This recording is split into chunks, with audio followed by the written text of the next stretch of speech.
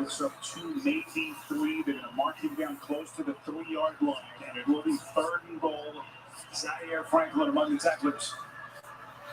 Well, it started out as a drive that was pretty promising quickly. Turning it to not a very good outcome. What's going on, everybody? Welcome to BucosLocker.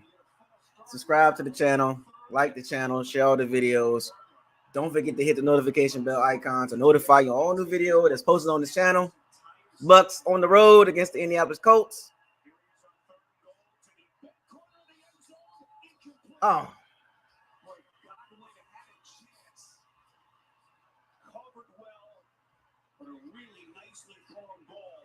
That's a good ball back trash. That was a good ball. A little early.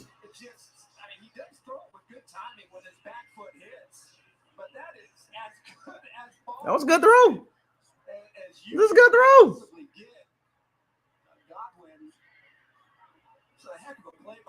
That's a good throw. Almost, man. A little more room. He had him.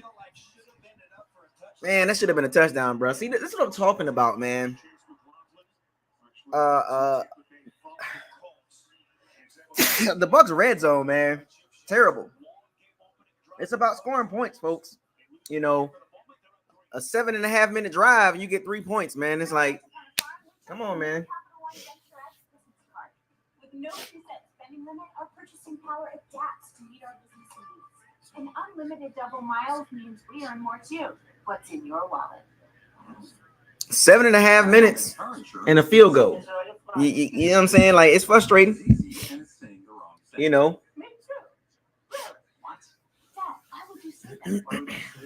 Look like I'm going on vacation. It's not how airports work, man. You could. Are we leaving? I don't want to go on vacation anymore. I thought I knew you.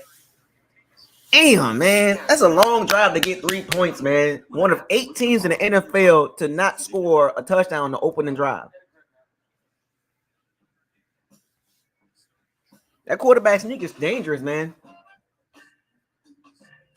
The Saints beating the Falcons 3-0.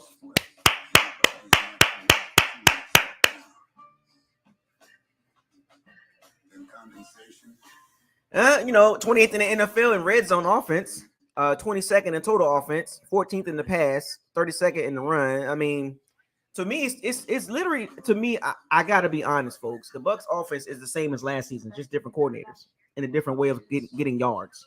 The points are still the same. The production is still the same to me. The points per game is still the same. The red zone problem still there. Still can't run the ball. I mean, the only difference is between Canales and Byron Leftwich is basically the style of play calling.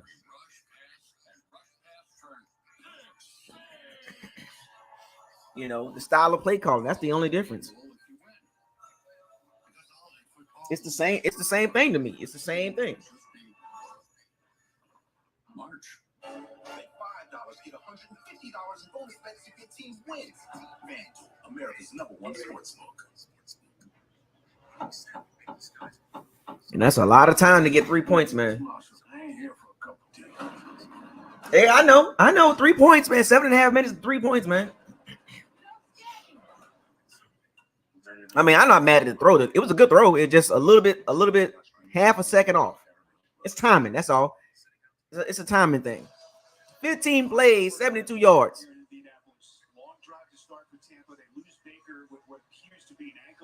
15 plays.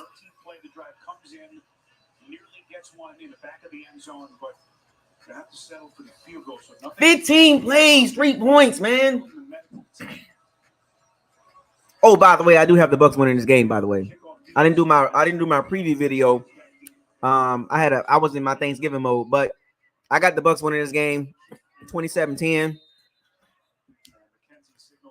It's gonna be all good, folks.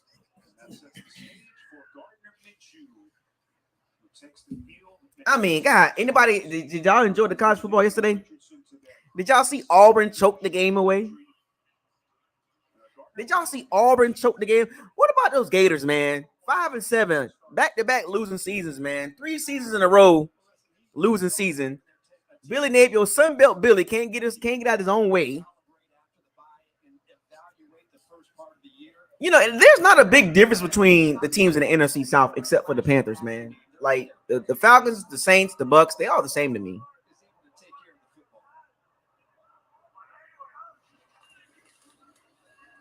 From the gun, delivers a stroke. This is Josh Downs. Young rookie. Crazy Auburn, man. How do you drop 8 guys in the end zone and get a one-on-one? I don't even know. Auburn didn't even. You know, so crazy. I called that game. I called that touchdown pass by Jalen Milroe. I called that too. I literally called that. I said, watch Alabama throw the touchdown in the game at the back of the end zone, and I knew it was going to happen. Auburn did not deserve to win that game. Muff punt.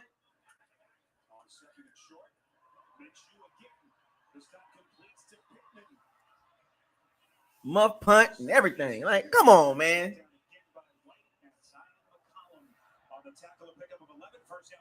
It's going to be one of the keys to the game here for the offense for Indy. You know that this defense likes to bring pressure. The top Bowles and his defensive staff pressure about as much as anybody in the National Football League. And the key is how quickly can Gardner Minshew and oh, it's going to look good, folks. What's happening, get on the same page, and get that ball out before the pressure. Is he going to be all right? There's Baker trying to walk it off there on that Tampa Bay sideline as we continue to keep tabs on him. 1st and 10. Minshew feels the pocket start to collapse. High pass, and it's incomplete. Check the flag here. Pittman again, the intended target. Looks like it's going to be a defensive holding, possibly a Carlton Davis. No, the Bucks got to upgrade their secondary, man. They got to upgrade their secondary. The Bucks are not going anywhere major with that secondary, bro. And I'm not talking about Winfield Jr. I'm talking about everybody else, man.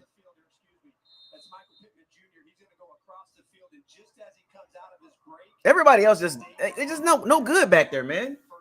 That secondary is awful, man. I'm sorry. I got to say it, folks. Bucks secondary is terrible. Even with Winfield Jr. That's like the Bucks O-line. It's not great. It's not great. Despite having an all-pro at left tackle and all-pro safety, both of those units are not that good.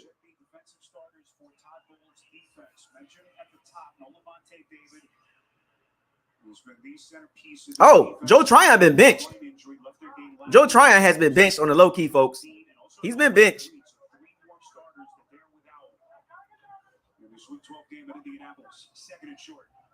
Tryon been benched, folks.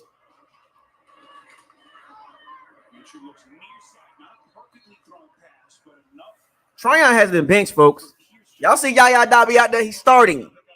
That's my guy. I picked Yaya Dobby in my mock draft to be on the Bucks. So I'm all in on Yaya Dobby. He got 4 sacks.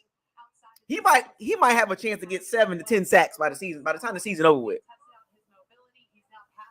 I'm just saying, folks. But Baker Mayfield, all signs are pointing to going back in, guys. All right, man. Great news, at least for the moment. Pittman coming across. Just short of the line. Got to eat up Zion McCullough, bro. Zion McCullough, man. I don't know, man. But yeah, Yaya is starting. Yeah, I like how they're calling this game to start it out. When they see the zone, was taking the easy throw at that time. Yaya. Yeah. No more Tryon. First opportunity for Jonathan Taylor. And this will be a first down run. Savasi Dennis in there. The Bucks got to upgrade their secondary, bro. You know, Kool-Aid McKinstry. There's a couple cornerbacks in the that's coming out. I would like to for the Bucks to draft, man. More and more I watch the team, man. I think the Bucks need to go cornerback, man. Cause I just, man, these guys, man, the back end, bro, they not good, bro. Like I mean, I know we talking about quarterback and D-line, but cornerback is necessary, bro. They gotta get one, bro. You know what's so interesting about the Bucks is I know people talk about. I know a lot of people talk about the Bucks having $75 million next year's cap. But here's the funny thing about it. Who's going to come play for the Bucks? Who's going to actually come play for the Bucks? Because Brady ain't here. despite the lack of points the last 2 weeks. Who's going to come play for the Bucs? You gotta be happy with that. Again, it comes down. Y'all saying the Bucs got a lot of money this offseason, but who's going to come play for the Bucs? They've given the ball away a bunch, and that really has been the key stat for the Colts. Minshew looking towards the end zone, incomplete. Boy, Pittman had a chance. Carlton Davis, terrific recovery. Pittman can make those kind of in-traffic catches, but not that time. Well, really nicely covered. And Good defense by Carlton Davis. Minshew, he's just going to throw it up, believing that Pittman's going to be able to come down with that ball. But I love how Davis, he's not reading the quarterback, but he's really reading the eyes and the hands of Pittman. Really makes a good run on the ball. The secondaries really has lost their way a little bit here in the last 3 games. They've given up some big plays. They've got to make more plays on the ball like Davis just did. Can they hold here? 3rd and 10 from the 19. Minshew. Here they come. Minshew buried. Tryon. What a start for Tampa's defense. You know what's so crazy with Gardner Minshew? Why did he bail out the pocket? What was? Really a nicely designed game. You got Oh, it was a stunt. Tryon Shoyinka coming. But why did Baker Mayfield? I mean, why did Gardner Minshew bail? And he's gonna Stay in the pocket, fam. And because Gardner Minshew tries to escape the inside pressure to the left, There was no pressure. That is a really well-designed blitz by Todd Bowles and his staff to get off the field. There was no pressure. What is that? What is that announcer talking about? Gardner Minshew bailed. There was no pressure. But good sack by Joe Tryon, but there was no pressure there. There was no pressure. Gardner Minshew bailed. Like, what are you doing? Stay in the pocket, fam. I mean, we're just talking about football right now. But go back and watch that play. It was no pressure. He bailed out the pocket for no reason. Now, you know, and part of the problem is he can't see. When quarterbacks do that, when they try to scramble out of the pocket when there's no pressure, that means they can't see, especially like short quarterbacks. Kyler Murray does it. Baker Mayfield does it. Gardner Minshew does it. Sam Howell does it. A lot of short quarterbacks will do that. When there's no pressure up the middle and they just can't see, they will roll to the right every time. He literally rolled into that sack. That was an easy sack, too. That was an easy sack. You can't get no easier than that. All you had to do was stay in the pocket. I mean, great sack by Tryon, but I'm just talking about football. Just from a football perspective. What was Gardner Minshew looking at? What? Why did he bail? Just a lot on my mind. I can't sleep either. It only gets tougher with age. Mom, what? Well, knowing Progressive can protect your home, auto, and business should help you relax. This, I could use a good night's sleep. Me too. You know what? It should be sleep. Who y'all want to win? Y'all want the Falcons to win or the Saints to win? Why would Jamie be in my dream? I am America's biggest spokesperson. Debatable. I said biggest. Well, he's got you there. Ram knows everyone celebrates the holidays differently. That's why we make trucks for all of them, like those with holiday spirit. I don't think Arthur Smith gonna make it. For people who love the cold. And Who y'all want to win? The Saints or the Falcons? we make trucks for good Samaritans, good neighbors, and even people covered in tree sap. Whatever life you live this holiday, Ram has a truck for you. Matt Gay kicking field goals. The NFL is sponsored by. I mean, the NFC South, man, they all the same to me, man, except for the Panthers. Falcons, Saints, Bucks, they all middling teams. They're not going anywhere. None of them. You know, but I do like the Bucks' future, though. I like the Bucks' future. Video tribute to Shaquille Leonard, who was released by the team this week on Tuesday. He's there. There he is here in the flesh. His wife Kayla, their 2 children. Archie, just first of all, stunning to see him gone, but to be here after what Shaquille Leonard's still there. What a moment, what a gesture by Indianapolis. Yeah, it gives you goosebumps because I know it's been a tough couple years for Shaq Leonard, but I remember. Yeah, Shaquille Leonard's still there. Baker Mayfield back in the game. That's good. One of the best defensive players in football. Who's gonna pick up Shaquille Leonard? As Baker Mayfield comes back out onto the field. Look at the game of field goals, huh? They get him taped up. As he's gonna try to strike Go nose. Ah, please. Get out of here with go nose, man. Setback is Chase Edmonds. Did they tape an ankle up? 25. Baker fakes the handoff, delivers a strike, far side, second catch for the tight end, Otten. As they pick up 6.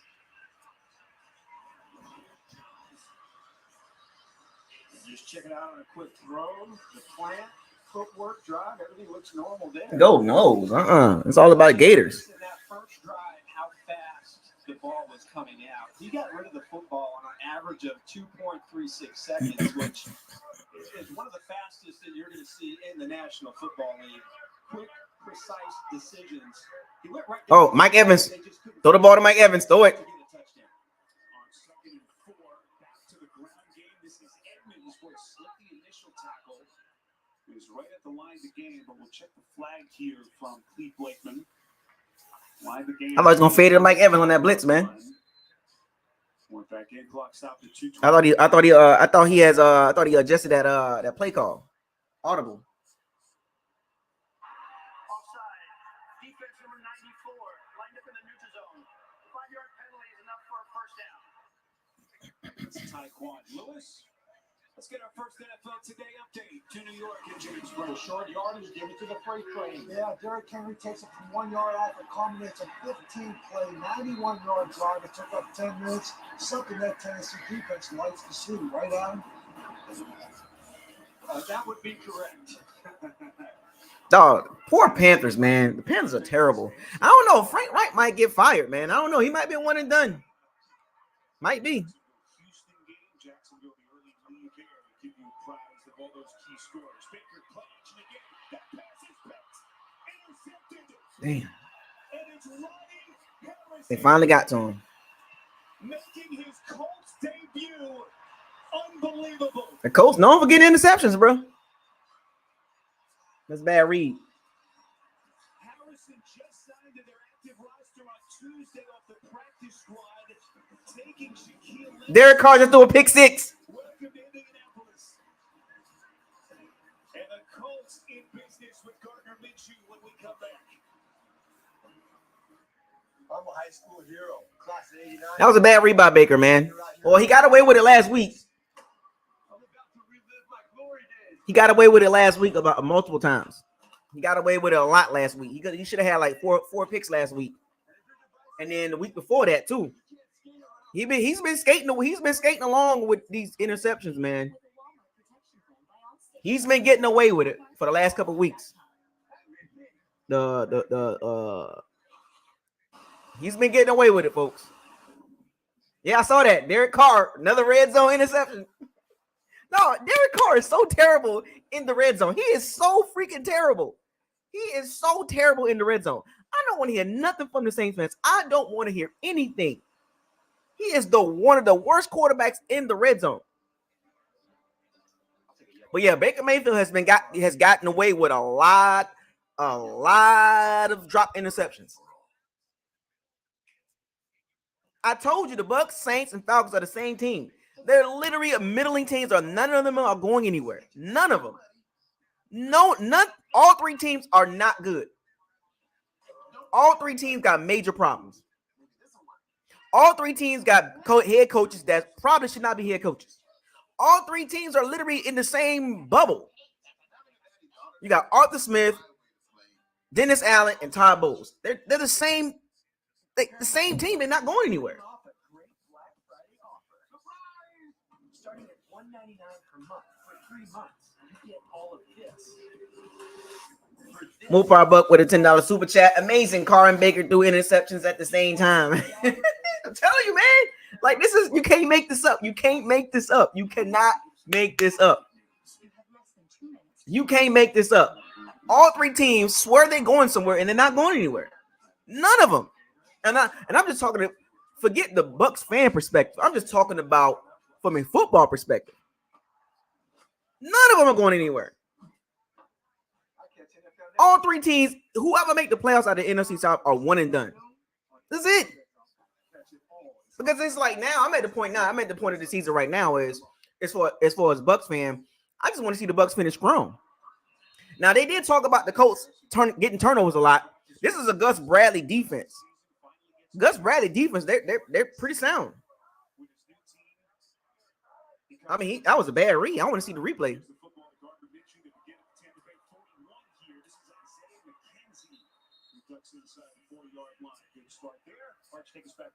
Well, this is about what you would expect from a former safety. He's transitioning to playing linebacker, and you see the exceptional instincts. He just reads Baker Mayfield's eyes. What was he throwing the ball at? And I'm not really sure exactly. That was not a very well thrown ball. It was nowhere near Mike. Oh, don't tell me the ankle injury is going to bother him, man. To an interception, that's a huge play for the Colts. Mayfield had been better of late in terms of the ball security for a couple of turnovers last week, and not a good start here. Pittman wide open. First down completion, close to the 20, takes a hard. I mean, your secondary is so terrible, man. 17 yards, finally stopped by Antoine Williams. Don't tell me, big. Don't tell me Gardner Minshew going to have the time of his life, man. I like the way the Colts are attacking Tampa Bay. You see how fast they are making decisions. Miscommunication, and Minshew spots the flaw in the defense and gets it out to Pittman. One play here to Taylor. Taylor slipping through. No more tackles here, says Taylor. Oh boy, here we go. Here we go. Turnover into a touchdown. 17-yard burst, first and goal. That's fair. Gardner Minshew gonna turn the ball over, folks. Don't worry. He's same type of quarterback. He'll turn the ball over too. Anywhere for Jonathan Taylor to run through on that last play. That's what he does. Taylor looking for more. Taylor spins his way. Touchdown. You know what's so crazy? Let me give y'all an interesting aspect from a football perspective. Shane Steichen, first year head coach. Anthony Richardson get hurt, third game of the season, or fourth game of the season, out for the season. The Colts are 5-5. Okay, now think about that for a second. Shane Steichen, a rookie head coach, first season with the Indianapolis Colts, 5-5. Starting quarterback done for the season, but they 5-5. Can anybody explain that part? Here we are with Todd Bowles, been a coach for years, and you got the Bucs at 4-6.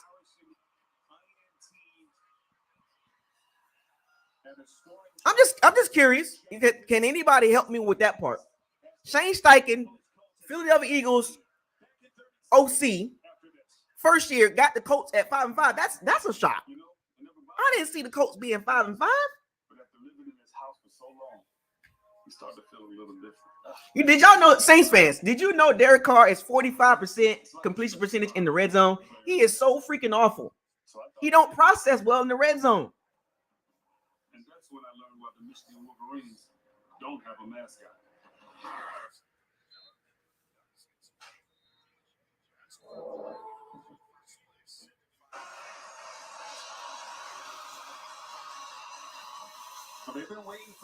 Go Gators. Go Gators. You know what I'm saying? I got to cheer about something, right? Go Gators. Surgery last season. He was never physically right last year. After that, just all-world campaign. He had The Colts O-line not that bad. Championship. So what a two-play sequence there for Taylor to get the Colts. You know, I never understood why the Saints fans are so hyped up about Derek Carr. Like, you could have just saved that money and built the team up. They literally gave Derek Carr $60 million, $70 million guaranteed. Why? Come on, Gators. You know what? Let me ask y'all a question. This is a college football question real quick. What should the Gators do with Billy Napier? Sunbelt Billy. What should the Bucs do? What should the Gators do with Sunbelt Billy? As they begin again at the 25-yard line.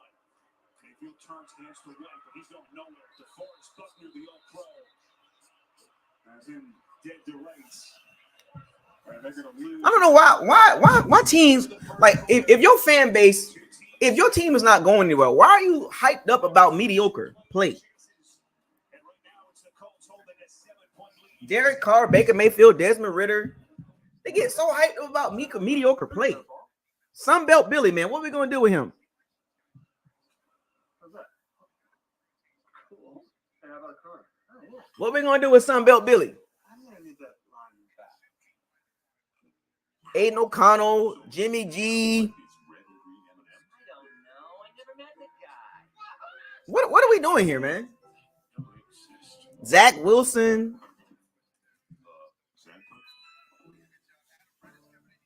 Mediocre. Get excited about mediocre play. Sunbelt Billy. What we gonna do with Sunbelt Billy? Yeah. I agree with that one. I'll take the coach. Yeah, let me get that assistant head coach from the Michigan. Dog, what in the world is Ohio State gonna do about the Ryan Day situation? You mean to tell me Ryan Day couldn't beat a assistant coach that took over as a head coach that had the coach that was missing their best lineman, their best receiver, and I think their best cornerback? Ryan Day, man, all that talent Ohio State had, and he can't beat Michigan. Michigan had no Jim Harbaugh. When I first noticed symptoms, which kept coming and going, I should have gone to the doctor and told him what was happening. Instead, I tried to let it. I think the Gators need to clean house. You experience irregular heartbeat, heart racing, chest pain, shortness of breath, fatigue, or lightheadedness. I think the Gators need to clean house. Increases the risk. But yeah, that I was watching the Michigan Ohio State game yesterday. I'm like, at no point I felt like Ohio State was going to win that game. When it comes to your health, this is no time to worry.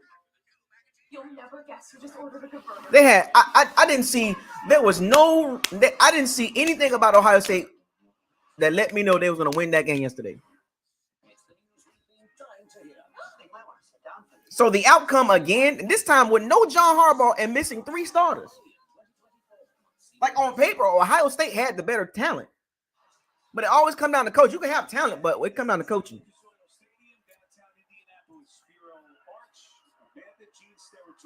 CBS crew, Jason Ross, our producer, Mark Grant, our director. Nice to have you with us. 2nd and 12 as we begin the second quarter. Mayfield's pass batted down. Oh, another bad pass down again. This time it's Dayo Odembo who's really starting to come into his own. Arch, what about Baker? Some of the turnover issues that have been tamped down of late, rearing their ugly head again. Well, you saw him. He just threw his 7th interception. You go back to last week, and he threw 1 interception, but San Francisco dropped 2 of them. And if you track turnover-type throws that are made that should lead to turnovers, he's had 5 of those in the last 2 weeks. So they haven't always been turned into interception, but he has not been as careful with the ball. And Mayfield here is sacked again. Samson Ebukam. Wow. Getting there for the Colts. Wow. Ebukam, who isn't the biggest defensive end, has just been terrific. He's Wow. And Wow. Tristan Wirfs? What? He just drives Wirfs right. I don't think it's ankle 100%. His defensive line, whether it's getting to the quarterback or batting the football. Yeah, I don't think Tristan Wirfs' ankle is 100%. That ankle is going to bother Baker Mayfield for the whole game. Couldn't move. The ankle it's not right, folks. Yeah, the ankle's not right, folks.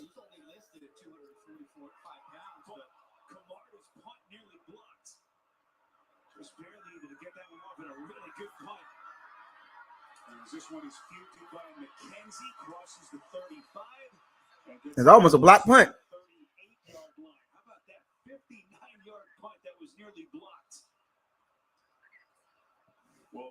Yeah, Baker Mayfield, he don't look like he in the game right now. The ankle injury, the interception. Like, you know what I'm saying? Like, he don't look like he's in the game right now. Like, he got to get it together. That was almost a block punt, too. He could have blocked that. When you bundle your home or renters with your auto, He could have blocked that. Protection for almost everything you own. But you really need my weighted hoop. It's from my snatched waist.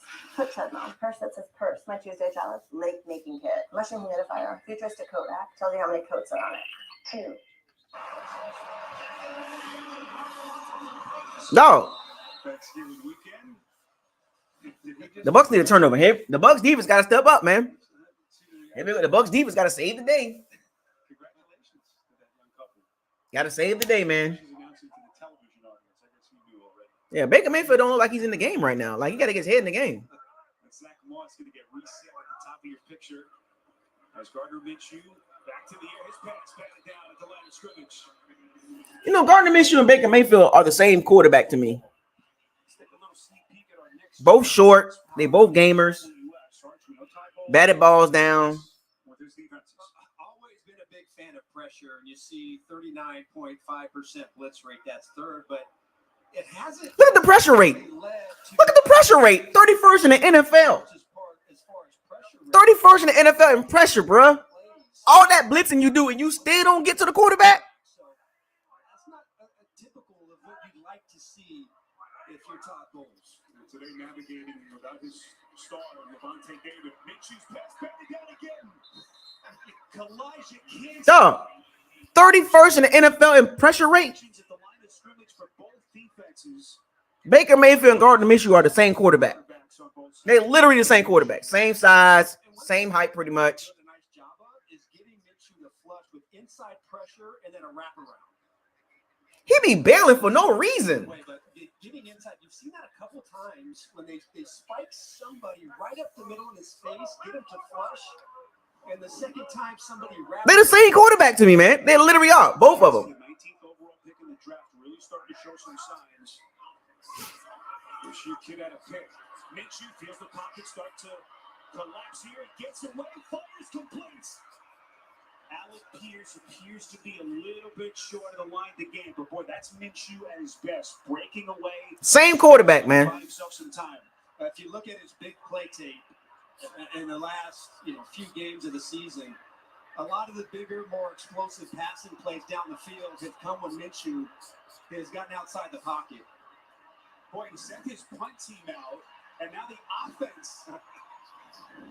Maybe you heard the reaction of booze from the fans. I think he got persuaded by the crowd. Arch, it's almost a surprise when teams don't go for it in this spot. Yeah. 4th and less than a yard. The Tampa's got a tough front. That it is hard to move them off the football. So they will not, in fact, go for it as we get the flag here. Prior to the play clock expiring, Indianapolis calls its first time out of the half. 30-second timeout. All right, so that's a wild sequence. Offense comes off the field, punt team comes on, then the punt team comes off, and they call a timeout. Well, you got to hope that if they did all that just to try to draw them off sides, then that's a waste of a timeout. So I would imagine the offense is going to stay out there. All right, Bucs defense got to save the day. To prevent. Bucs defense got to save the day. But here, so here comes Minshew. As he looks down at that sheet on what is a 4th and 1 officially. One key to remember that Ryan Kelly, one of the best run blockers on this football team, is not playing in this game. Wesley French making his 3rd start of the year at center. As Zach Moss, the long setback on 4th and 1. Minshew fakes, pulls it back, and he's got Pittman wide open. Oh, man. Brilliantly done by Minshew. Oh, Jesus Christ, man. Come on, man. God dang it, man. Come on, man. You should have, man, they got to, oh, Jesus. Shane Steichen is literally better than Todd Bowles. He's better than Todd Bowles. Better than Todd Bowles. I mean, just not even close. First year head coach, former OC. Is going to stand the field here on 1st and 10 as they work now inside the Bucs 30. Here's Moss trying to bounce it to the outside. Picks up 2, maybe 3. But how about the play call here by Shane? I mean, come on, man. Shane Steichen is like a couple steps ahead. Going to go here to the flat, and you get double slants. And he reads it perfectly. And again, it's really hard to tell whether or not, God dang it, bro. was supposed to blitz or if he just react to the run. I mean, Shane Steichen is a first year. I'm going to reiterate this, folks. He's a first year head coach. got the Colts at 5-5. What does that tell you, man? Familiar for Tampa Bay fans. His father, Michael Sr., team that made him famous. One-time running back for Tampa Bay. As Pittman, another catch. Spins his way up the numbers. Bruh. First down connection. As Gardner Minshew, who started just one. Come on, man. What we doing here, man? Right now, he's dealing a little bit. How he rips this ball in between three Tampa Bay defenders. Gardner Minshew gonna turn the ball over, dog. He's gonna turn the ball over. Watch. Fakes the handoff here, little sidearm delivery, finds Downs. Downs coming back inside the 5. What is going on here, bro? What we doing here, man? God dang. What is going on here, man? Such a good play by Downs. Such a good play. It was 2-on-1, and he's able to beat Davis to the inside to pick up the extra. Colin Davis, man, what you doing? Long setback is Moss. Watch, they love the run pass option when they get inside the 5-yard line. There it is again. Minshew's pass a little bit off target, looking again for Downs. Remember, Downs has been ailed a little bit by knee injury the last 2 games. Hasn't quite been the same. That's been a big reason why they haven't been the same offense, March, through their last 2 wins. Yeah, and he really has a good feel. And they do a really nice job when teams play both of their safeties back to match him up underneath on linebackers. And he has shown great instincts underneath, catching and running with the football. Injured Tampa Bay. Oh, Yaya hurt now. Yaya Diaby. Yaya Diaby hurt, man. Bowl's first-year players who are starting to get comfortable in this defense. Couple of sacks last week. Their 3rd-round pick. Yeah, college-style offense. That's what they literally running a college-style offense. Commander actually spoke to him this week. I didn't know Yaya was 24 years old already. Jesus Christ. About Josh Downs, the first thing they'll say to you is some version of he's a coach's son, so he understands things differently. Colin Davis has no lateral quickness, man. He pointed first to his work ethic, something that's been ingrained in him his entire life. And you talk about that knee injury. Well, his dad was a running back in the league for 6 years, and he dealt with a really serious knee injury the last 2 seasons of his career. So And Colin Davis has no lateral quickness, man. Than your own father who coached you and knows exactly what you're going through right now.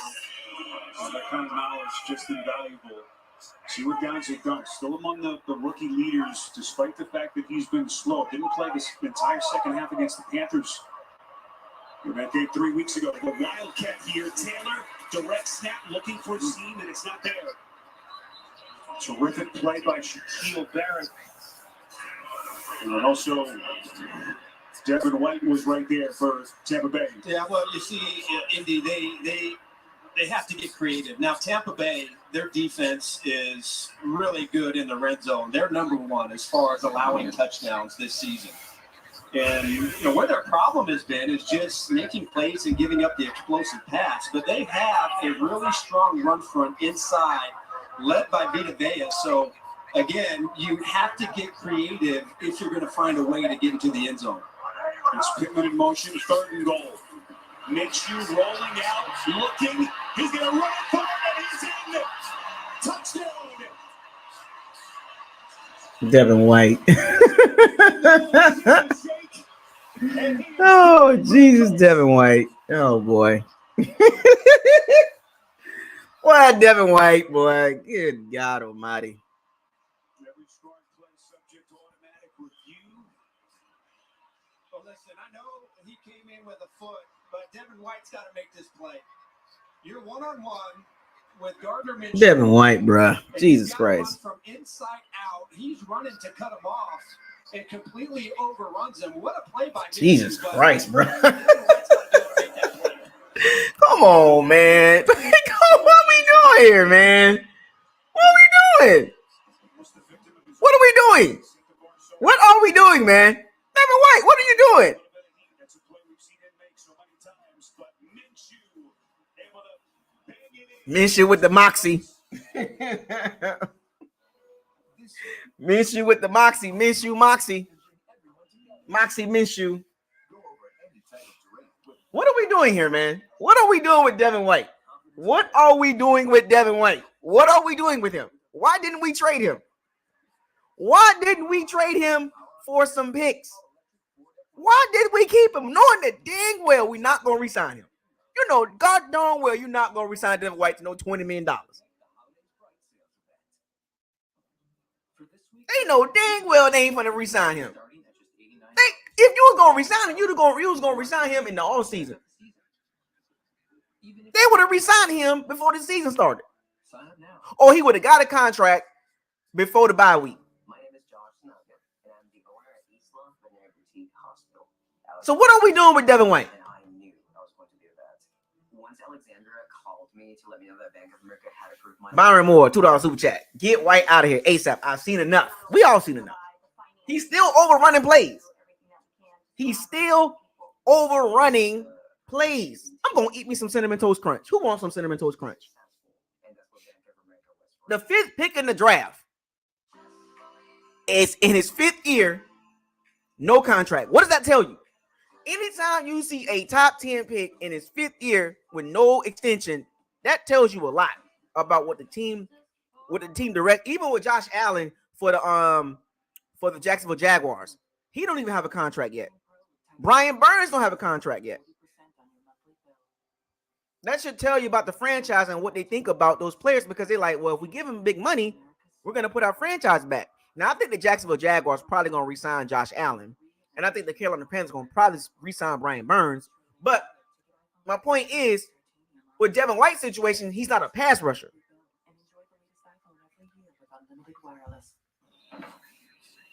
That's the problem. If Devin White is not playing at an elite level, and there's no point in re-signing him. He was a 5th pick in the draft. What was the 5th or the 7th pick? One of the two.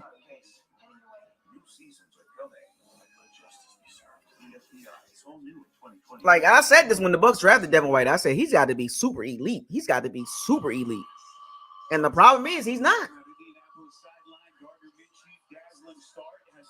I'm gonna say this again, folks. Shane Steichen, first year head coach. His starting quarterback is not playing. As Tampa Bay will begin at 25. Well, Tampa's season has been a while. Remember they got off to the good 3-1 start? Everybody got hyped up with 3-1. I told y'all to calm down. I literally told y'all, calm down. 1-5 in the last 6 games. Where are you going? The good news, Arch, is that they look up. They've got a chance to end today in a tie. 1-5 last 6 games. Where are you going? Well, to me, it starts. And they didn't make no trades to get no draft picks, no nothing. A fumble. Oh my gosh. Jesus Christ. What are we doing here, man? What are we doing? When it rains, it pours, man. What are we doing? Oh my goodness, man. What is the Bucs doing? Oh man. Oh man. Oh man. And they really felt because they got behind, they couldn't stick with their run game, they got off balance. Now they got to throw the ball 50 times now. They're in danger of the same thing happening here in this game. They had a 15-play drive, a 2-play drive. That's why that touchdown was very important, man. They have got to put something together on this drive for Tampa Bay. This is where White has been so good. One of the best pass-catching running backs. Oh man. This season. Hey, y'all remember? Y'all know what show that is? Oh man. Oh man. Oh man. Y'all remember what? Y'all know what show that is? Oh man. You just can't force it. You can't press. And just be disciplined. Yes, you've got to make a. The Bucs need a big play, man. We got to get back in this game, man. The game ain't over yet, but man.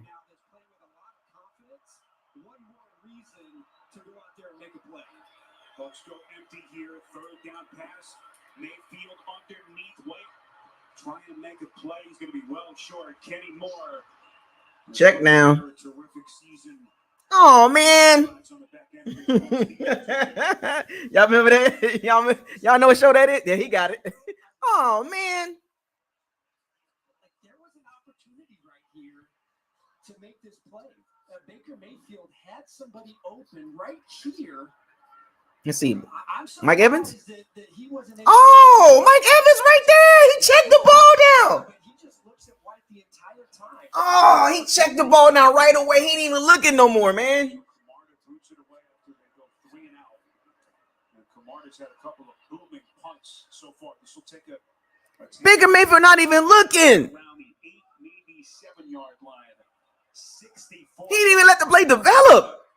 After he had a 59-yarder earlier, so Tampa Bay's offense, nothing going. The play was there. They're down 14. Oh man. CBS. Oh man. Your reaction's gone. Hey, join T-Mobile. Oh man. Y'all know what show that is? The Falcons winning 14-6.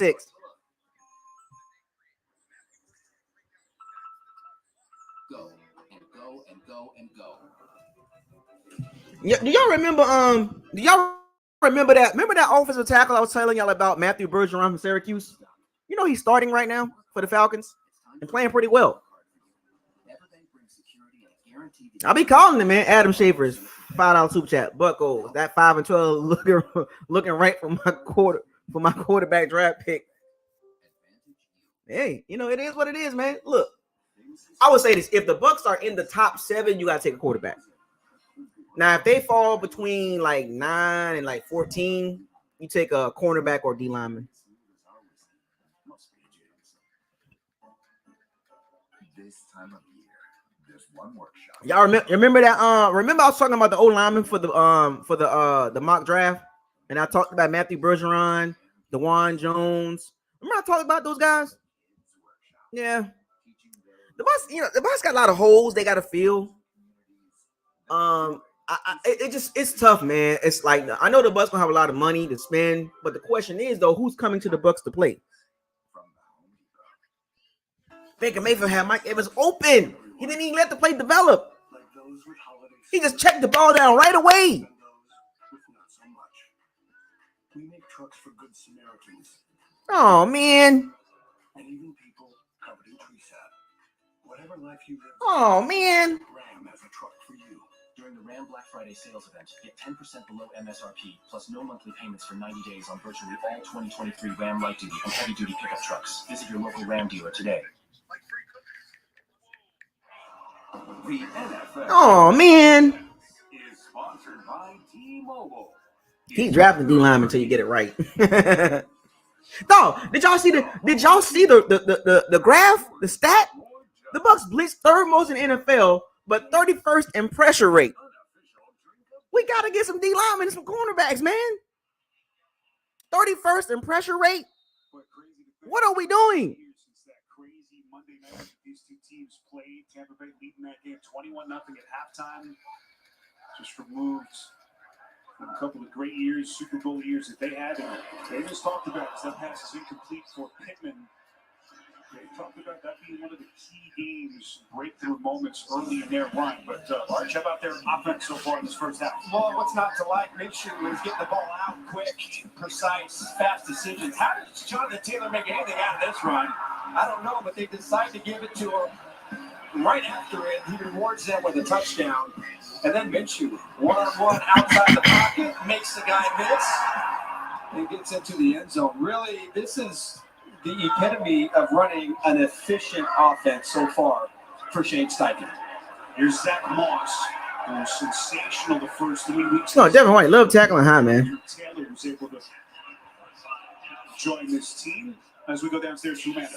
Well, Spiro, in those meetings, Gardner Minshew was visibly excited when talking about how beneficial the bye week was for them. He stressed that it gave him time to heal from those bumps and bruises that we never hear about. And he also gave the quarterback some time to self-scout. He told me that he came in ready to go over for his goals for improvement, along with Coach Steichen. Some of those things are cleaning up his footwork, being more disciplined, and ball security. So far, so good. Man, the great stuff. Steichen watching a lot of football last Sunday. And it's nice to be a fan of all the screens. Oh! There we go. Interception. Boy, Tampa Bay needed a play, and it's Davis There we go. with a takeaway. Gardner Minshew. I told you going to turn the ball over. Baker Mayfield, Gardner Minshew, the same quarterback to me. Gardner Minshew throws his football as if he's expecting Downs to run an outcut. Let's go. But Downs sits it down.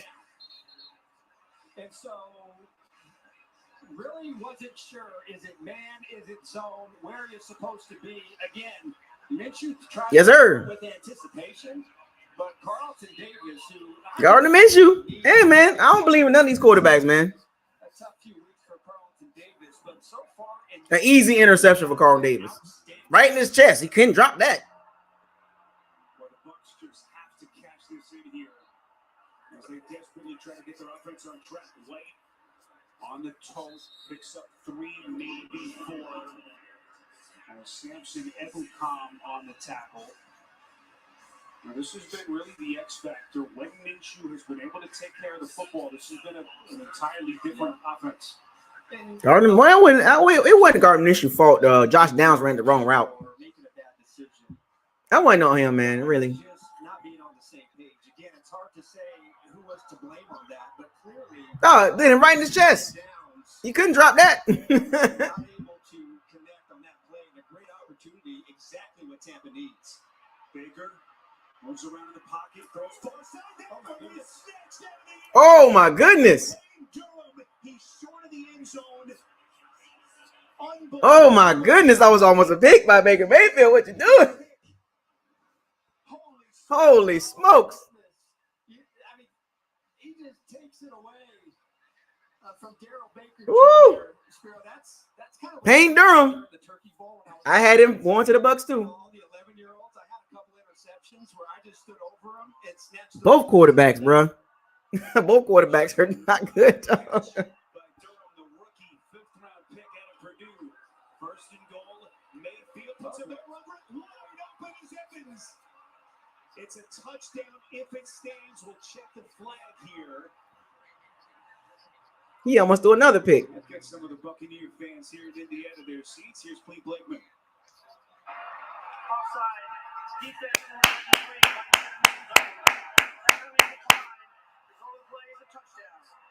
And the Tampa Bay Buccaneers.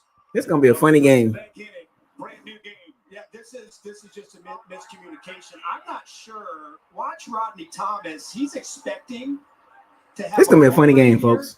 With Jalen Jones, he thinks they're going to pass it off. Jones stays on it, and Mike Evans wide open. A nice job from Baker Mayfield to spot that and get it out to Payne Durham. A miscommunication. This is gonna be a funny game, folks. Both of these quarterbacks. Oh, golly, bro. Catch number 89, his 8th of the season. And a point after. Both of these quarterbacks, man. Is good. So the Minshew turnover, miscommunication with his rookie Josh Downs, the pick by Carlton Davis, and Baker able to cash it in. Both of these quarterbacks, bro.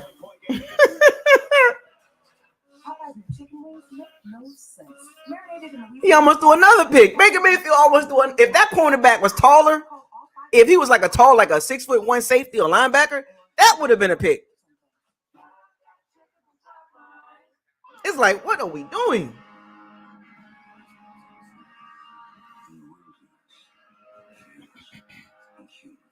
He just literally threw that ball up there, bro.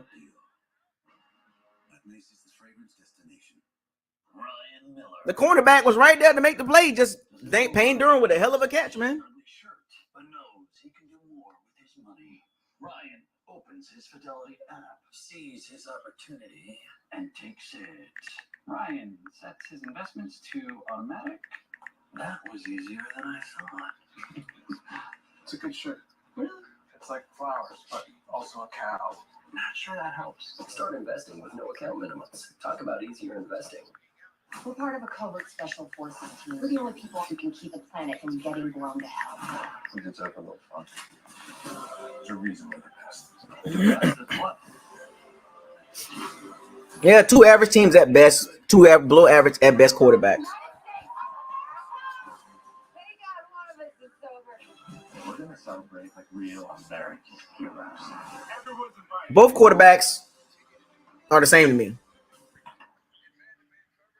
Liberty Mutual customized my car insurance, and I saved hundreds. With the money I saved, I started a dog walking business. I was a bit nervous at first, but then I figured, it's just walking, right?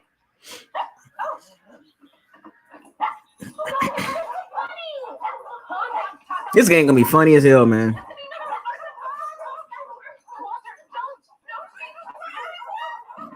I'm telling you, bro. Minshew and Baker Mayfield, bro. They both put the ball in harm's way, man. They both do it. If that cornerback was a little bit taller, man, that would have been another interception. That you can't miss. 6.5. You can get in trouble at heat. Welcome to Australia. It's got a certain ring to it. A new NCIS Sydney, Tuesday, 8/7 Central on CBS and streaming on Paramount Plus. The best version of Tampa is an average team. What Mike Evans has done in his career inside his opponent's 10-yard line, just unbelievable. Let's start talking about him as a future Hall of Famer. The Bucs at their best are an average team. In on what will be his 10th straight season with 1,000 yards receiving to begin his NFL career. The only other guy to do that, someone by the name of Jerry Rice. Hit by Camarda through the end zone. They'll have it at the 25 as we go back down. Need more turnovers, man. Talk about a wonderful way to give thanks on Tuesday. The Divas gonna have to get some more turnovers, bro. We need more. More turnovers. Distribute more than 43,000 pounds of food through both drive-through and walk-up stations here at Lucas Oil Stadium. They gave out Thanksgiving meals to 2,000 Indianapolis families in need. Man, I'd love to see it this time of year. So many people, so many families in need.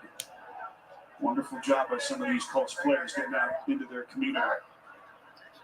So how does Minshew now pick up the pieces after his first turnover of the day?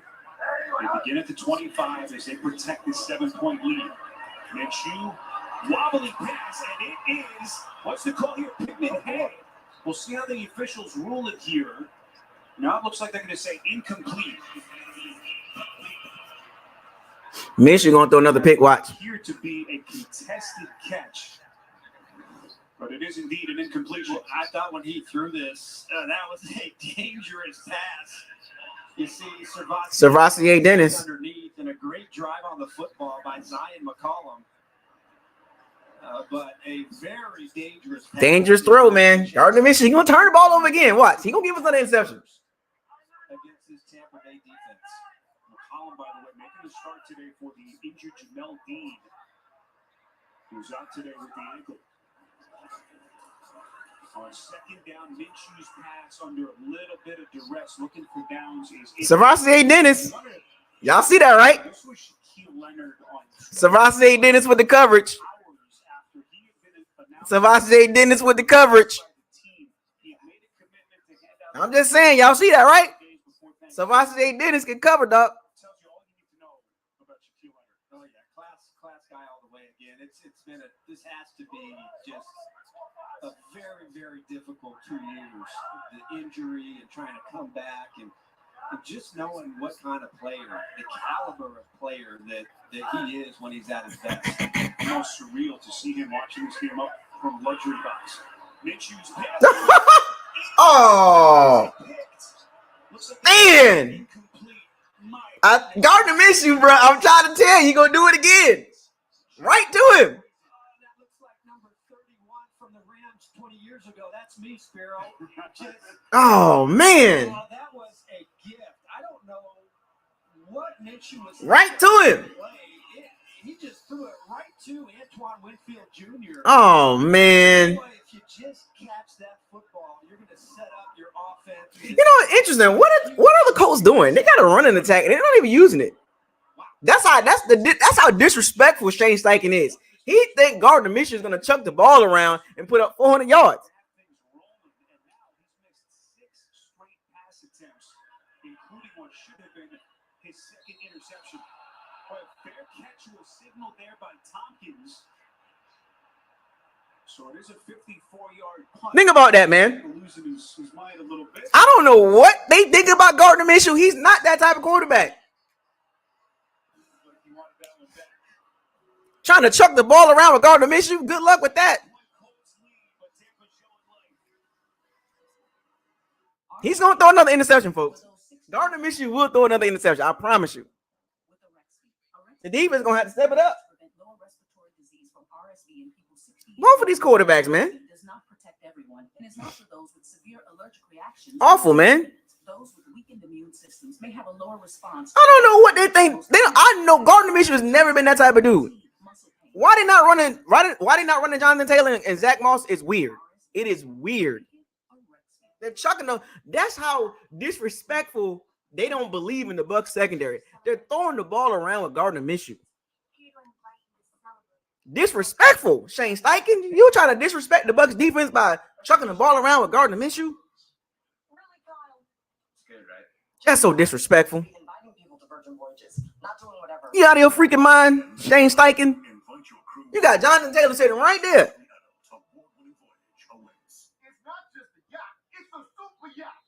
Get a jumpstart on Cyber Monday at Kohl's. Get 40% off floor care faves, 50% off toys they'll love, and 60% off pajamas for the family. Earn $15 Kohl's cash for every $50 spent. Then take 20% off some of your finds. Kohl's. Vicks Vapor Stick provides soothing, non-medicated Vicks Vapor. Saints with another field goal. Got Derek Carr in his field goal ways. I don't know why the Colts not running Jonathan Taylor. I don't get it. This American Marine is helping Ukrainian women and children cope with loss. What is your hope for that? In one of the most creative and intense ways we have ever seen. Can't hear the sounds of war here. You just close your eyes and you feel like you can fly. Count your blessings with 60 Minutes tonight on CBS and streaming on Paramount Plus.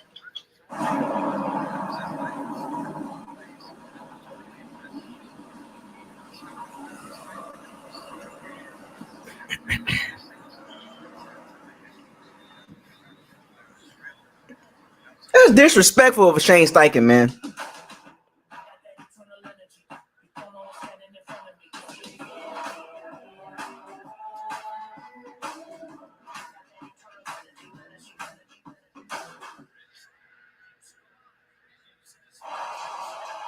Some of the young faces sneaking in some post-Thanksgiving treats. Y'all saw Savasi, Dennis? Come on, Tampa. The game is not over. 7-point game as Baker Mayfield and company take over at their own 22-yard line. Super Mayfield is done. They have the turnover that cost them as they go to the ground game. This is White. There we go. First down one. Finally brought down by Julian Blackman, a pickup of 13. But what a whirlwind it's been for Baker Mayfield. The Bucs cannot lose this game, man. Cannot allow that to happen. Carolina ends up with the Rams. A stunning come from behind win on a Thursday night last December for LA. That was a good first down run. Signed a one-year deal to take over their quarterback position, and he got a chance with this team right in the playoff mix as they play a 7-point hole here in Indy in Week 12. No setback is Edmonds, but a misdirection. This is Edmonds breaking free. So there we go. First down runs as they desperately. They running the ball now. The game out of hand now. Keep on running the ball. They can't stop it. To me, I really believe that Tampa Bay should be able to try to get their run game going. And if you look at the Colts' run defense, they really haven't played the run very well in their last. I don't know why the Bucs won't run the ball on the Colts, man. They can't stop the run. But they have given up a lot of explosive runs, and I do believe that without Grover Stewart in the game, the inside of this defense, you can't move the football. Stewart still unavailable, serving that suspension. Baker's pass over the middle, dangerous ball intended for Godwin. There is a flag thrown here. It's all the way back behind the line of scrimmage. Personal foul, roughing the passer, defense number 23, going low into the quarterback. 15-yard penalty, first down. Well, that's Kenny Moore, and that's a game changer for the Buccaneers. Yeah, he's going to spin back around, and then he's just going to try and, he's doing everything he can to try and get to Baker Mayfield and sack the quarterback. One of those tough situations that. Good. It's pretty much every week there's gonna probably be 2, 3, 4. These teams are pretty much the same. As I watch the game between the Bucs and Colts, they're pretty much the same teams. Anything low around the knees or below the quarterback is going to get the attention of the official. NFL world, and we're all navigating. First down as Tampa Bay gets a fresh set of downs again, but just get back to their running game that has been the Bucs can run the ball this game. Back the last decade, but it's such a big piece of how they've Indianapolis wants this defense to operate, and they're desperately trying to get that thing going. Well, it is a staple, and they believe that by no means do they want to be a conservative offense, but just where he comes from in Seattle, the same philosophy of Todd Bowles. They want to be a physical, punishing run game and build everything off of that.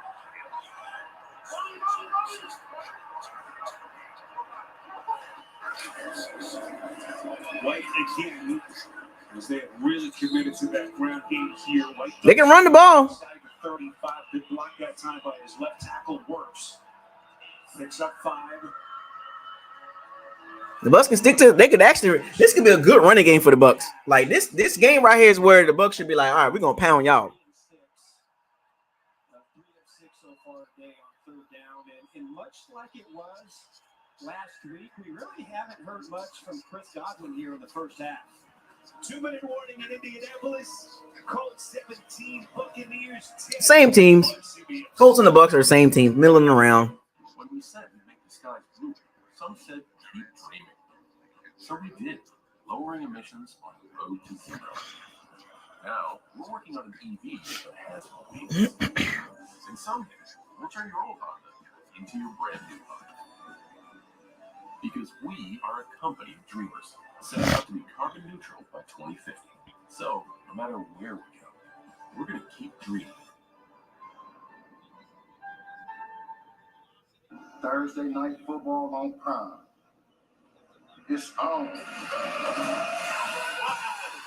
night football. NFC contenders alive. As the big play Seahawks Into the end zone for a touchdown. take on the star-studded Cowboys. How about that? We're back in the saddle again. It's a must-see matchup with huge playoff implications. It's Seattle and Dallas. All right, Thursday night football. Only on Prime. let's get it together, Tampa.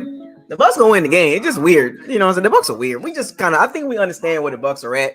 At this point, I think you got to understand where the Bucs are at as a team, man. We're not going anywhere, man. It's impossible to see this team doing any major damage in the playoffs. That's another way to save with a personal price plan. Like a good neighbor, State Farm is there. It's easy to Sunday when you have a fridge stocked with Bud Light and a bar stocked with friends. I know, man. One target is crazy. Lions quarterback Jared Goff connected with receiver Khalif Raymond, who sprinted into LA territory. The 41-yard gain set up Riley Patterson, who kicked the game-winning field goal as time ran out. It's easy to enjoy NFL Sundays with Bud Light, the official beer sponsor. Mac Jones is terrible.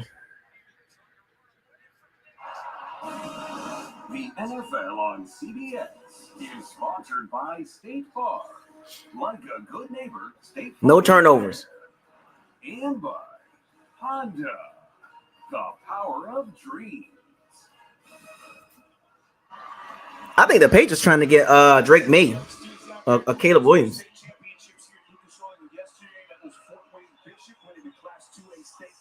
Also, congratulations to East Central and Ben Davis on their state championships as well. Big 3rd and 4. It would be a 51-yard field goal from right here, but they're going to get a first down with White. And that ground attack suddenly coming to life. There is a flag thrown behind the line of scrimmage. Oh, man. God dang it. Well, that's the second penalty against Aaron Stinney to left guard. Aaron Stinney, man. Come on, man. I don't think Matt Freer is getting his job back. I think they're going to roll with Aaron Stinney for the rest of the season. Matt Freer was a waste of space. Yeah, Matt Freer was a waste of space, man. Aaron Stinney, man, he's gonna stay. He's gonna play the rest of the season at left guard, man. I think the Bucs realized Matt Freer was not it, bro.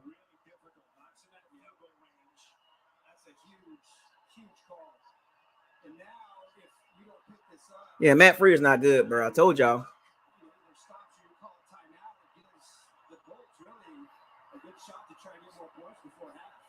Mayfield's pass near side, looking for Godwin. Incomplete. Didn't look like Godwin was ready for the football. Ah, no, terrible throw. So perhaps a miscommunication there between he and Baker. No, it's just a drop. And they've had 4 drops in their last 2 games.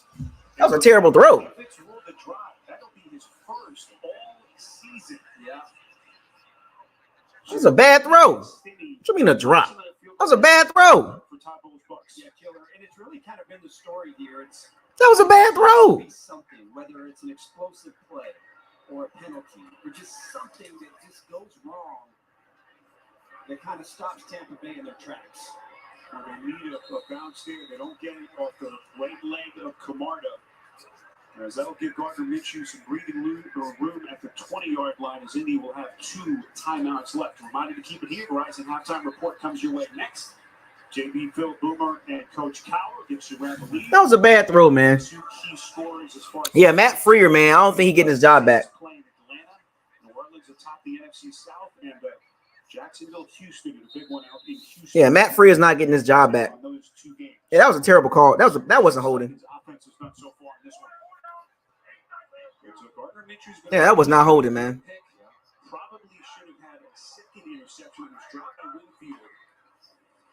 Where is he psychologically? They begin off the legs of Moss. How about that drive starter? Finally brought down by Izzy, and they pick up 16. Yeah, and this is a tough play. Tackle trap. And they're going to bring Braden Smith all the way from that right side and lead up on Devin White. And Zach Moss goes right down the pipe for a nice gain on first down. That was an awful call, too.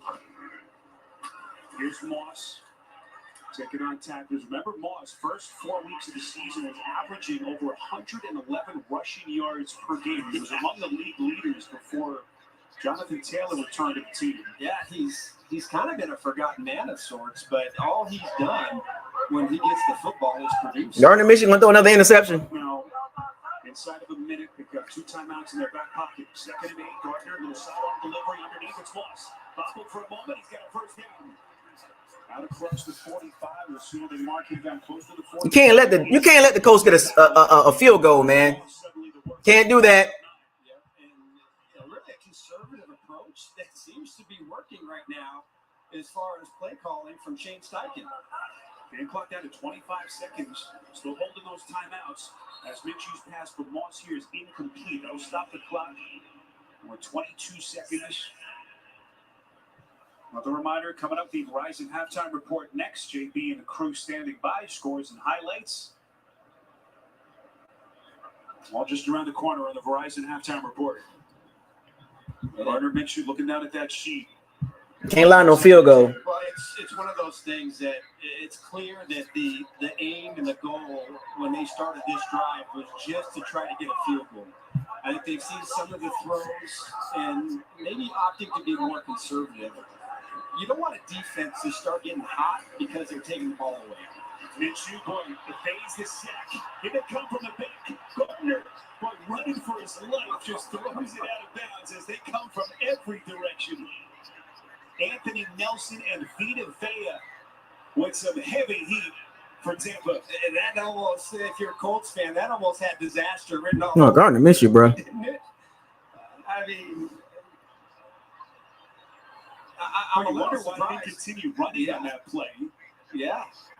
I mean, you could just take off and at least pick up 6, 7, 8 yards, but narrowly avoids disaster on that play. Well, the sight of Anthony Nelson running down your neck. It was behind him. He doesn't have eyes on the back of his head, Spiro. That could throw off your rhythm. Minshew over the middle, a little quick cross here to Downs. As he ducks inside Tampa Bay territory, close to the 47-yard line. Deep Delaney among the tacklers. With 7 seconds left, this will be a 4th and 3. For Matt Gay, who's been just a monster for them this year. He was kicking them from more than 60-plus during pregame warmups, but Desmond Ridder is terrible. Yeah, this is an interesting position because Yeah, the Bucs got 3 timeouts. I see it. there's only 7 seconds left on the clock, and I guess if you kind of run around and then throw it deep, you'll have a chance to maybe run all the time off, but or maybe Arch even just throw it for the first down. You take your last time out with 7 seconds left if they can get something quick. Yeah, but you'll give Tampa Bay a chance at a Hail Mary or something. Well, I'm usually the conservative one. 4th and 3. Minshew from the gun. Has to work quickly. Cross over the middle. It's Pittman. He's got the first down. And that's going to give Gay a shot. For exactly what they were looking for. Carlton Davis on the tackle. And they stop it with 1 second. Why did Carlton Davis give it the inside? That's nice and strong by Michael Pittman to just reach out. Carlton Davis gave up the inside, man. Come on, Carlton Davis. A really nicely executed drive. Really, you can tell again that the goal was to try to just get field goal. And they get a chance to get 3 points with no time left on the clock going into halftime. So this is going to be a 59-yarder. Matt Gay this season from 50 plus 7 for 9. 4 of those came in that wild overtime victory over Baltimore.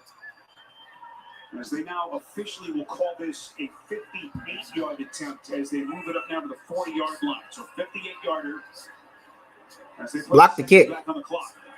Good snap, good hold. Gay, the kick off the upright. No good. So Minshew putting them in position. And Matt Gay, who has been lights out this season, just misses wide left. That was a good kick, too. It would have been good from 60. We have seen some of those doinks. Good, not that time. Got lucky, folks. Into the first half here in Indy, 7-point Colts lead. We'll back after these first half.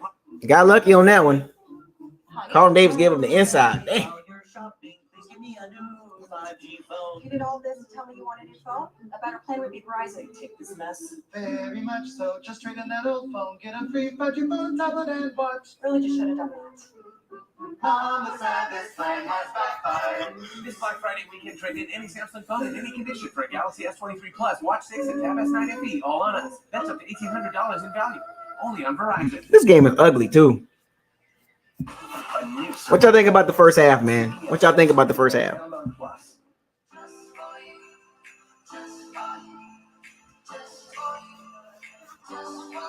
Just for you, just for you. Just for you.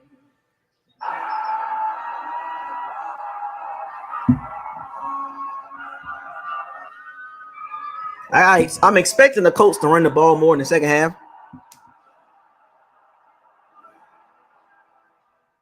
Is anybody watching Mac Jones? Terrible.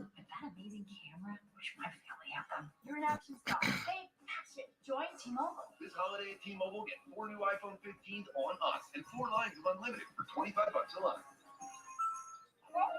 Desmond Ridder, Mac Jones. Oh my gosh.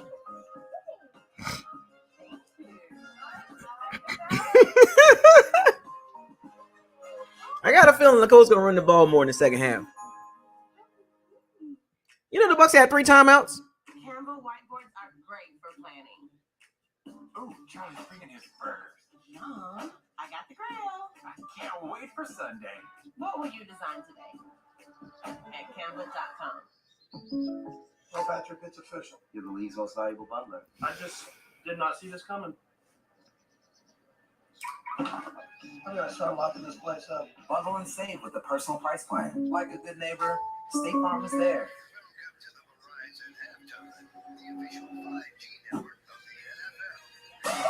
The Pro Bowl games are taking over Orlando with the league's best and you. 3 timeouts, man.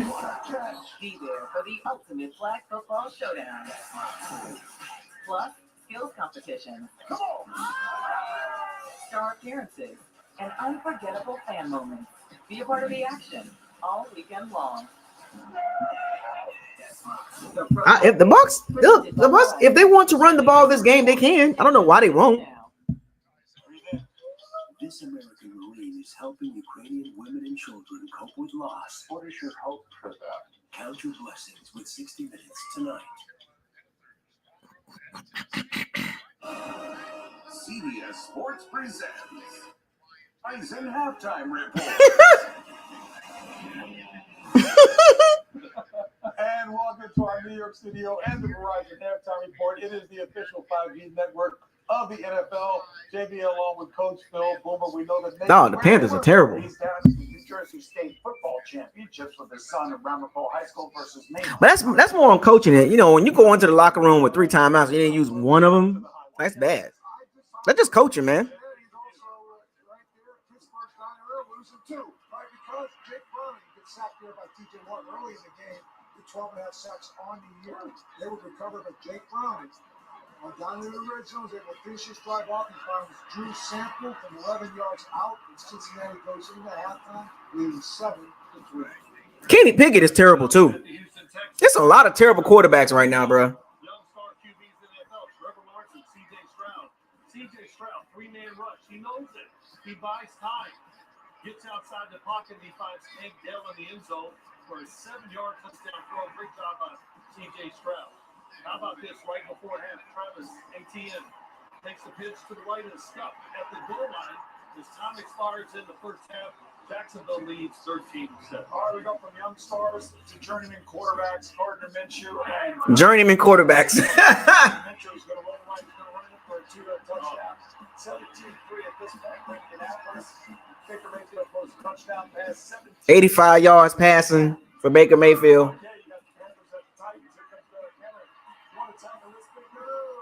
This late in the season, no way. He goes in, 10-yard touchdown. They lead the Panthers 14-3. Derek Carr got in the red zone trying to finish the drive right here, but guess what? Interception, stepped in front. That's Jesse Bates, the ex-Bengal. He's going to take this 92 yards for the score. And then on the other side of the Atlanta Falcons is a young man. His name is Bijan Robinson. You can see him taking this, hitting that hole with speed, with elusiveness and power. 10 yards out.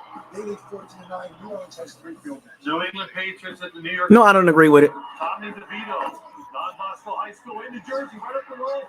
Throws a 12-yard touchdown pass. I don't agree with it. The Giants up 7-0 at halftime. I like Michael Penix, man. He been struggling lately, though. Half by him. Getting protection. Look at the pocket. Nobody around. Throws it to Evan Ingram, the tight end, over the middle. Man, aggressive. Once again, nice soft touch to the outside to Zay Jones for another good game.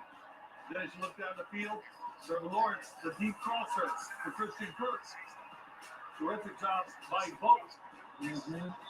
Trevor Lawrence and C.J. Stroud, I think, are putting on a little show down there in Houston. Both good numbers. I don't agree with that call last night, but it is what it is. The Gators could have won that game, man. Really being smart. All right, how about the Indy defense, guys? Take a look at this. They're almost with Baker Mayfield. Here comes Samson Ebukam, and he's going to hit Baker Mayfield. Baker Mayfield got 85 yards passing in the first half.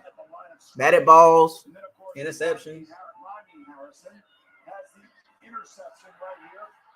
And I think the defense is what's really helping this thing. Don't even have 100 yards passing, bro. Talked about it in the pregame show, just how good their defense has been and why they let go of Shaq Barrett. And you can see that this defense is going to keep them. Jack Leonard is going to keep them in everything that they play. And Gardner Minshew, he's gone around. He's made some plays. He's made some good decisions, and that's the biggest thing. He's can continue to do that game. I'm amazed by C.J. Stroud. I mean, his ability to extend plays, his ability to have a great presence in the pocket, and to be able to still look down the field continues to amaze me. He's a guy that I would pressure, and I would not sit back there in a 3-man rush. Houston just keeps attacking on offense. I love watching the defensive line of the Indianapolis Colts and their offensive line. That's the strength of the team. That's why they can hang in all these games. And look, Gardner Minshew, say what you want. He's a player. He gets it done. Love you. So, hey, look here, our reminder to you guys. Doubleheader time today here on CBS. Later, most of you will see the Eagles playing host to the Bills at the link in their 85 yards passing, bro. Man, against the Colts, man. The Colts secondary ain't all that. Well, see, you know what's so crazy about it is this is what the Bucs should pound the ball.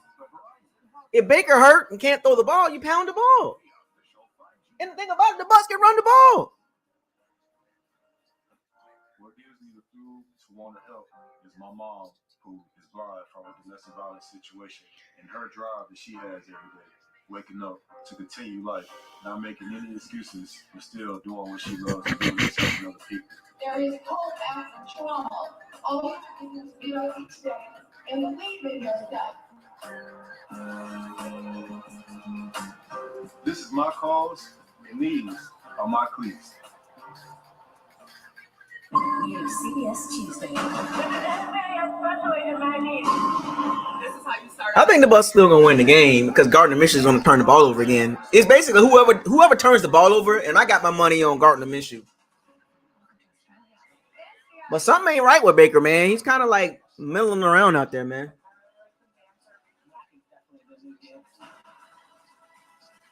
A new NCIS Sydney, Tuesday, 8/7 Central on CBS and streaming on Paramount Plus. CBS Sports presents the Verizon Halftime Report. Verizon, the official 5G network of the NFL. Back here for the Verizon halftime report, doubleheader action today. Most of you will see Bills at the Eagles. Others will see the Chiefs at the Raiders. JV, desperate times for Buffalo. They have to win. They changed their offense coordinator. Looked pretty good last week against the Jets. I think the Bucs can run the ball this game. Just for whatever reason, they just need to just turn it up on the run game. With DeAndre Swift, and I look for this game to be really, really high scoring. KC at the Raiders. I'm doing fine, man. I'm doing fine. I'm doing a lot better. I'm going to give me some Cinnamon Toast Crunch, though. Matter of fact, everybody had a good Thanksgiving? You know what I'm saying? You tired? You want to talk about crypto? I'm crispy, man. Everybody had a good Thanksgiving? 2 targets. Go Gators. Fire Sunbelt Billy. All you gotta do is turn it on and watch. Straight. That's amazing. Anyway, I gotta go. Enterprise, when to be month. I'm just a programmer at Pluto TV. How cool would it have been to just be him out right now? It would be very cool. I know.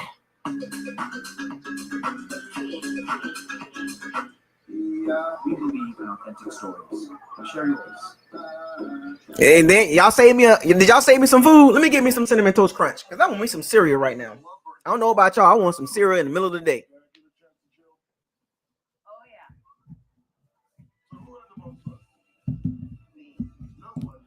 By the way, Derek Carr is terrible.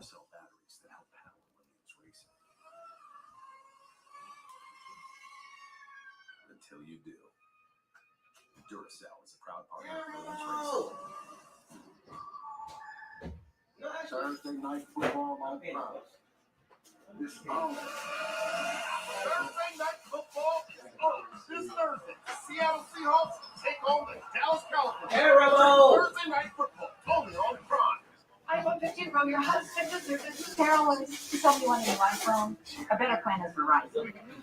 For a limited time, turn any iPhone in any condition into a new iPhone 15 Pro with titanium and iPad and Apple Watch SE, all on us. Only on Verizon. At Domino's, you can get more than just amazing, delicious pizza. There's also lava cakes, bread bites, and Frank's Red Derek Carr is terrible. It takes courage to embrace your extraordinary. A great hero. The new road to performance.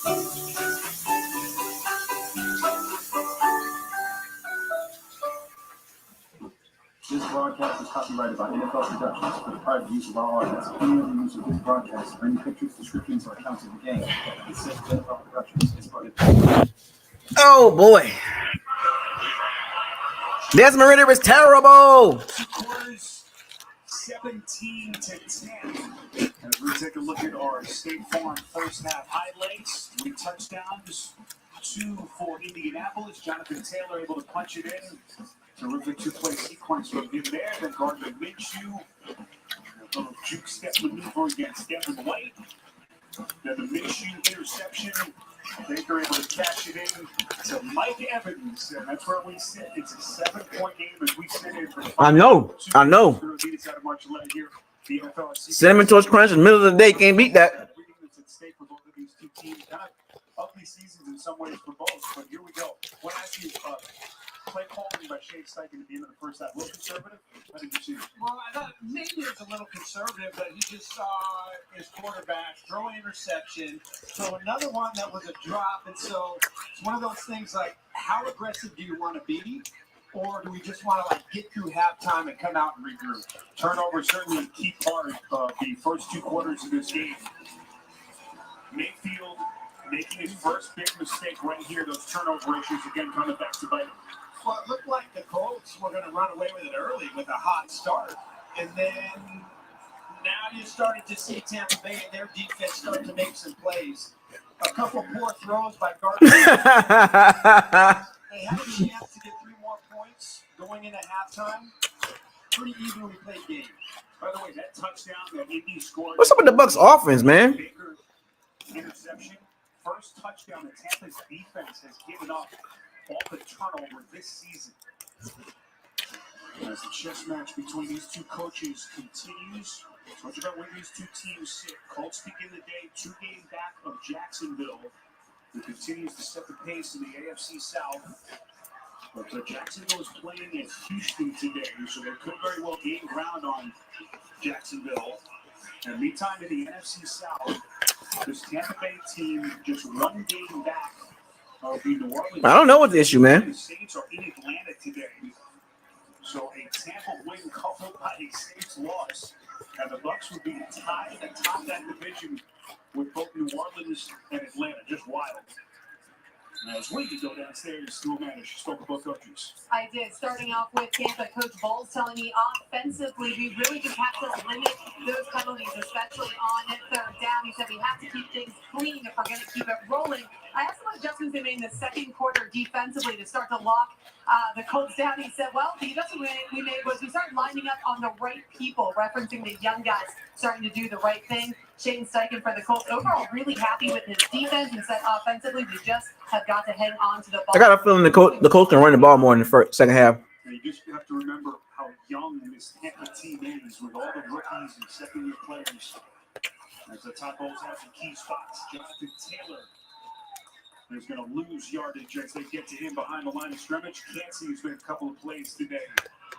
Whereas now they lose 2. Archers would take a look. Colossian Clancy. Possessions. Well, again, it started out quite well. Field goal, interception, touchdown. And then you started to see a couple of poor throws, some miscommunication. They did get it on track there right before halftime with a nice drive to at least try to get some points out of that drive.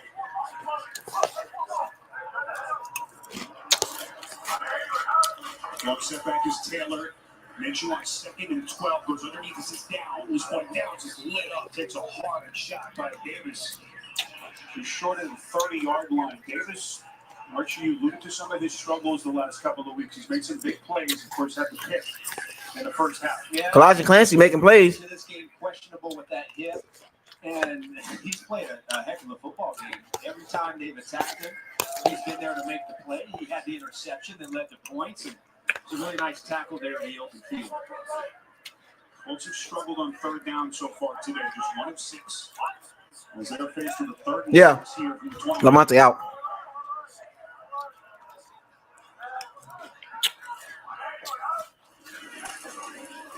Minshew protected, slings it, first down. That's Will Mallory. Why is Shaq better than coverage? Number 3 tight end spot today with the absence of Drew Ogletree, who's still out with the foot. And Mallory picks up a dozen. Only his 5th catch of the season. So a good blitz pickup by that offensive line to protect Minshew and give him a chance. But fake handoff and they go right back to Mallory. A college-style offense, man. Boy, Gardner has sold those well so far in this one. Back-to-back catches. Mallory, 17 more.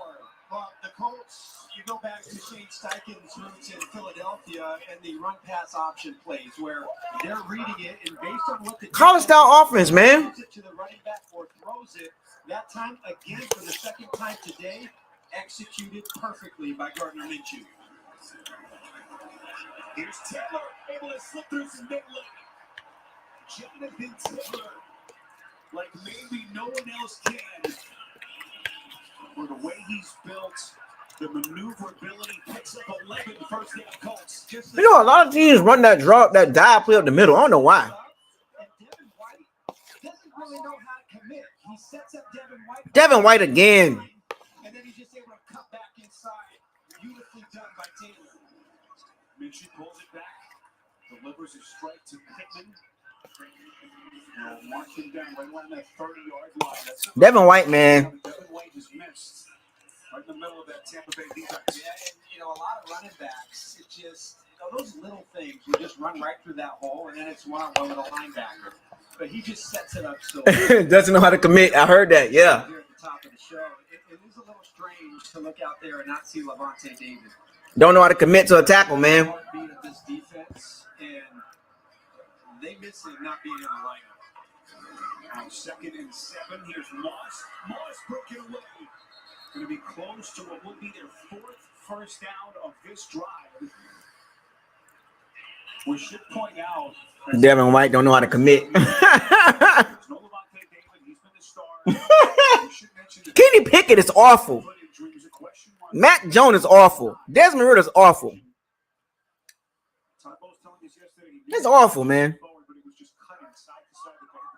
The defense going to get a turnover. So give away credit for strapping one on to try to grit his way through that injury. First down run here from Moss.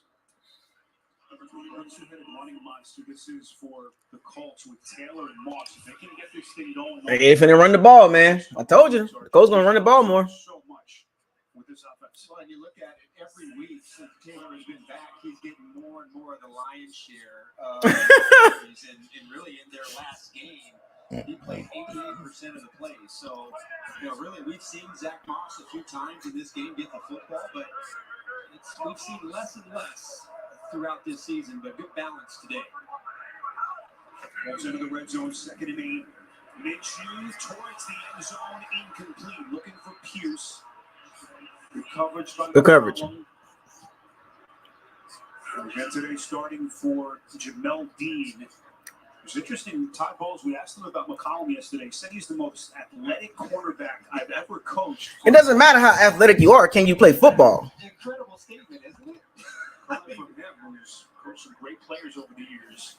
Well, he's 6'2", 199 pounds, and a lot of times the bigger, taller corners, they have a hard time playing man-to-man coverage because they can't get in and out of their breaks fast. But when he tested at the combine and looking at his 3-cone drill, his athleticism and that ability really jumped off the charts. Big 3rd and 8 here, trying to hold. Minshew's pass incomplete. A little bit high for downs. And so Tampa's defense bending but not breaking. There we go. Good defense.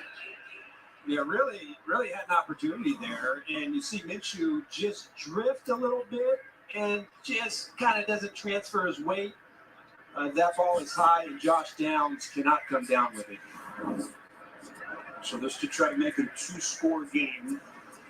Game missed on a 58-yarder at the end of the first. Derek Carmer's fumbling the ball. From 46. Now this one will be from 37. Luke Rhodes is the snapper. Rigoberto Sanchez, the holder. Operation is good. And Indy builds on its lead. Derek Carr is so terrible. On CBS.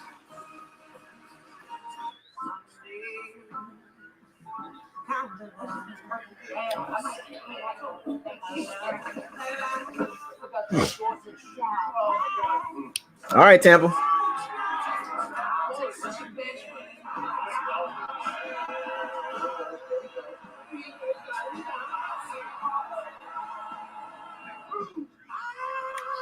All right, Tampa.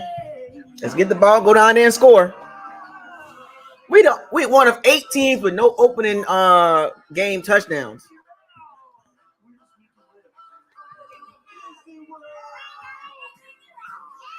Well, the Colts ran the ball. They ran the ball, had some good runs. I told y'all they was gonna run the ball a little more.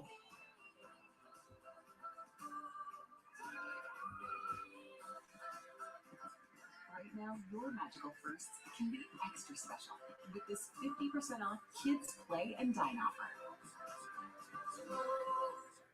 That's definitely him. Dude, that's Jessica taking a break with a peppermint frosty. going in. What?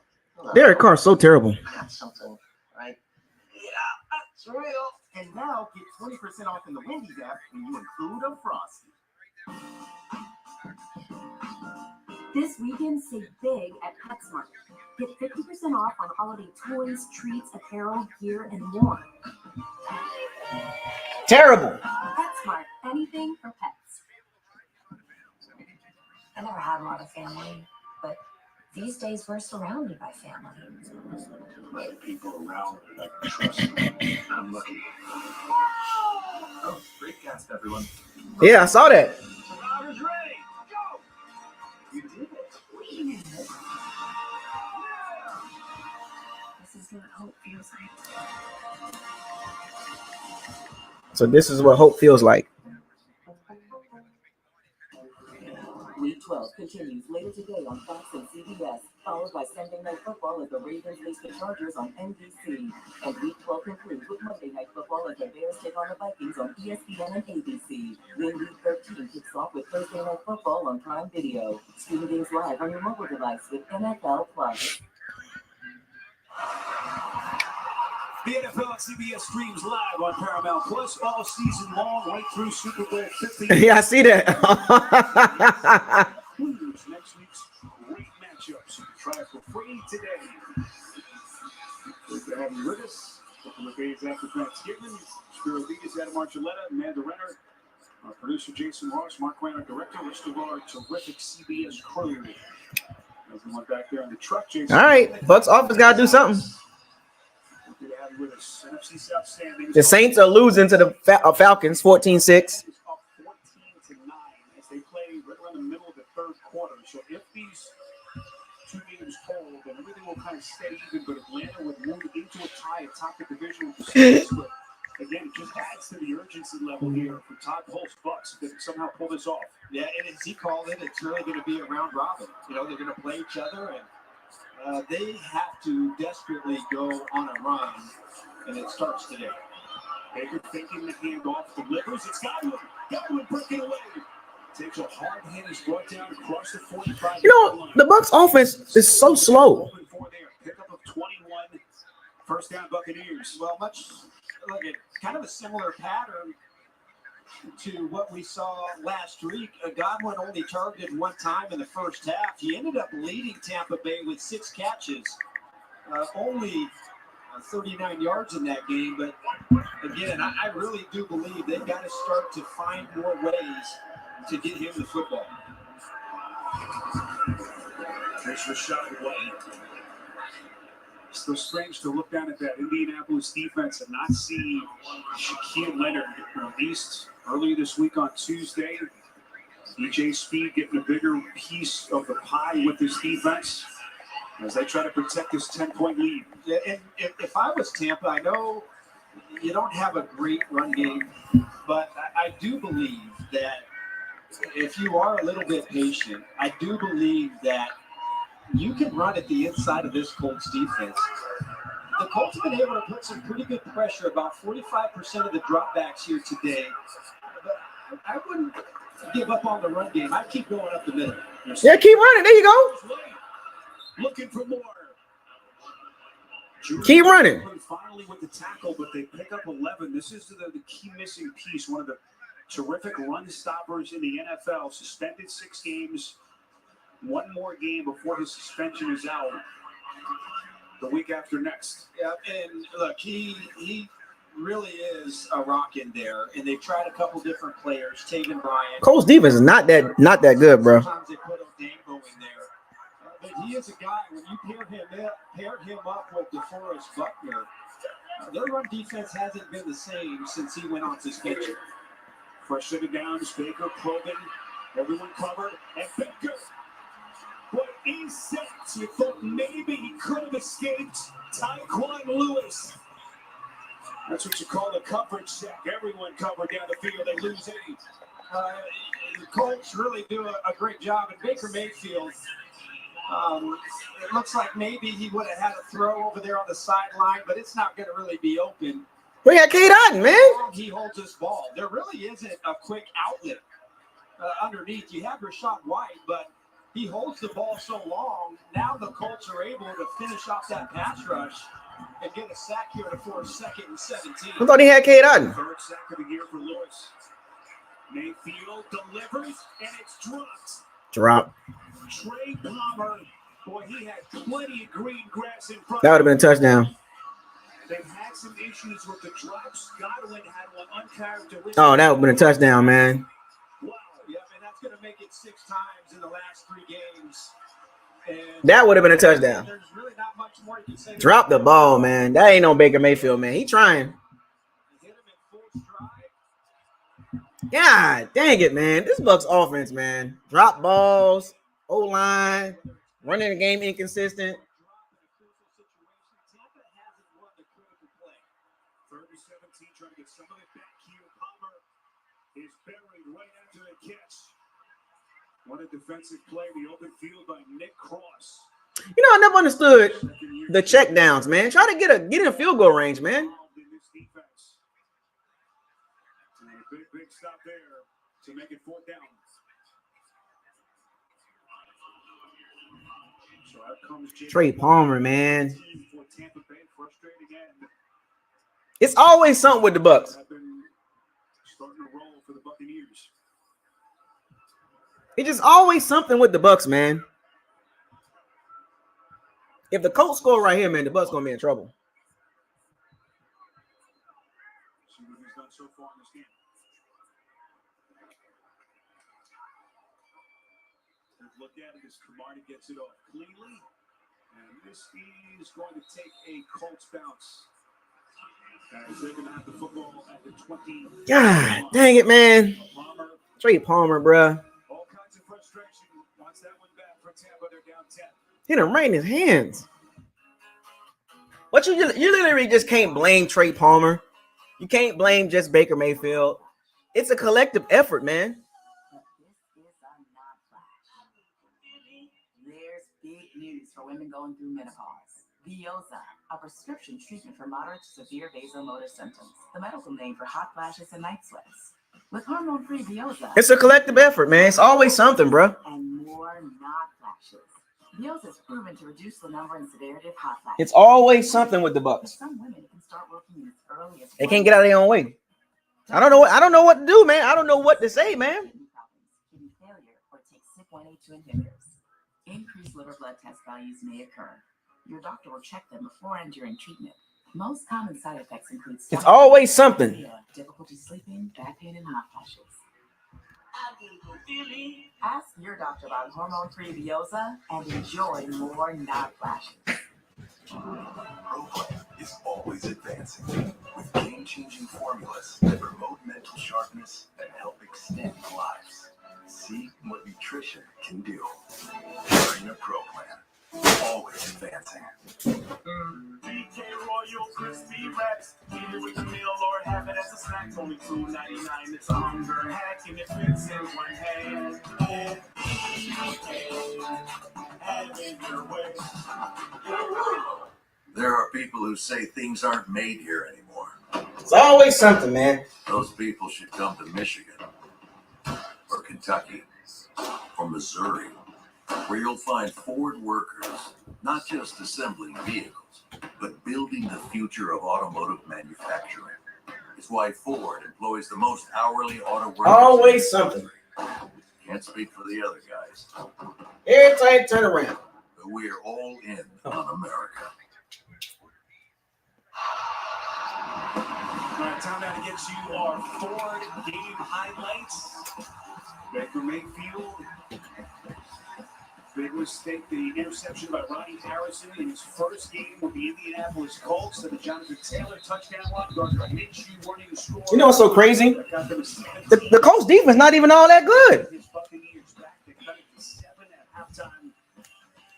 They back a field goal, extending things to a 10-point Indianapolis lead as we're enjoying you with 6 and change left in this third quarter.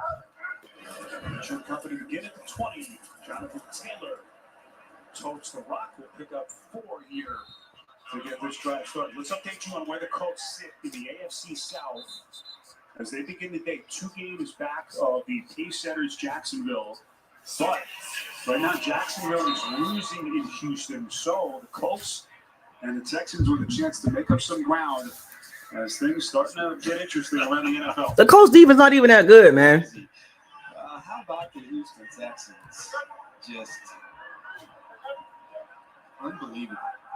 So a pretty good young quarterback down there in Houston. As they lead that thing 14-13 in the third. Minshew, second down passes it Downs running into some open space. First down. Andre Cook, $2 super chat. All Bucks fans. Trey Palmer isn't it? Sorry. First down. I tell you what, this is some nice work by Alec Pierce. Look at him on Carlton Davis. Just take Get off your block, Carlton Davis. You talking about seatbelt? the block that lets Josh Downs get outside. You care about no seatbelt, man. Get off the block. Here's Moss. Moss has some open seams. Moss the spin. Inside or outside the 40-yard line. What a run by Moss. Oh, boy. Showing the dynamism in his legs. A pickup of 13. I love how fast Zach Moss sees it and then takes the edge. He's coming from the other side. This is an inside zone, but he sees the bad angle going to the inside by Tryon Shoyinka. Golly, man. Speed and picks up a big play. Right back to Moss here. They're going to keep running the ball, man. Did I tell y'all? I know how this works, man. First 2+ years with the Bills was a third-round pick out there. Then they trade here in the Nyheim Hines deal last November. Quickly became the primary running back last season after Jonathan Taylor was dealing with the ankle injuries down the stretch. And what a player he's been in this offense. When he gets his shot, he does nothing but produce. Colts got a 1-2 running back combination, man.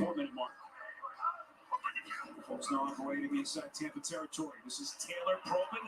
Oh, my gosh, man. Just kind of sits, looks for a little bit of a seam. What's going on here, man? Where the run defense at?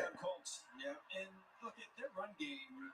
Last time we saw them against the Patriots, they didn't run the ball very well. Only 70 yards. They averaged 2.7 per carry and only one run over 10 yards. And we've said it all game. Tampa has a really good run defense. They really haven't given up much in the run game, but Colts need a turnover, man. Running to the inside of this defense. Pitch play here to Taylor. And Taylor just barely is going to get back to the line of scrimmage. Remember, Steichen and Bowles have a lot of experience going up against each other. For Bowles those years out in Arizona, so much respect for both of them. Steichen telling us yesterday, Bowles did such a great job mixing up his coverages. A little cover two, a little man, lots of different pressure packages. A lot of different pressure packages. Yeah, they force you, Spiro, to really think on offense. And, really the key for the Colts coming in here is just to get the ball out quickly and try to get them out of some of those looks by hitting it before they have a chance to affect the pass. Minshew over the middle. This is Pierce. An open field tackle there by McCollum, who's been really good so far today, making the start for Dean. And a big third down coming up here for the Colts. Desperately trying to keep this to within 2 scores if you're Tampa Bay as we come up on the 2-minute mark left in this third quarter. Come on, man.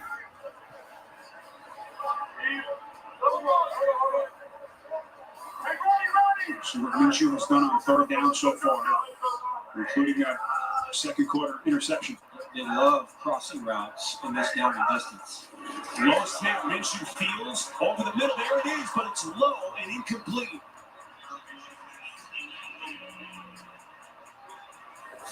Or the low snap just threw the timing off a little bit. Minshew waiting to see what Steichen wants to do here on fourth down.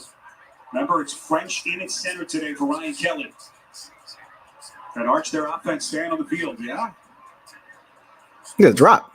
Really, this is a tough decision. It's 4th and 6, and I know the field position isn't good. You're only going to net only so much, but I still think it's a little bit risky here in this part of the field. This would have been a 58-yard field goal, but instead they roll the dice. Minshew fires incomplete. Same play again. Good defense. With him step for step.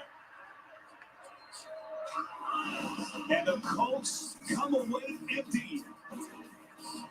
Tampa's defense once again able to. Minshew had somebody else open too. He chose the wrong player.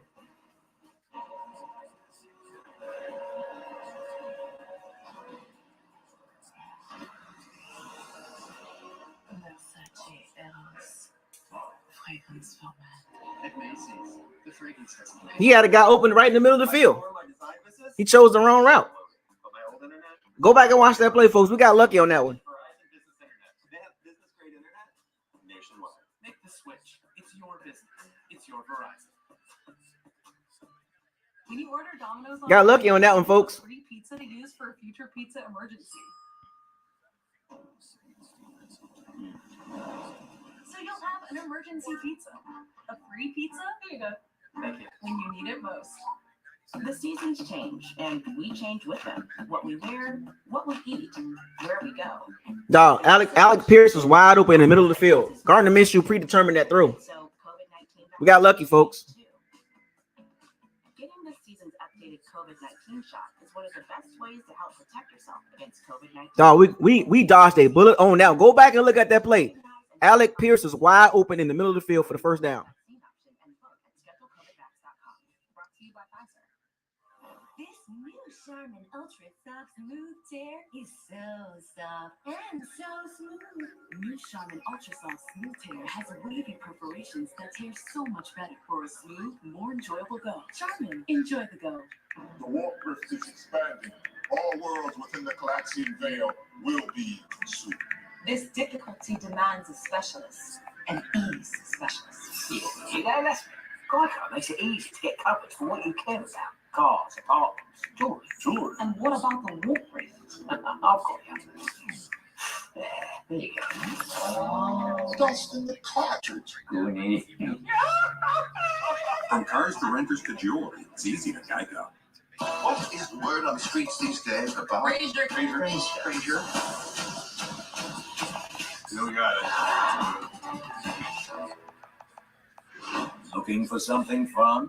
I thought you've seen a body anywhere on the UK Ghosts Jump the Pond, Thursday, 9 Central on CBS. Great play and coverage by B. Delaney. Turnover on downs as Indy comes up short on a 4th and 6. To give the football back to Baker Mayfield and Tampa at the 40-yard line, down to 10. With under 2 left in the quarter. They give to White as they pick up a couple. Dodged the bullet on that one. First 6 possessions. Oh, yeah. Between the Patriots and the Giants, they both terrible. Look at the Bucs offense. Look at the last. Oh, my gosh. Not to go for the 50-yard field goal, but not to punt either to play the field position game. Well, obviously they felt pretty good about it because they had made their first 2 fourth-down tries early in this game. Desmond Ridder threw another interception. He's terrible. In the NFL and their fourth-down conversions. I think in that situation, it would have made sense to try to pin him deep and make Baker Mayfield execute his way all the way down the field. I think if you don't get it there, This offense is horrible to watch, man. Hasn't been great today, but has the ability to be explosive right around midfield. One thing that we know. Boy, the Bucs offense is frustrating, man. And I was going to ask them to hold on a 3rd and 8 with 41 seconds left in the quarter. Now, the Colts cornerbacks, it's a young group with Darrell Baker Jr. and Jalen Jones. Gus Brad is the DC. Today against these receivers, Mike Evans and Chris Godwin. But I do think that you have to test them outside the numbers if you're Baker Mayfield. Mayfield steps up. He's going to run for it. Baker, first down, Tampa Bay. And look at Baker making tacklers. And he They both the same quarterbacks, man. Gardner Minshew and Baker Mayfield. to spring him, and what a collision between Mayfield and Blackman as he picks up 14.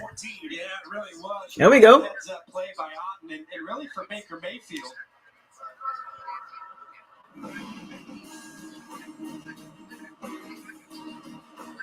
Baker Mayfield tucks it away and runs for it to get him a fresh set of downs as we head to the 4th on CBS. Moxie. Let me get that Moxie.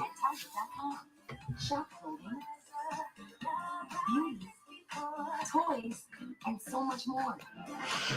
Don't miss it. Cyber Monday deals in Monday at Target.com.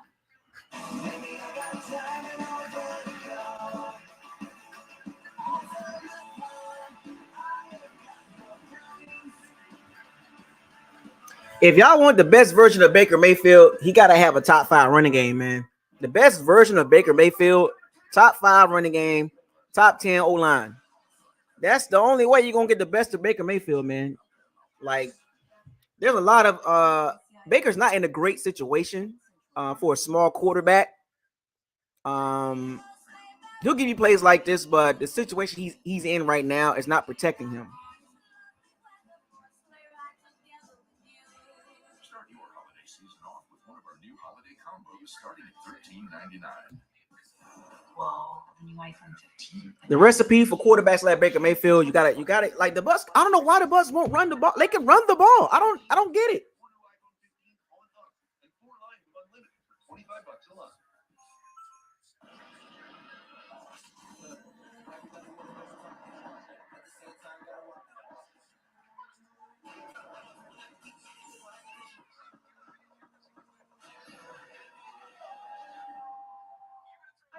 From your husband Carol, just tell me you want a new iPhone. A better plan is Verizon. For a limited time, turn any iPhone in any condition into a new iPhone 15 Pro with titanium and iPad. I don't get it, man. All on us. Only on Verizon. Your price can be more affordable if you. Did anybody see the David Benavidez Demetrius Andre fight last night? I watched it. It was brutal. After about 4 rounds, I was like, yeah, Andre, man, he can't see them shots.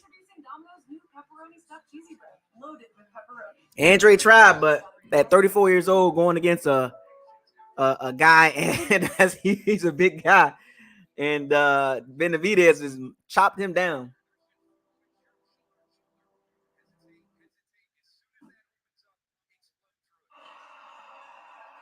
Lucas Oil Stadium, roof closed. His fantastic football facility. I don't know how we losing this game, man. Try to understand the importance of this game for both of these two teams. Trying to make some hay in their respective divisions. This drive began at the 40 for Tampa to the turnover on downs. The catch here by Palmer, but he's knocked down right at the line of scrimmage. Nothing doing. What played by Jalen Jones. So the decision by Steichen to go for it on a 4th and 6. Looming large here, depending on what Baker and company can do. Spear, I'm a little surprised today that Tampa Bay isn't more aggressive against this defense. Baker Mayfield has only attempted 3 passes over 10 yards. 3 passes over 10 yards. It's an aggressive football. 3 passes over 10 yards. They're able to hit those explosive plays down the field. And keep in mind, the inexperienced in this Indianapolis secondary play well. As Mayfield slings one here, and he finds Evans, who has to go down low for it. Now they say incomplete. Evans asking for the challenge here from Todd Bowles. Jalen Jones was there on the coverage. You see that ball, it's a low throw, but again, that's typically a catch that you see Mike Evans make right there on the sideline. Did he catch that? They converted off a Baker Mayfield scramble on 3rd and 8. The Colts played both of their safeties. Oh, man. The corners. Mayfield ended up scrambling on that football play. Now he's at 3rd and 10. No challenge. Incomplete. Mayfield's pass. Incomplete again. This time looking for Godwin. It was Blackman there on the coverage. Bruh, this offense is weird, man. Really get better than this coverage from a safety on Godwin. Look at the patience by Blackman. He just sits on it and breaks perfectly. What a tremendous job. You would like to think, I know Blackman is a pretty good cover safety. You would like to think. Why didn't you challenge that? But Blackman right there, and evidently Todd Bowles thinks that this is their shot that they have to be able to convert here on 4th and 10.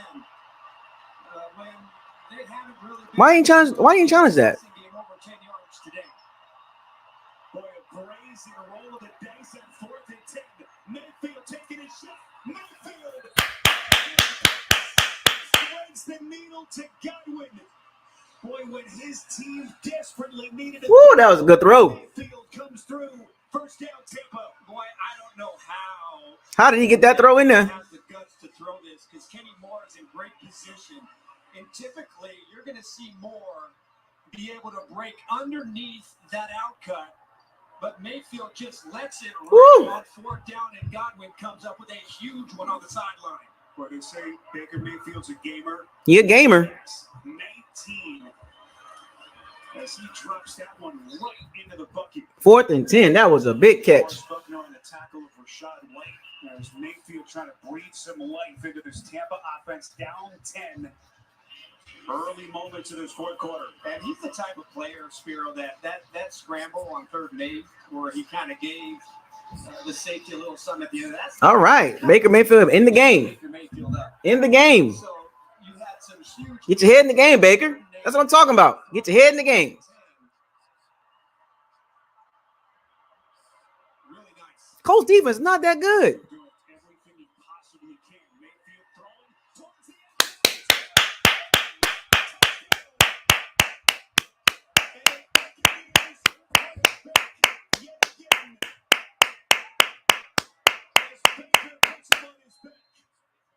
There we go. About time, man. And it's a one-score game. They're going to isolate the safety right here, and really. That's what I'm talking about. What was this? Where was this all game? Free access. Baker Mayfield rolls out, and he just hits Mike Evans on the run for a touchdown. Colts give up a 4th and 10 and a touchdown next play. Evans has his second touchdown catch of the day. There we go. Brought after by McLaughlin is good. And the Tampa Bay Buccaneers. Baker Mayfield, man. He'll give you these moments, man.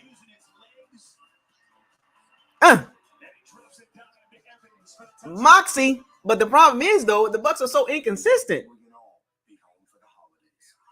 Not really. Celebrate like only the Jeep brand can. Like, where was this at the whole game? Everything you could ever wish for, including Jeep Grand Cherokee, the official vehicle of winter. Join the family that lets you go anywhere and do anything. Evans got 2 TDs. Can he get 3? During this Jeep Black Friday sales event, get 10% below MSRP. Can he get 3 TDs? For 90 days on select remaining 2023 Jeep brand models. Hurry to your Jeep dealer. That 4th and 10 was huge, man.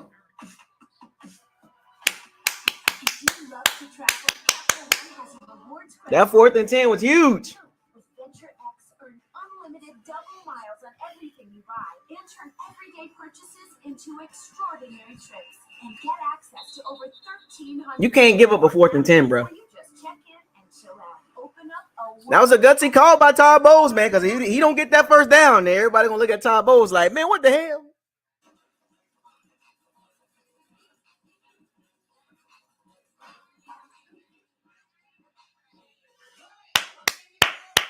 We have ourselves a ball game, folks. Don't get scared now, folks. We're gonna win. We're gonna win this game, folks. I promise you. This is not a watch party. Watch party. It's a party. I said party. Let's check the replay. This What Really Happened replay is brought to you by Progressive. One thing no one would challenge. You should have challenged that play, though. Progressive. Should pull forward a touch. Hope he's got Progressive. I don't know why he didn't challenge that, man. This is a Modern Warfare 3 promo takeover. Get dual double XP and bonus in-game rewards. That was a catch.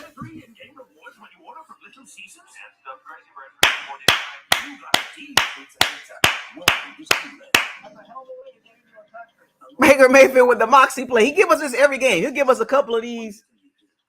Baker Mayfield will give it like every game he does this. Like, I think has been one game that he hasn't done this.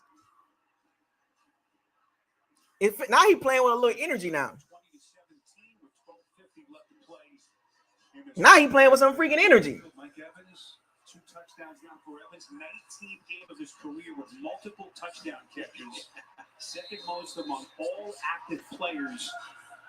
And that's what Baker told us yesterday in a conversation with him. And Dan Canales just stay in the course. Now he's playing with some energy now. Drops and some of them mistakes that they've made. A lot of mental toughness down on the Tampa Bay sideline. CBS features all goals and a huge college football game with playoff implications. Number 1 Georgia, number 8 Alabama. The fun begins at 2 Eastern with the drive to Atlanta, followed by college football today. That's next Saturday on CBS and streaming on Paramount. That's my favorite song right there. Georgia versus Alabama, SEC championship game. Do we have time for me to talk about what an awful call that was? How do you rush? You don't even rush. You spy the quarterback and you rush too? We don't have time here. We'll move on. We'll get some time later as they begin here to Pittman. And Carlton Davis, who's had a terrific game, was there on the tackle. Speaking of pressure, Arch, how about our next-gen stats here powered by AWS? Well, this is the formula, at least for today, and the numbers are striking. Gardner Minshew is at his best when the ball comes out. He can dictate where it goes. He makes quick decisions. The longer he holds the ball... Come on, Falcons. Beat the Saints, man.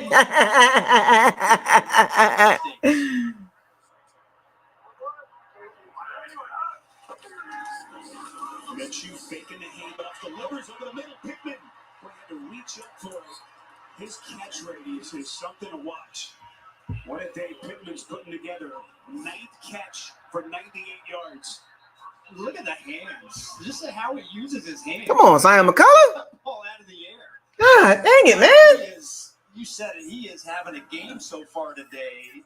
Targeted 12 times, 9 catches, and 99 yards. 2 of those catches, Spiro, on 4th down. Come on, Zion. What you doing? Gets him a fresh set of downs. First down just outside the 41. Back to the ground attack here. This is Moss. Moss slipping a tackle. Working his way up the sidelines. There's a marker throwing back. Right at the line of scrimmage. Number 11. 10-yard penalty. Replay. First down. And it is on Pittman. Running a college-style offense, man.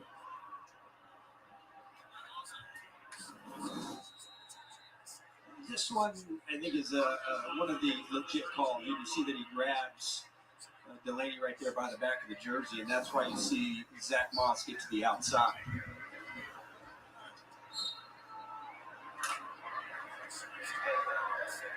Pittman targeted in this game 13 times. Falcons just scored. Falcons just scored. Come on, Lana. Let's go. First offensive penalty against the Colts in this game. As Minshew goes to Moss. Come on, Atlanta. Come on. It's crazy to consider his numbers the last couple of years with all the instability that they've had at quarterback. Yeah, well, if you watch them this year, they run a lot of screens. With Come on, Atlanta. Today, it's all the intermediate passing game, and they're starting to show that when they need a play, when it's a critical play, they've got a lot of trust. Atlanta just scored. Let's go. It's gonna be weird too, man. Everybody gonna be 5 and 6. Minshew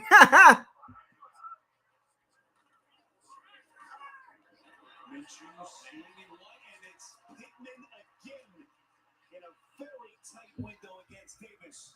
What concentration as we get another NFL Today update with JP in New York. And trust in Bijan Robinson. Bijan Robinson has a touchdown. Come on, Atlanta. I want everybody to be 5 and 6. Not even close. 26 yards out, 21-12. I love to see Adam Marchelletta and Bijan Robinson out in the field. Open field. All day, baby. You just gotta pay me. Just pay me, coach. That would have been worth the price of admission. But we get Archie in his prime, obviously. Come on, defense. So 3rd and 6. Taylor resets. Minshew looking under duress. He's going to run for it. Minshew, and he's got it. Let's see where they mark it. No signal yet. Christian Izien was there. Boy, this is going to be close. I think he was short. I thought he. At live speed, it looked like Minshew had it, but not a very favorable spot. As Christian Izien was there, potentially to save the first down. Well, that was just a heck of a job of working the pocket. You see that left knee goes down just past I take it. It's a good spot based on the knee. That was. Boy, they are. Yeah, he didn't get that. Pretty well short.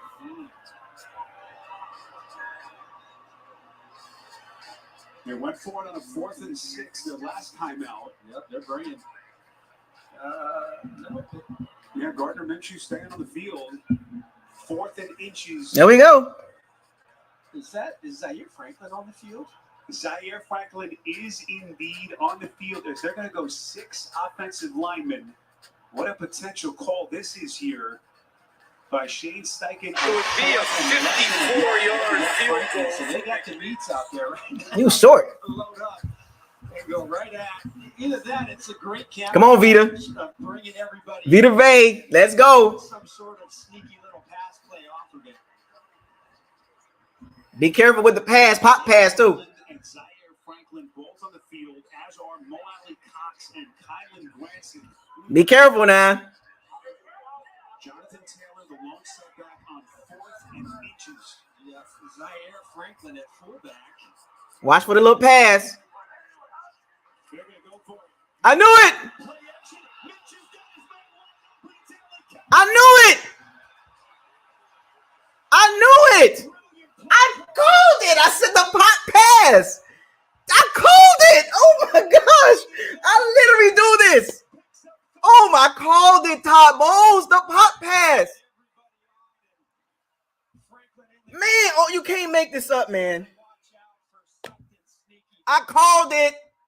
Pop pass. The Tampa Bay Buccaneers peeking in the backfield, and Mo Alley Cox all by himself, brilliantly executed by the. Oh man, I literally called it.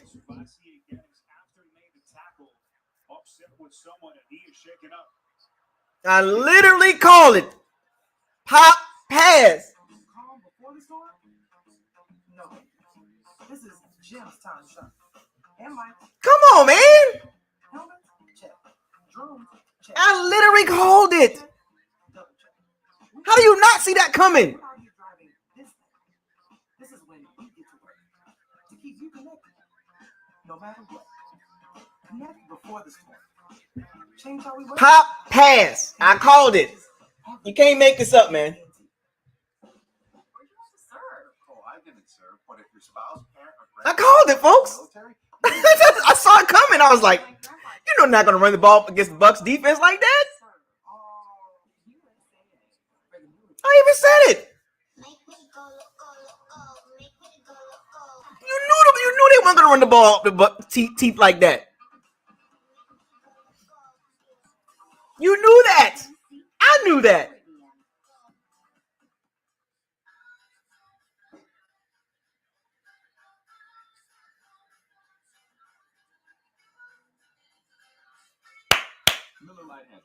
Oh my God! How did you not see that? This for me? if you like sweet toys for chewing, it is. Did I get anything this year? I said the pop pass, man. Monday deals at Chewy. I'm still gonna eat your socks. No, you're not. Get Cyber Monday deals that deliver. This team got too many holes in it, man. What about the kids? I said what I said. What about the deck next? I could be a grill guy. But the mudroom could use some work. I'm still thinking about grilling. Made for more. Valspar, available at Lowe's. I mean, just too many holes. Coaching, quarterback, run game, interior O-line, secondary. Just too many holes, man. How you not prepared for that? Out of all the outcomes, you knew they weren't going to run the ball up the middle. The NFL on CBS is sponsored by Valspar. Made for more. Another 2-3 minutes off the clock. Chewy. Get great deals that deliver the excitement this holiday. And by AT&T 5G. Fast, reliable. Another 2 or 3 minutes off the clock. You know, so many connections between these two franchises. Tony Dungy, Ring of Honor with both of these two clubs. Tampa's coach before their title run, of course, achieving the NFL mountaintop here with the Colts. Look at Taylor churning out those yards. As he takes him for a piggy. Another 2 or 3 minutes off the clock. Can't let him score a touchdown right here. Really a nifty run now. huge play. As we take a look at Quentin Nelson. Jonathan Taylor, the beautiful. And that is a huge play for the Colts. But one thing you got to remember, if you're Tampa Bay on defense, it's still a 3-point game. So that could be a back-breaking, deflating play. But you got to be able to rise up right here and try to make a play in the red zone. You hold the Colts to just a field goal, and now you still give your offense a chance. Sebastian Dennis is back on the field. This is Taylor. First down and more. Taylor extends to the end zone. Looks as though he's just short. What an effort, as Winfield may have saved the touchdown. This little move that Jonathan Taylor makes. They keep running the ball up the middle, man. It's just looks like he's down before that ball comes out. But what a move at the line of scrimmage to jump to his left and almost get himself a touchdown. Colts trying to make it a 2-score lead with 7 and change left. Taylor, touchdown. Man.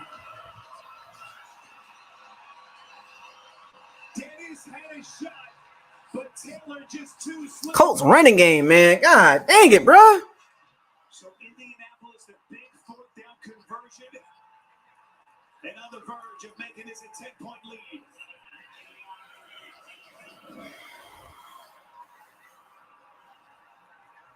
Second rushing. The Colts running game is ridiculous, bro. Taylor, as he continues to find his form for the Colts.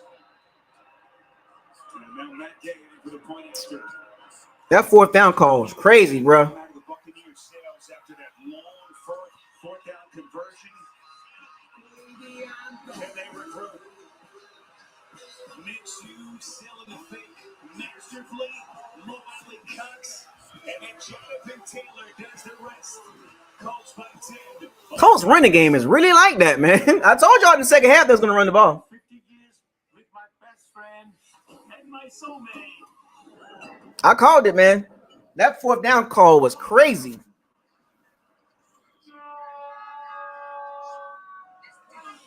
Man, this is frustrating, man. You can't fall to 4 and 7, man. Can't do that. You know, it's what's so crazy is I even said it. I said the Colts game was not going to be easy. I did say that. Sebastian Dennis not strong enough yet. It's okay. The game ain't over though.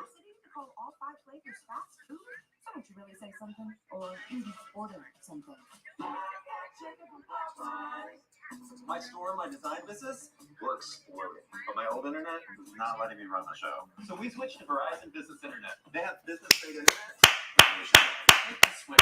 It's your business. It's your Verizon.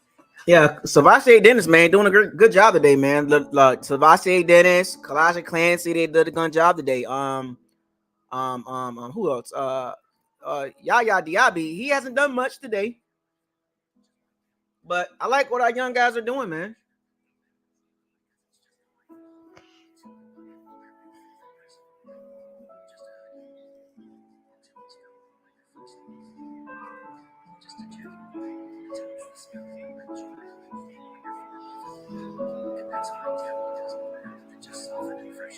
The Jacksonville Jaguars game not going to be easy. The Packers game not going to be easy.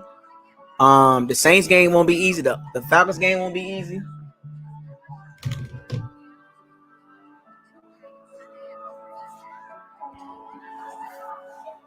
Like, I think these games going to be easy. Somebody said something about the Bucs got an easy schedule down the road. I'm like, man, do y'all understand how this works, man? The Bucs ain't, this ain't easy for the Bucs. Hell nah.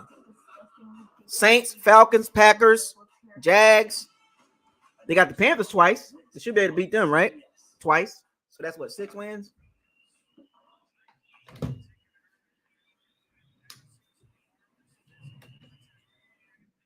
Got to go back to that 4th down call, man. That was huge. The difference of the game was the Colts running game, man. We could have drafted Jonathan Taylor, too. What makes me so pissed off? We could have drafted Jonathan Taylor, too. If the Bucs just would have just went up and got him. Should have just drafted Jonathan Taylor. You should have just went up and got him. In the second round, you could have just said, you know what? Let's get our running back of the future.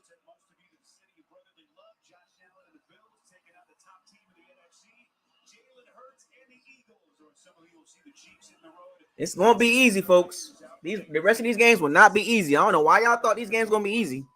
Do y'all understand how the Bucks is, man? Even if the Bucks win, where are they going at? That's the question. Where you want them to go? Now the Bucks are in 2-minute drill, though, for the rest of the game. Another bad ball down.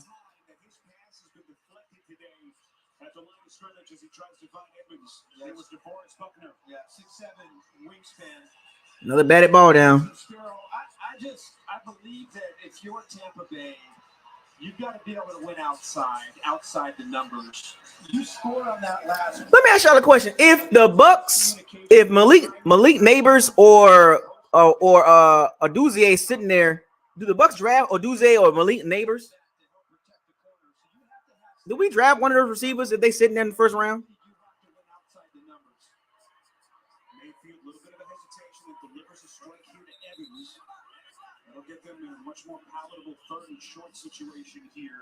Let me ask y'all a question: if Malik Neighbors or Romeo Oduzier sitting there, do the Bucks draft one of those explosive receivers in the first round?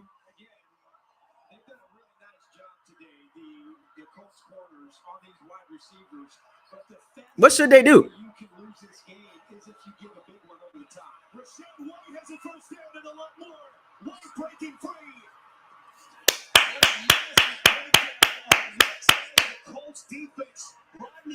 Out time. This is a 100-yard rush from Rachaad White. But you have got to be able to crack replace by this corner. They're going to come down and crack the safety, and I believe that's Baker Jr. He has no awareness. He's keeping his eyes on the wide receiver when they crack down on that safety. Longest play of the day, 38 yards. Support that run play. Great job by White recognizing that and getting outside for an explosive run. So new life for Tampa Bay. Baker, first down pass. Bobbled, it's caught. Otten, where the concentration is somehow squeezed it after the initial bobble. Gets inside the 25, close to the 24-yard line. Tackled there by Franklin. Remember the connection between these two, going back to their days in Seattle and Pete Carroll's staff.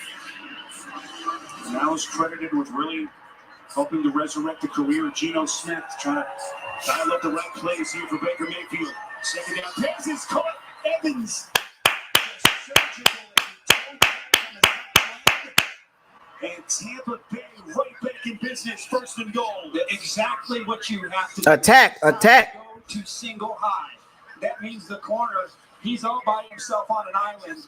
And it's a crime if you don't use one of the best wide receivers in football in one-on-one coverage and try to isolate that corner and target him every time you see that coverage. Mayfield looking, buried. Fourth sack for this Indianapolis defense. It's O'Dane-Bowe and Tyquan Lewis, who had one earlier. Yeah, boy, you got both edge players. It was really power rush from Tyquan Lewis coming off the right side. And then the same thing, O'Dane-Bowe, he's able to counter to the inside. And there is nowhere to go but to the ground for Mayfield. Mayfield far side goes to Otten. Otten has some room. He's forced out of bounds right at the 5-yard line. You're going to need a field goal anyway. With a third and goal, they pick up 7, tackled there by E.J. Speed. We talked about the red zone. Last time they were down here, they were able to get Mike Evans. But Baker Mayfield told us that most teams won't play single coverage on Mike Evans here in the red zone. They did it already once, and they made it pay by getting a touchdown. We're going to need a field goal anyway. Get their safeties back and make Mayfield go to somebody else other than Evans. But this time, Evans inside. Mayfield steps up in the pocket. He's going to try to run for it, but he's sacked. Why ain't Godwin was open? Godwin was open. 3 of your timeouts left. You need 2 scores, and so as expected, Todd Bowles is going to go for the field goal here with 4:35 left to try to cut it to 7. Listen, they tried to get Evans, but look at the attention. They're trying to hide him inside and run him to the corner, but you have this. Godwin was open. That's Kenny Moore. You have Moore to the outside, the safety to the Oh. and there's nowhere else to go for Baker Mayfield. Really nicely played there by the Colts. So here's McLaughlin again, the former Colts. Godwin was open. Threw a 24-yard chip shot to make it a 7-point Indianapolis lead with 4. He took 2 sacks back to back. Regulation. And everyone's going to catch their breath here in Indianapolis. Godwin was open. This game for both of these two teams. Oh man. Oh man. Getting slimmer with each passing week. A reminder to stay tuned. The NFL Today update delivered by Little Caesars. Time permitting. JB, Phil Boomer, and Coach Cower standing by in our CBS. Godwin was open. Around the league, some pivotal. God dang it, man. Right, that little hole right there. Double digits in Houston and Atlanta. 2 sacks in a row, man. You can't do that, Baker. You've been playing decent, but you got to play good the whole time in these situations. You had Godwin if you just would have pulled the trigger. God, leave and go back and watch all 22. He had Godwin right there, man. Now the Colts running game. I think that's Rashad White's longest run of the season, right? 38 yards. Rashad White got to be close to 100 yards, right?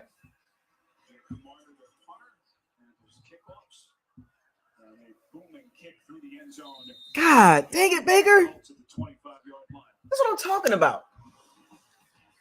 This is a spot, Mark. You got to lean on your ground game to try to burn that clock.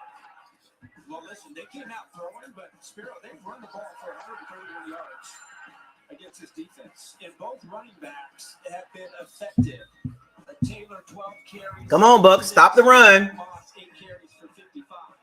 Well, what the hell has Shaq Barrett been doing the whole game? Extremely pleased. This is the best their running game has looked in a long time, at least since that Browns game where they ran for 168 yards. So they begin at the 25-yard line, and they start here with a run. As we get a flag here, Taylor was brought down after a pickup of about 3 feet of Veda was there. Holding offense number 79. 10-yard penalty, so first down. Boy, that's Ryman, and that's just a killer penalty to start this drive. You see Ryman try to make this block, and as he's going to the ground, it looks like Golston. I guess that's a hold. It's a second holding penalty against this offensive line today. Stops the clock, pushes it huge all the way to their 15-yard line. Now it's 1st and 20.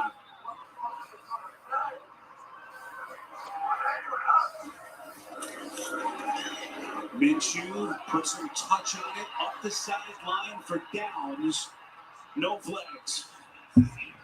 And once again, McCollum was there. And again, just barely any time coming off the clock. So 2 plays, exactly the kind of start Todd Bowles was hoping for. Yeah, and now it's your 2nd and 20. So, your play calling right here, really, the best chance you have here if you're the Colts is to be able to, run this drive out, pick up the first down, and run your 4-minute offense. But now you're in danger here. It's 2nd and 20 with the clock really not going down. What is the next play call?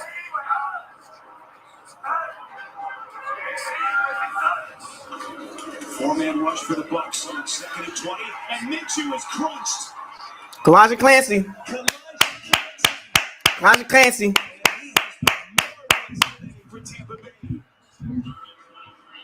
Rookie. Well, you see Cansey is just working over here to this side, and really, he's able to push Will Fry's back, and Mayfield, he just tries to escape and make something Let's happen. go. I like what's going on downfield. Rather than try to force it into a defense that knows you're in a long yardage situation, he just tries to climb the pocket, but he ends up getting sacked. Well, Cansey looking every bit like a first-round pick in this game for Todd Bowles' defense. 3rd and 23, just trying to get some of it back. It's Taylor taking on tacklers. He'll get out to the original line of scrimmage at the 25. Let's see how Todd Bowles handles this now in terms of his timeouts. Still have the 2-minute warning. Yeah. That could not have come out any better for Tampa Bay. Yeah, just a small little mistake. And again, Ryman, I know he held it, but he's just kind of hanging on for dear life on that play. But just one small little detail. And now you give Tampa Bay a chance here with pretty good field position to go down the field and score. We need a good punt here from Sanchez. And Tompkins back deep at around zone 25.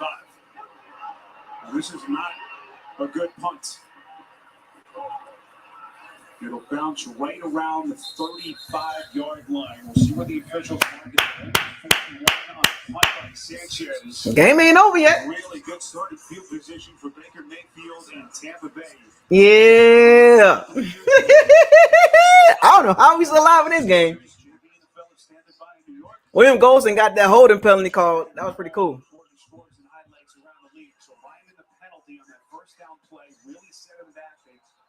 Unable to recover. Now it all comes down to their defense and Baker's offense. Elijah Clancy, well, that's like 4 sacks now. Empty set. 5 wide receivers on first down. And they begin at their 35. Mayfield goes through his reads, completes over the middle. This is Palmer. Their drive started there. He's just up across the 40. They pick up 7. Yeah, you'd like to get this play off and get one more play before the 2-minute warning.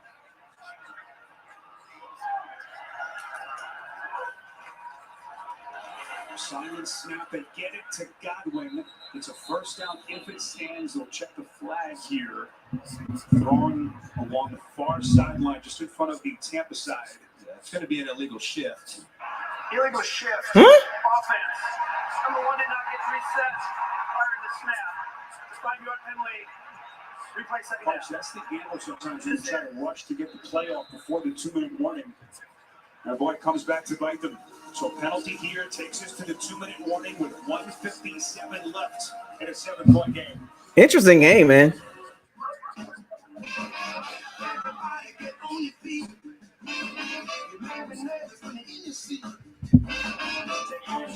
A lot of good games on right now. Come on, Bucks offense. We need a K dot that seam route. We need that K dot and seam route. You know what's coming.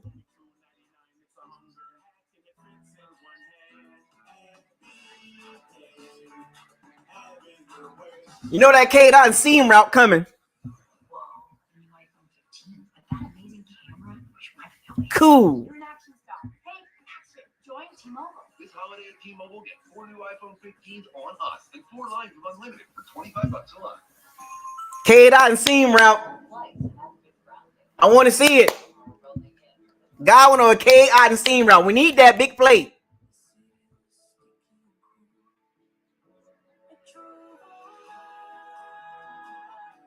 The distance is nothing when home means everything.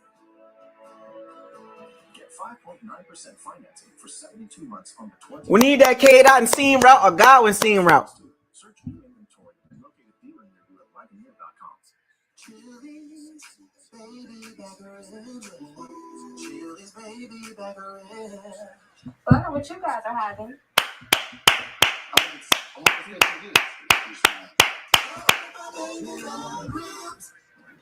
For this week only, you can get NFL Sunday tickets starting at just $89. And Saints gonna lose to the Falcons. Watch your team in the Can you believe this? This division is so bad, bro. Sign up now.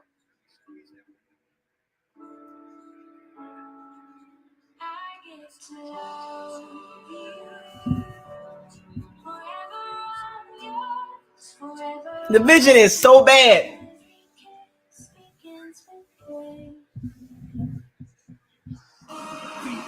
How are we losing to the Colts, man? Sponsored by Grey Goose, Viva Vodka,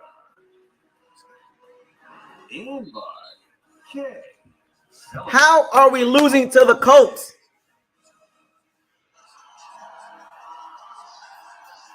Monument Circle, downtown Indianapolis. Temperature starting to drop. And Baker trying to turn up the heat. On a 2nd and 8, they give it to White. Arguably his best game of the season, certainly on ground today. Tackled there by Franklin and Speed. And that's going to set him up with a 3rd and 4. Tampa Bay has all 3 timeouts. Come on. This is 2-down territory here. Next football is loose. Who's got it? Oh, man. God dang it, man.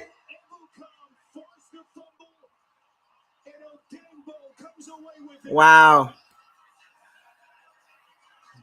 And once again, it's this Colts defense, man. Tristan Wirfs, man. What's up, man? Fam, what you doing? Tristan Wirfs, and he gets back there so fast. Mayfield just doesn't have a chance. Tristan Wirfs, man. What's the deal? You got to really like the way this front today has come to play. Whether it's Ebukam off one side, Quiddy Pay has got to the quarterback. The difference of the game, man. The Colts front and the Colts running game. Kimberly, hey, baby girl. You tired? Hey, Kimberly, how you doing? Hey, Kimberly. Hey, Kimberly. How you doing? With the money on the table here against Tampa Bay. Hey, Kimberly. The Falcons just beat the Saints. Oh, Baker Mayfield turning the ball over, man. God dang it, man. He'll give you moments, man. He'll give you good moments. The Giants beat the Patriots. Steelers beat the Bengals.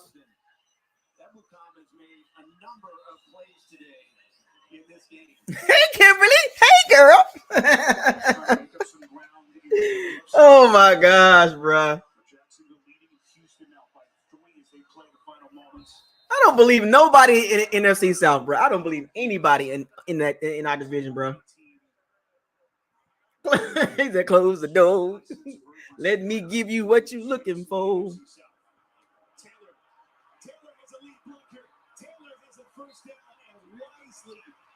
The Colts running game was the difference of the game, bro. And that's going to force Todd Bowles to use his second timeout. And it was Quentin Nelson, the lead blocker. The difference of the game, Colts trenches versus the Bucs trenches, man. If the Bucs want to go somewhere, man, you got to get the trenches tightened up, bro. If you call your timeout, I'm not that great at math, but I don't really think at this point there's anything that he can do with only 43 seconds left. And there's about a minute left. Yeah, how did we lose to the Colts, man? And you only have 2 timeouts. I think your math is better than you think. How in the Gardner Minshew? So basically, the battle of mediocre quarterbacks at best. Gardner Minshew leads the Colts to the victory. The difference of the game was the coach. Dog, Shane Steichen is a rookie head coach. A rookie head coach got the Colts at 6-5. What does that tell you? What does that tell you? As Tampa Bay misses a golden opportunity to pick up a game on the Saints. With that game in Atlanta. What does that tell you? The Falcons over the Saints 24-15. And so it is now Atlanta and What does that tell you? Shane Steichen with Gardner Minshew is 6-5. 27-20 the final. Indianapolis a winner as we go to James Brown in New York. NFL Today update delivered by Little Caesars. So Indy staying in the hunt with that win. Unbelievable, man. Coaching matters. Coaching matters. Adam Shavers with a $5 super chat. 5-12. Do you believe now, Buckos? No, I don't believe Adam. I don't believe Adam. I believe in 7-10. I stand on that. 7-10. It's getting close, folks. Now, the Colts game is another game that I was like, what the heck?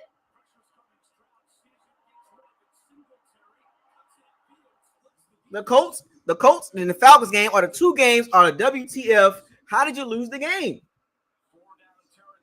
Coaching matters, folks. Shane Steichen is really like that. He's a good coach.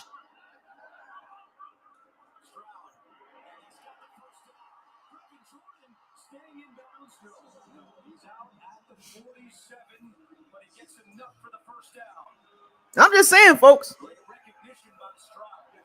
Think about that. Shane Steichen got the Colts at 6-5, and the Bucs are at 4-7. What does that tell you?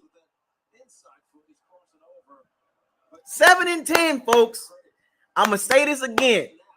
7-10. It is what it is. Don't get mad at me. Grizzlo, $2 super chat. Bowles is the worst head coach in the league.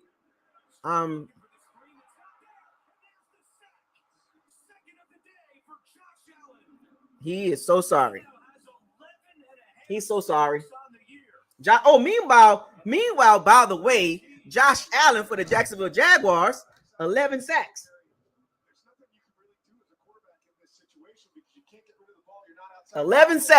We need a guy like that. No Shaq Barrett. What does Shaq Barrett do? He said, but Jameis. Oh, now Bucs fans, ain't no blaming Jameis now. You can't. Look at this. We got a quarterback that really don't turn the ball over, and you're still losing. So what does that tell you? You're still losing, and you're not putting up a lot of points. What does that tell you? You can't blame Winston now. Oh, no, you can't blame Winston now. Who you blaming now? Who you blaming now, folks? Who you blaming? You can't blame Winston now. Oh, the interceptions. Oh, Baker Mayfield. What's going on with that? Baker Mayfield is not turning the ball over like Jameis Winston. And you're still losing. So what does that tell you? What does that tell you? What does that tell you? What does that tell you? You had a quarterback that turned the ball over a lot and you lost, but you scored a lot of points. And now you got a quarterback that don't turn the ball over a lot and you're still losing. So what does that tell you? What does that tell you? You can't blame Winston now. Oh, no, you're going to eat this, Bucs fans. You're going to eat this. You're going to eat this team and his head coach and his quarterback. You're going to eat it. For years, all you heard was Winston turnovers, Winston turnovers. Now you're not turning the ball over. You still can't run the ball, and you're still losing. So what's the problem? It ain't Winston, is it? Huh? Because you blame the turnovers. Now you ain't turning the ball. Now you got a quarterback that's starting to turn the ball over, but Baker Mayfield ain't turning the ball over at an outrageous rate, but you're still losing. So you lost with Dort Cutter and Jameis Winston. You lost with Lovie Smith and James Winston, and you lost with Bruce Arians and James Winston. And then you get Tom Brady with Bruce Arians, you win Super Bowl. And then in the second season, 13-4. And then Tom Brady, you go 8-9. And now you got Baker Mayfield at 4-7. And he's not turning the ball over a ton like Winston. So what's the issue? And out of all those years, you still can't run the ball. Today was the best version of the Bucs running game, and you still lose. Rachaad White had over 100 yards rushing, and you still lose. What does it tell you?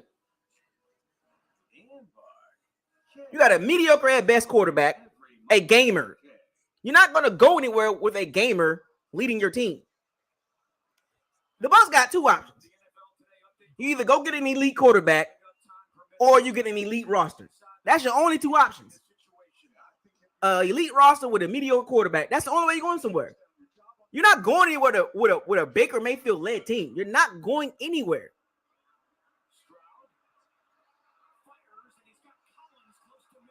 You're not going anywhere. You either get an elite quarterback that can overcome bad coaching, or you get an elite roster with a mediocre quarterback. Which one do you want? You can't have it both ways.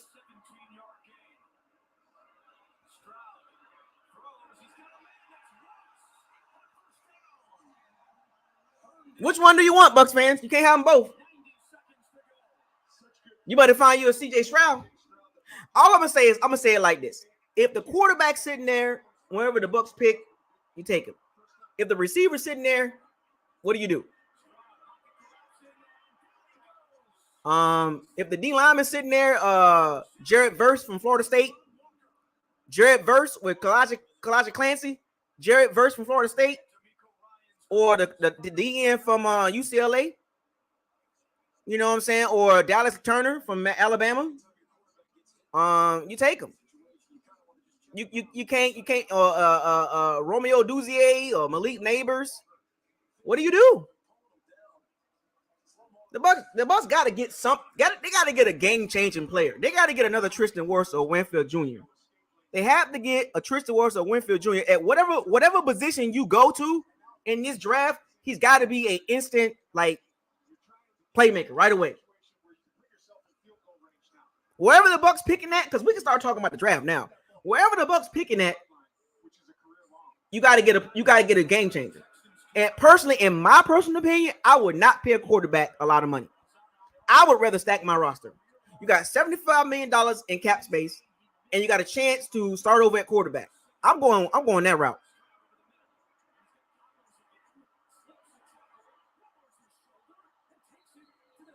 That's the route I'm going.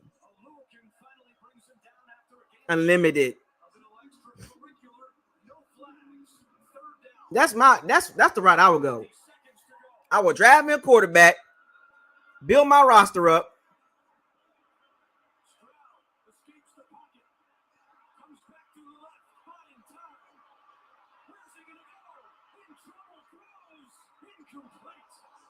I will build my roster up.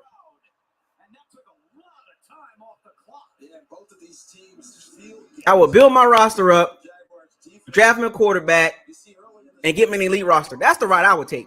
And let my quarterback develop. Evans and Devin White, I don't know, but I wouldn't pay them a lot of money, like big money. But man, oh man, the Bucs got a long way to go. You can't, man. I'm just saying, folks, that's the route I would take. Build your roster up, make an elite roster, and then you can stick a quarterback in there and figure it out.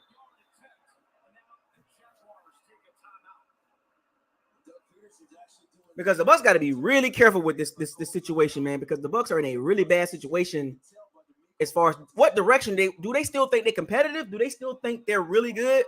Or would the Bucs admit that they're not that good? Oh, we'll do the locker room in a second. Hold on. Do the Bucs admit that they're not that really good, or do they still believe that they're competitive with Baker Mayfield? That is a bad position to be in. That is the worst position to be in where the Bucs are in right now. The Bucs still think that, we just are 1-2 players away. You're really not. You're really not one or two players away. You're really not. And the Bucs are in a bad situation because I think they still believe that they're really good. And they're not. You can't beat the Colts with a rookie head coach with Gardner Minshew. The difference let me give you the key points of this game as I watch this game.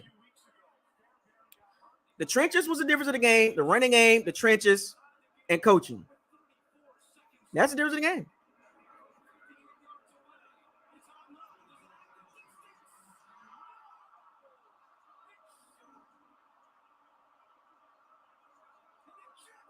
Jaguars beat the Texans by 3. It was close. Field goal bounced off the goal post. All you needed is 1 more yard. 1 or 2 more yards. Another look online. Oh, another yard. I mean, you talk about a game of inches, yard and a half. And we talk about inches throughout the entire game.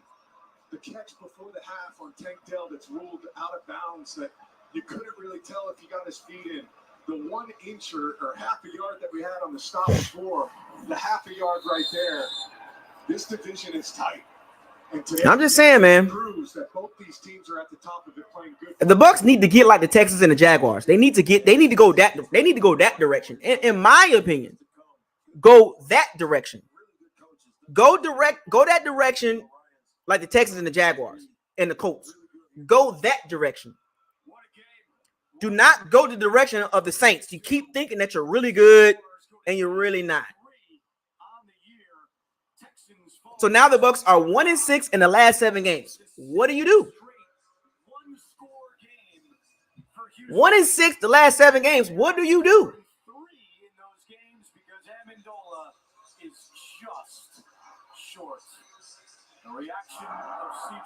I think the Bucs should go the route of the Texans and the Jaguars and the Colts. Start over at quarterback. Get your roster right. Get you a young dynamic quarterback and move forward amicably. Because middling around with Baker Mayfield is not a good idea. Middling around with Todd Bowles is not a good idea. Go get you a Ben Johnson or Brian Callahan from the Cincinnati OC or the Lions OC, or you go get Shane Waldron from the Seattle Seahawks OC. You go get you a guy and get your young quarterback and build that roster up. You do not middle around with Todd Bowles and Baker Mayfield combination. You don't do that. You should not middle around with Todd Bowles and Baker Mayfield. You're not going anywhere. Or go get the Texans OC. Go get the Texans OC. Bobby Stoyanki or Bobby Stoliki, whatever. I can't pronounce his last name. You do not middle around. Or go get Press Taylor, the Jacksonville Jaguars OC. But you should not middle around with Todd Bowles and Baker Mayfield combination. You're not going anywhere. Where are you going? You're gonna end up like this over and over again. And this is no disrespect to Todd Bowles and Baker Mayfield. It's just that you're limited. You're not going anywhere with them. I'm giving y'all the layout that I think the Bucs should take. Come out of this game. It's week 12, right? The Bucs are 4-7. You're not going anywhere, man. Like seriously. Hey, you got 2 games against the Panthers. You should be able to beat them. No, that's 6 wins. The Packers starting to turn up a little bit. The Packers are 3-1 in their last 4 games. The Jacksonville Jaguars are playing really well right now. They're 8-3. And then you got the tough Saints and the tough Falcons games. That's divisional games. They're tough. They're going to be tough. At best, I see the Bucs winning 2 or 3 more games, maybe 3 more games. Out of these next 6 games, I see the Bucs going 3-3. But at the end of the day, what do you have? Like, do we need, like, we're 4-7. It's the same old story. Baker Mayfield, he's doing a decent job, but he can't overcome bad coaching. He don't have that type of talent. He can't overcome, like, Baker Mayfield. He's trying. He's the moxie, the swag. That can only get you so far. Q4 is going to be huge. Gigantic. That can only, and the thing I think Baker Mayfield is playing for a contract because he understands this is it for him. If he don't get another contract here with the Bucs, if he don't get a contract with the Bucs, nobody's taking him nobody taking him. Nobody. But Baker Mayfield can't overcome bad coaching. He's just not good enough.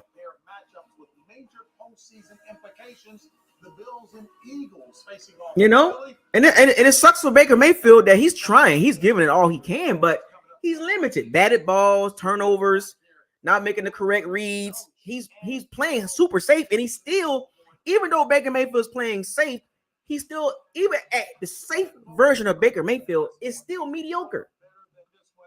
Jacksonville gets it done on the missed 56-yard field goal. And it sucks for Baker Mayfield because he's really trying. He's trying hard. He's trying hard, man. He's trying his best to keep the team competitive, but he's limited. The Bucs got a really young roster.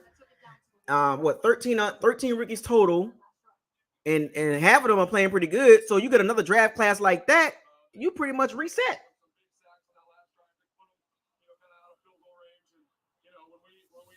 Can't overcome bad coaching, man. Baker's trying. I ain't mad at him, really, be honest with you. I ain't mad at him. Man. But he's limited. He's mediocre at best. And you saw it this game. He had some high moments. Then he had some, like, okay, like, what was that? You know what I'm saying? Like, and then Dave Canales, he's a limited OC. I mean, I like what he does with the misdirection, but I mean, in situations, Dave Canales, The Bucs scored 20 points. Pretty much right at 1 point above their average. But you really can't get mad. Look, I'm not super mad at Canales, and I'm not super mad at Baker Mayfield. But I am mad at Todd Bowles. And here's a dangerous part about getting Todd Bowles out of there. When you bring a new coach in, that means Dave Canales got to go. That means Baker Mayfield got to go.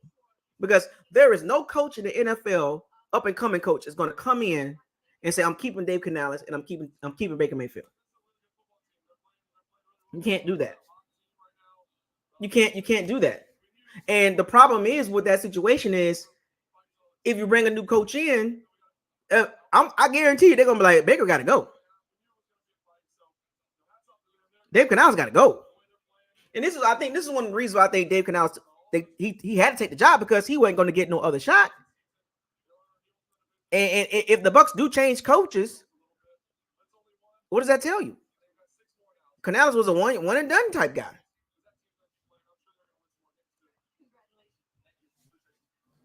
So, at the end of the day, it's like we're as far as the brass of the Bucs, the GM, the head coach, the assistant, like what do the Bucs are in a? I'm explaining this to y'all really, really clear. They're in a bad situation because they're on one end. The GM still think they're pretty good in a way. So does the coach, right? And then on the other end, the reality is right in the Bucs' face, and they kind of like, oh, we're gonna roll with Todd Bowles. I'm like, all right, well, you're gonna roll with him for the year number 2. That's cool. We got his staff, he got his guys, he got the guys he want, and the results are still below average. So last year you finished 8-9, below average. This year you're 4-7. I mean, like, this won't be no when the Bucs were 7-5. Remember when the Bucs were 7-5, and then Tom Brady won 4 in a row against terrible teams at the end of the season, and the Bucs win the Super Bowl. This ain't that situation. This ain't that situation.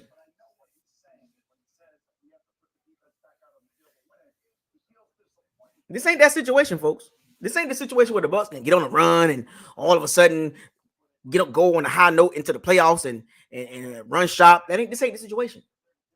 So unfortunately, and it's gonna suck for Dave Canales because he's trying, right? He's working with what he got. I don't think Baker Mayfield is his type of quarterback, to be honest with you. But he's trying to work with what he can. And unfortunately, if the Bucs do change coaches, that means he won't be an OC for the Bucs. So that sucks. Dave Canales is trying. He's in a bad situation too. Because if the Bucs do go get another coach, so let me give y'all the bigger picture here. See, I'm trying to give y'all the bigger picture because the Bucs are 4-7. So I don't care. I can tell y'all the truth, right? I'm a truth guy. What do the Bucs do at GM? Is it possible that the Bucs keep Jason Light as a GM? Is it possible that the Glazers keep Jason Light as a GM and allow him to pick another head coach and another OC? I've never seen this before. I've never seen a GM go through this many head coaches, this many roster changes, this many coaches, this many OCs. I've never seen it. I've never seen a team do this. And the Bucs got to be really careful because if Jason Light stick around and has an opportunity to pick another head coach, he's not.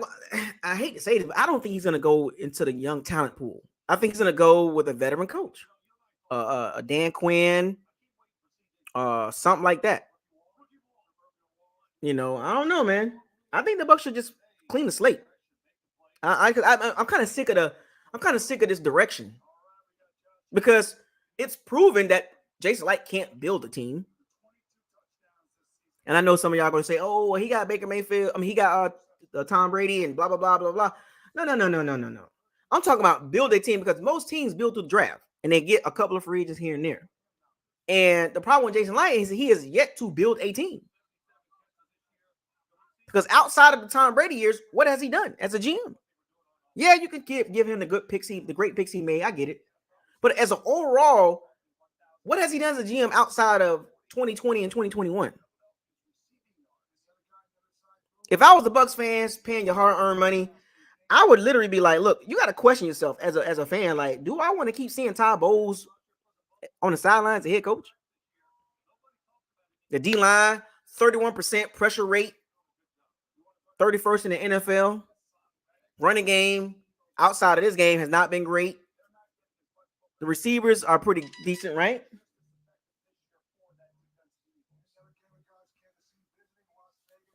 I'm just saying, man. I'm just trying to look at it. I just want the Bucs fans to see it from a bigger picture here. Stop looking at Baker Mayfield like he's the guy. He's not the problem. He's not the problem, but he's not the solution either. Todd Bowles is not the solution. And to be honest with you, Jason Light is not the solution moving forward either. The Bucs need a reset. Like, let's be real. The Bucs need a reset. They need to reset. They got a pretty good young core, and I would like to see them with a young up and coming OC as far as becoming a head coach. There's multiple candidates. Go get your young quarterback because you got the pieces for a young quarterback to come in and play pretty decent. You tighten up the secondary. You tighten up the interior O-line, right? You tighten up that running game, which tightens up the running game. You go get a Press Taylor. You go get a Ben Johnson. You go get the 49ers OC. You go get the Bengals OC. You go get one of those guys. And let him get his quarterback. Whether it's the first round, matter of fact, if you go get a new head coach, let him pick his guy. Because I just don't want to see mediocre. Because if you're going to see mediocre, I'm not spending my money. I'm not going to spend my money on to go watch mediocre. I know I had plans to go to more games, but to be honest with you, I'm good. I'm good, man. Like, I'm not going to spend all this money to go see them play like this, man. You crazy? I could have went to the Colts game. Yeah, I could have. But I just keep thinking, I'm like, why am I wasting my money on this season? Just to keep it 100, man. There's a couple games I want to go to going on the back end of the schedule, but I don't know if I want to go to them. I'm going to be honest with you. I don't know if I want to sit and watch that. I don't want to watch Todd Bowles no more.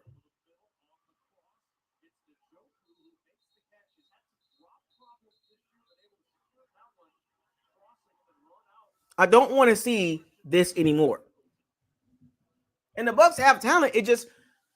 You can have talent, but coaching will make the talent look mediocre. And to be honest with you, I don't want to waste my money on that. I'm not going to be flying around the country, fly to Green Bay, fly down to Tampa to see the Jags. Do I want to go? I don't want to spend my money on that. I'm good. I can watch the games from right here and save a bunch of money, even though I got the money to do it.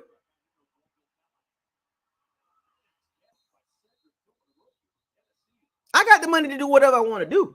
I can pretty much go to be honest with you, I'm going to keep it 1,000 with you. I can literally go to 8 games if I wanted to. 4 home, 4 away if I really wanted to. But I'm like watching this season like, why? I could have went to the Houston game, but I was too sick. But I could have toughed it out, but I didn't want to. I'm just keeping 1-6 the last 7 games. Why would I want to spend $600, $700, $800 for this? For that product? You crazy? I am smart with my money, folks.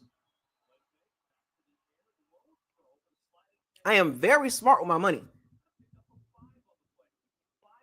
I'm not gonna. If the Bucs were like 6-5, yeah, I would go some more games. But they're 4-7. Why am I wasting $700, $800, $900, damn near $1,000 to go watch my team and that product with Todd Bowles and Dave Canales and Baker Mayfield? I don't want to watch that in person. I'm just keeping it real with y'all because what the direction that the Bucs are going is, I don't like it. I don't like it, and I'm not going to keep putting my money into that.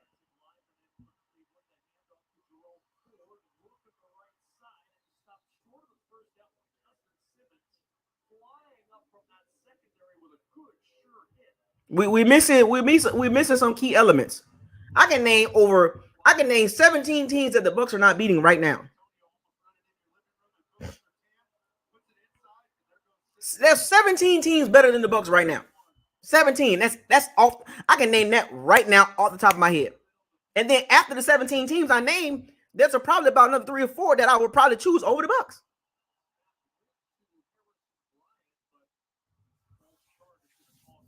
not going to no more games, man. I'm good. I had it lined up for the back end of the season if the Bucs were competitive. I'm not doing it. No, thank you. I'm good. I'm good.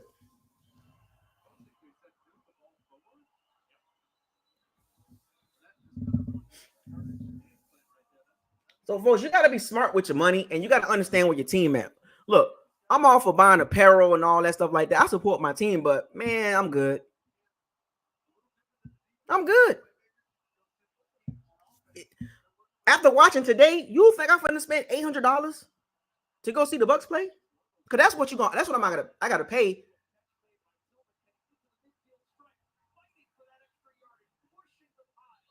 I got to pay about, let me see, the ticket's going to be about $300-$400. Well, I ain't going to say about between $250 and $450. Hotel room for one night, about $130 to $150. And then the rental is about $79, about $50 to $100. Then you got food at the stadium, because I'm going to get a little hungry. That's about $50 right there. Then you got gas. Yeah, I'm not doing that.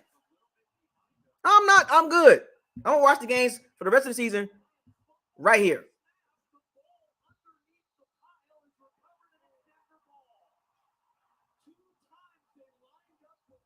I'm good.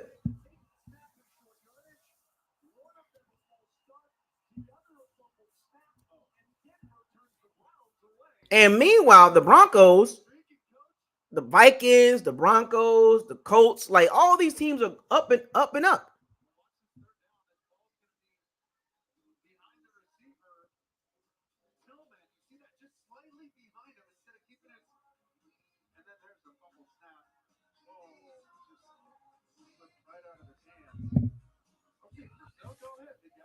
Let me find out Sean Payton making the Broncos win. See, that's the problem. Coaching can mask a lot of bull crap, but when you have poor coaching, you can overcome poor, mediocre play. And let's be honest, overall, like the Bucs are not terrible. Okay, let me make that clear. The Bucs are not terrible, but they're not good either. See, terrible is like the Patriots, right? Giants, Patriots. That's terrible. The Bucs are far from it because the Bucs are competitive. But being competitive, that means you're average at best. That means average is 8 and 9, 9 and 8. You know what I'm saying? But the problem is with the Bucs, anything below 9 and 8, it's almost like basically you're spinning the wheel. You're in a hamster wheel. You're basically repeating what you did last year with a different quarterback.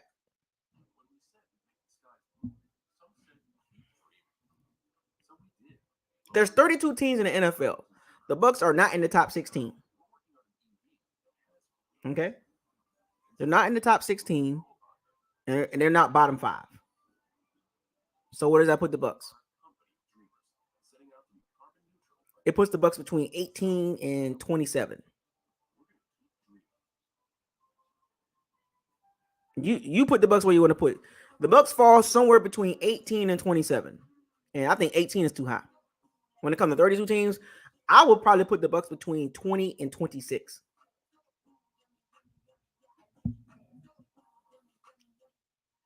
I would probably say 2021.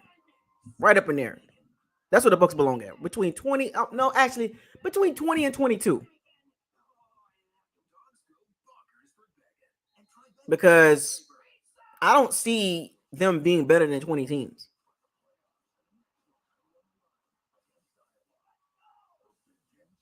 I mean, look, Baker Mayfield, he had his moments. You know, he had under 200 yards passing, 2 turnovers.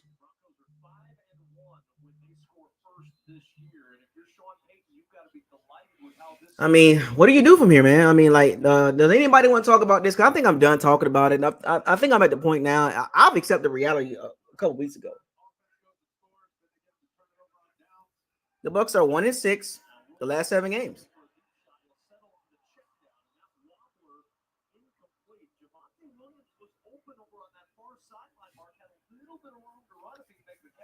I don't know if that got tipped on the end. Let me here.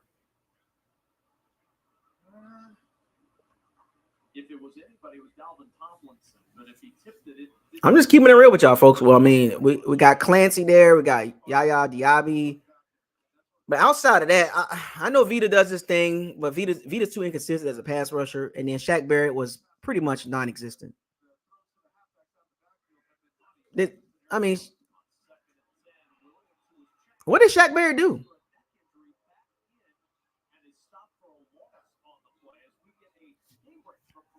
What did Shaq Barrett do?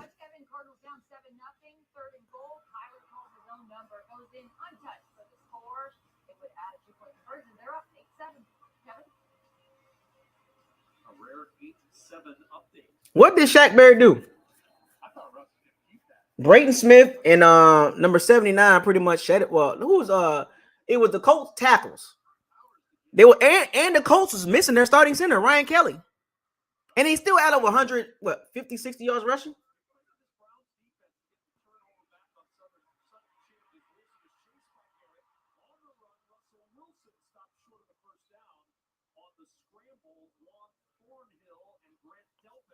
I'm just keeping it real with y'all, folks.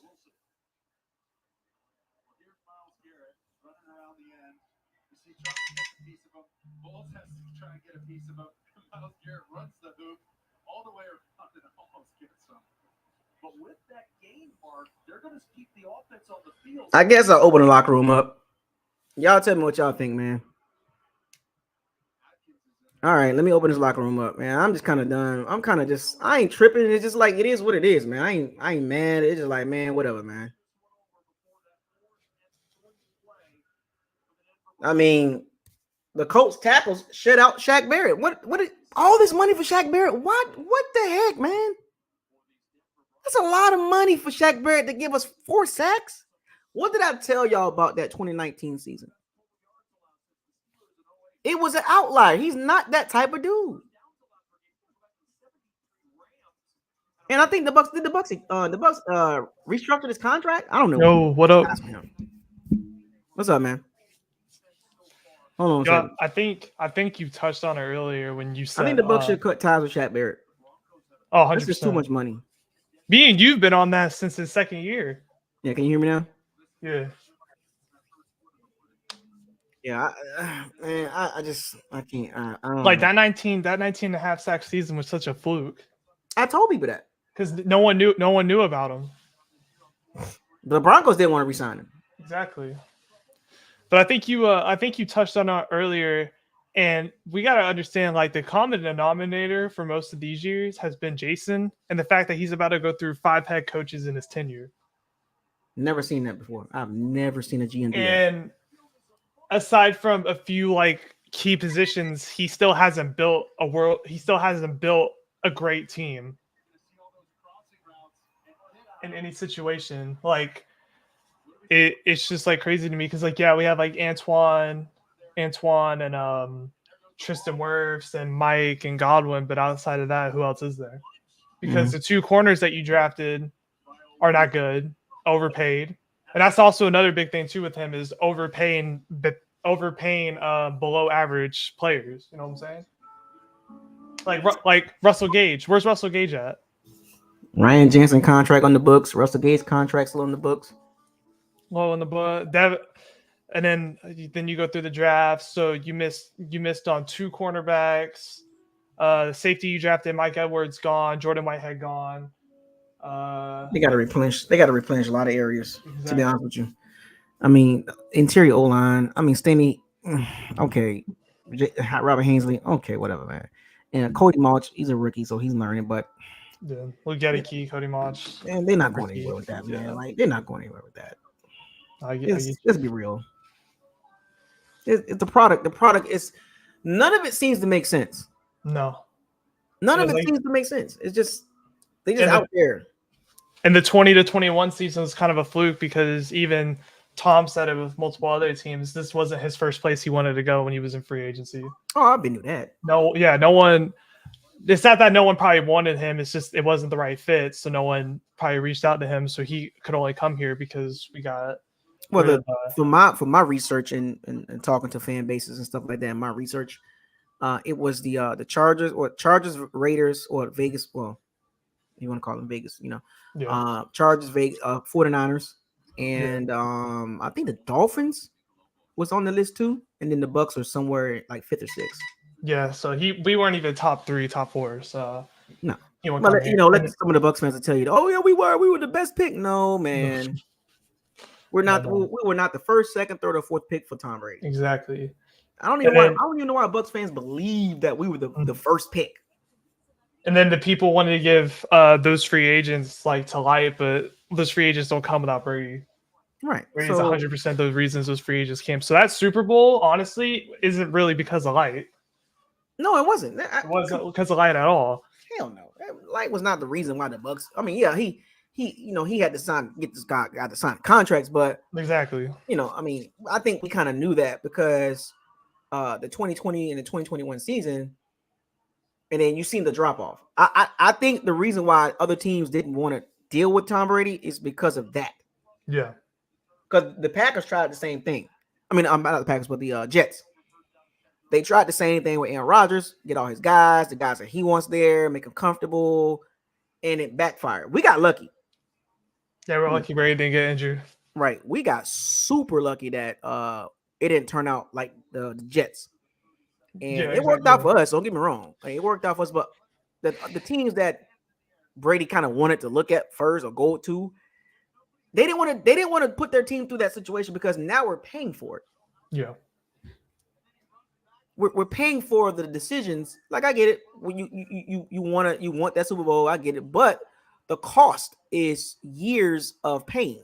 And like aside from those 2 seasons, has Jason Light even had like a positive record? Yeah, 2016. 2016.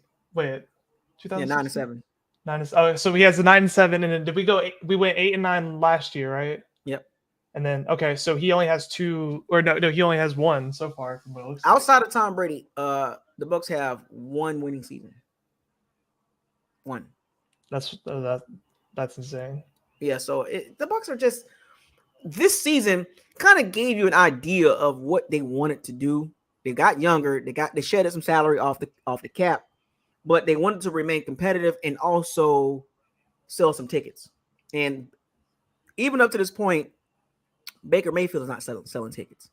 No. Nobody. No. We don't go there to watch Baker Mayfield. I'm sorry. We're good. You know what I'm saying? Nobody's paying for Baker Mayfield. Like nobody's doing that. I think that was the business decision to sign Baker Mayfield to keep us relevant. But now the reality is, to me, I think the reality has set in, and it's like, bruh, like you're not going anywhere. But the Todd Bowles and Baker Mayfield connection, that's terrible. Like, and I hate to say it, and I don't want Buck fans to get mad at me, but that's a terrible combination. Pick one. Bowles or Baker Mayfield. That's terrible. And I'm gonna be like real honest. I thought Nathaniel Hackett, when he was on the Broncos, clock management was bad, but I think Todd Bowles might actually be worse.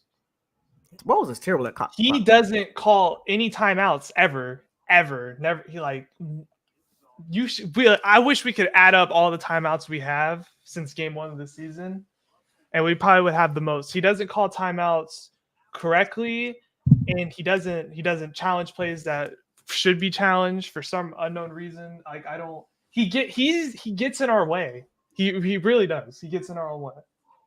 I don't look. I know Jason Light, Todd Bowles has a history from Arizona. I get it. Yeah. But it's gonna be interesting to see when this season play out.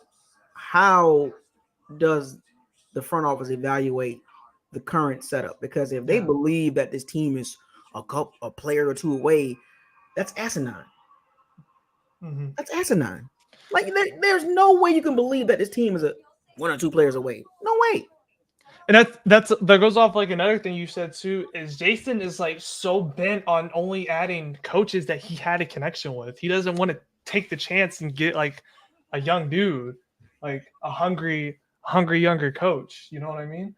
I'll be shocked. I ain't gonna lie. I'll be shocked if Jason Light gets another opportunity to pick a head coach. I will be shocked. Because I don't see Todd. I gotta call it how I see it. I don't see Todd Bowles as the Bucs head coach next year. I don't see it. I just don't see it. Because think about it.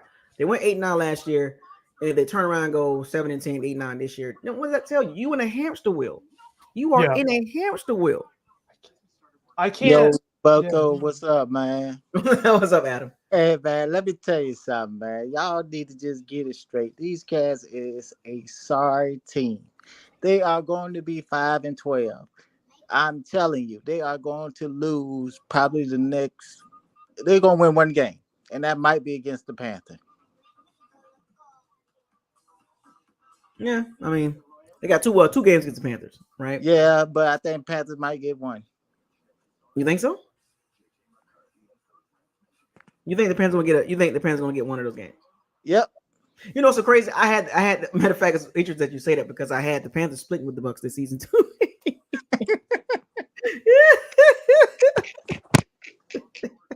It's funny you say that because I got the Panthers splitting with the Bucs. I do.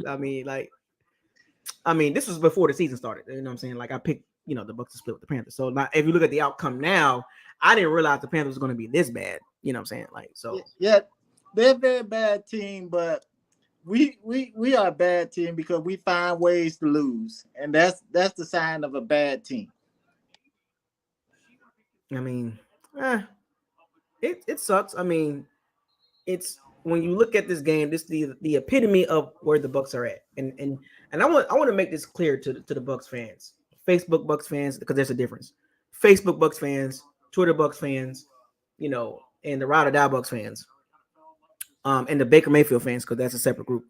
The epitome of the Bucs is you saw it today. Glimpse of hope, not enough of it though. You know what I'm saying? Like, oh yeah, Baker Mayfield. Then it's like, then you look at the totality of the game. It's like, well, what was this? Just look at the game overall. Like, okay, Rachaad White had 100 yards rushing against a Colts defense that's not good stopping the run. You know what I'm saying? So how much stock you gonna put in that? You know what I'm saying? Like, well, you're supposed to run the ball against the Colts. They put the numbers up. Colts can't stop the run. So, of course, Rachaad White going to have a good game. You better have a good game. If you didn't have a good game as Colts, that's a problem. Well, we already know it's a problem, but come on, man. You know what's crazy? The one game we go over 100 yards, we still lose. Rushing. Exactly. Baker Mayfield had 199 yards passing. He is not a 300-yard passer. He's barely average at best. Baker Mayfield will overthrow and misreads. He's just not good. Period.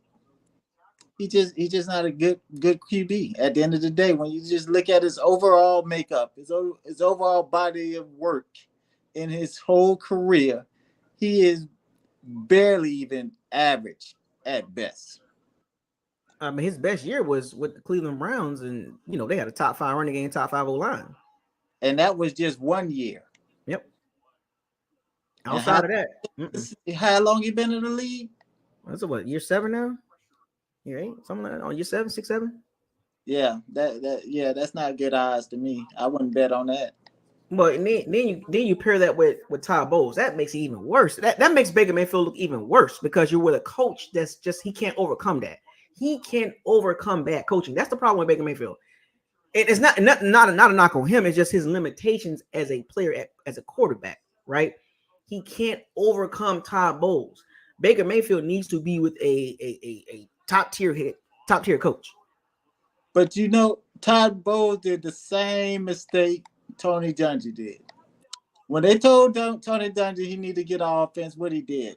Pick the rookie OC.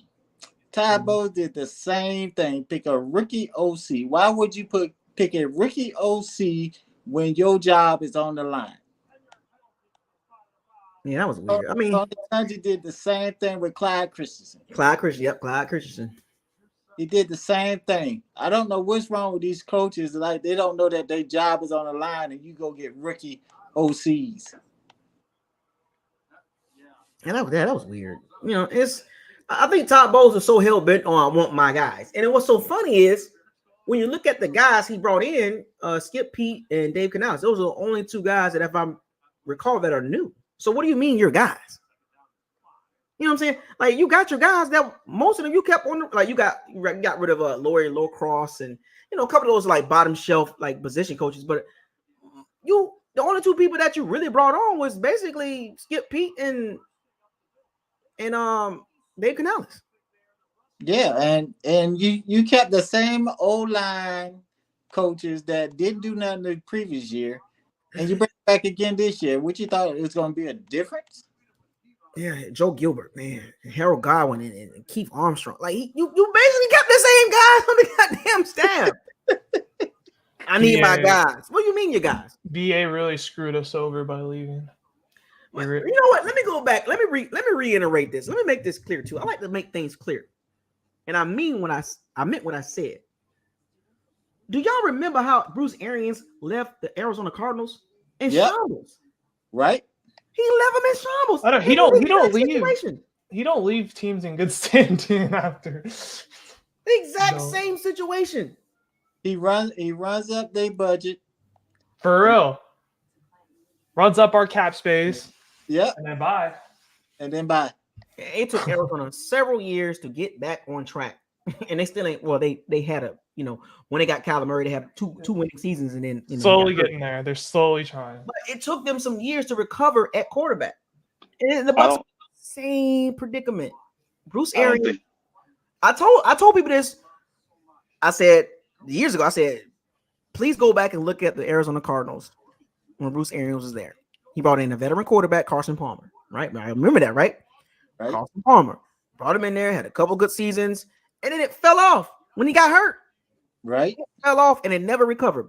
Who was there? Josh Rosen was there. Blaine Gabbert. You know what I'm saying? Like, and the Bucs are in the exact same situation. Hey, I have one question. Why didn't we trade Devin White? I don't know. It baffles me for a dude that can't cover.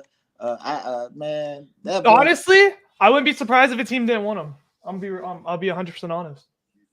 Bro, when he missed Minshew on that run and overshot and couldn't even grab him and get him to the ground, I was done. Tryout on that play. I was done. I was done at that point. And Bowles not calling the challenge that Mike told him to challenge. Yeah, that's your own player is telling you he caught that ball and you don't want to challenge it. That what changed if you didn't get that fourth down? That could have changed the whole dynamic of this game right there. And because the head coach is too scared to call a challenge, bro. What are we doing? And you could argue that us rushing to get that on that play that Baker fumbled, us rushing instead of just calling a timeout to rethink the situation and just going for it when you had under a minute left? Or no, not under a minute, under 2 minutes left? Why? I don't understand.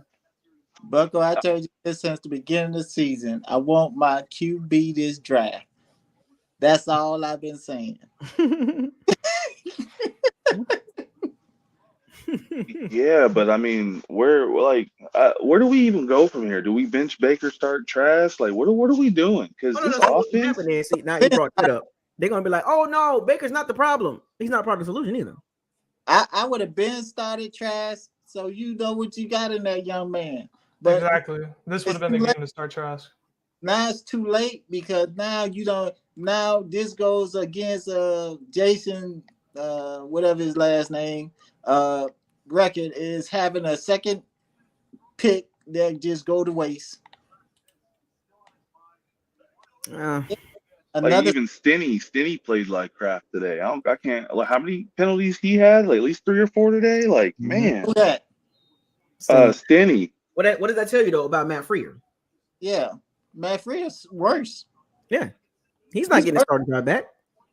Matt Freer get pushed in the backfield. He got no. I keep Stinny out there. And they didn't even have one of their star defensive players who they released the other day. Crazy. You got Christian Wirth out there on one leg. So I don't care if they say he was good enough to play. That dude looked bad out there. He shouldn't have been playing. He shouldn't have been playing. No. And let's not forget that if that cornerback was a little bit taller, that's an interception. Oh man, Baker throw interceptions and he just lucky people can't catch. But here's another thing too, because we keep talking about we need a quarterback. We also need somebody back in the secondary too, because Carlton Davis he did what he was supposed to do today, but guys like Dean, they're just too inconsistent. And then you're going to need a middle linebacker too. So And it's then we like overpaid. We overpaid cornerbacks that aren't even good. we have so many holes, bro. It is insane. And we have what's haunting us right now is the miss on all those drafts we had. It is coming back to just bite us, bro, because we have no depth. We have no sense of direction of where we're going on offense. Like this team is in shambles. When you got a GM that don't pick talent from collegiate teams, yes, you will be trash. You know, this is a great conversation to have because, looking at the Bucks, 1-6 the last 7 games. That tells you the direction of the franchise. This is why I warned you guys. I'm not talking about you guys in Pacific in the locker room right here. But I literally said this at the beginning of the season when the Bucks were 3-1. I said, folks, relax, stay humble. Wait till about week 8, 9, 10-ish. See where the team at. Lord beholds, I was right again. Like, I didn't get hyped up. I was like, okay, 3-1, okay, cool.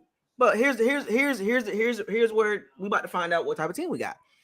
Eagles, Saints, Lions, Falcons, Bills. You see where I'm going with this? It was like, wait a minute, what's going on here? Why did we lose that game? And then we lost the Bills game. What's going on right there? Oh, wait a minute, we lost the Texas game. Wait, look up again. Wait a minute, we lost to the 49. What the? Just like that. I just don't understand it though. How you go 3-1 and we are 1-7? Like, what the hell happened so quick for this to just burn? We went 3-1 because we was healthy, and we were against pretty much average teams. Some a little below, but we were healthy. And once those stopped piling up, and like I knew, we was gonna take a dip. We don't have the roster to overcome bad coaching, rookie head coach, rookie OC. We don't have enough juice to maintain injuries. Like the roster itself just needs to be replenished. We don't have no speed at wide receiver. I'm just gonna say that off bat. They look slow out there. Godwin, he looks slow, and we always know Mike slow.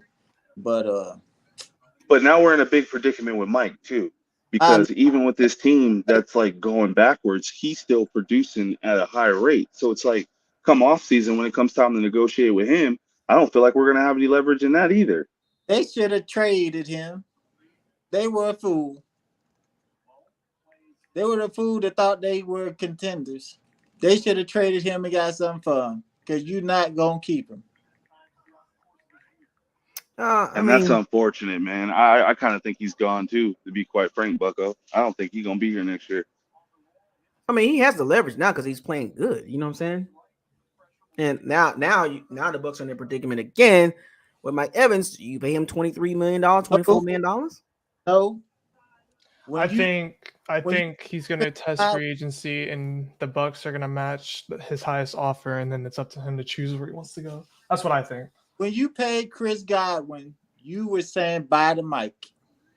Yeah, I think that's kind of what it was. And the Bucks will be a fool to pay Evans $20+ million along with Chris Godwin. That's a stupid move. You can't do that. You'd be crazy. I love Mike to death, but I love him to death too. But I would not pay 2 receivers $20 million. No way. Hell no. Ain't no way. Are you serious? You out of your freaking mind? You're gonna pay Godwin and Evans $20+ million? I just don't want to see him go. I don't want to see him go either. But from an organizational standpoint, from a roster standpoint, from where the direction you head in, you just don't do that. That would be a ridiculous move to make, to pay Mike Evans $23, $24, $25 million at this point of his career. Man, that's why I say draft a quarterback. Move up in the draft to get a quarterback. Because I don't trust cornerbacks neither. Because they should lie to go get somebody from Harvard University, and then he'll be saying how smart he is. Nah, forget that. Go get the quarterback. You are not going to have to move up in the draft. This team will be 5-12. You are not going to have to move. I guarantee that. I think drafting Kyle Trask, that was a waste of time because the franchise made it a waste of time. Yeah, they They gave him did that to him because all training camp, man, he was beating Baker Mayfield all in training camp. But Baker Mayfield, you know what I'm saying, man? He the name. He now the tell, name, man. And they sold us on that old fake competition. now tell They me know they can what make Baker Baker Mayfield just to sell now, tickets. what Baker's doing now, why can't Kyle Trask do it? That's what I'm saying. I'm like, forget it. Shoot, man. I mean, you ain't got nothing to lose, man. That Baker's doing, not to me. I mean, he's not. See, the thing about Baker, man, He's not the whole problem, though. That's yeah, the And issue. he's the main problem. I don't, you know, he's. I don't when even you think go he's to the the main offense, In I'm my problem. talking about opinion, offense. watching the game and just watching the season as a whole, he's not the problem, but he's not the solution. If that makes sense, like he's doing what he can, which means your team is going to be milling around at best on the Bucks' best days. You're gonna be milling around with Baker Mayfield in general, but he's a part of the problem and he's also not part of the solution. If that makes sense. I mean, that stuff happened though, Bucko, because when you get towards the end of the game, defenses they start playing soft, and then all of a sudden he completing all these passes. Correct. But then when you go in the second, third quarter, man, the dude be playing like straight trash though. Once again, though, like I said, he is not the only problem. He's a part of the problem, but Hey, he's not the solution. hey, Bucko. I'm looking at this 2021 draft class, and it looks like they might be all of a miss. I kind of figured that. 'Cause you got right here, like you got Tryon. He probably won't be on the team much longer. Trask, Hainsey's not even a starter. So we also got to do something about center. We can't forget that either, because Hainsey's not that. That's why I asked, is quarterback the main priority? Because we have so many Oh holes. yeah, you can't start an organization without a good quarterback. You definitely got to. I would say quarterback because I'm ready just to go ahead and draft one and start building the team. That's Because right. because man, here go the bad part. We missing out up on deep tackles. We missing out on cornerbacks anyway. We missing out on linebackers now. That's what I'm saying. I mean, man, it really don't even matter at this point. Because I don't want to pass up because we could have got Josh Allen. We could have got Lamar Jackson. Man, it's a bunch of quarterbacks that, man, we could have actually got. But I know we had Brady at the time, but, man, I'm just saying, though. I mean, man, you can't afford to miss out on one. And then next year, we'll be saying, man, oh, man, we could have had that dude. We could have drafted that dude. We could have got him to go get a cornerback that ain't going to be productive next year because he'll be a rookie. I mean, and then it's Jason Light picking him. So you know he might go pick somebody from Backyard University somewhere.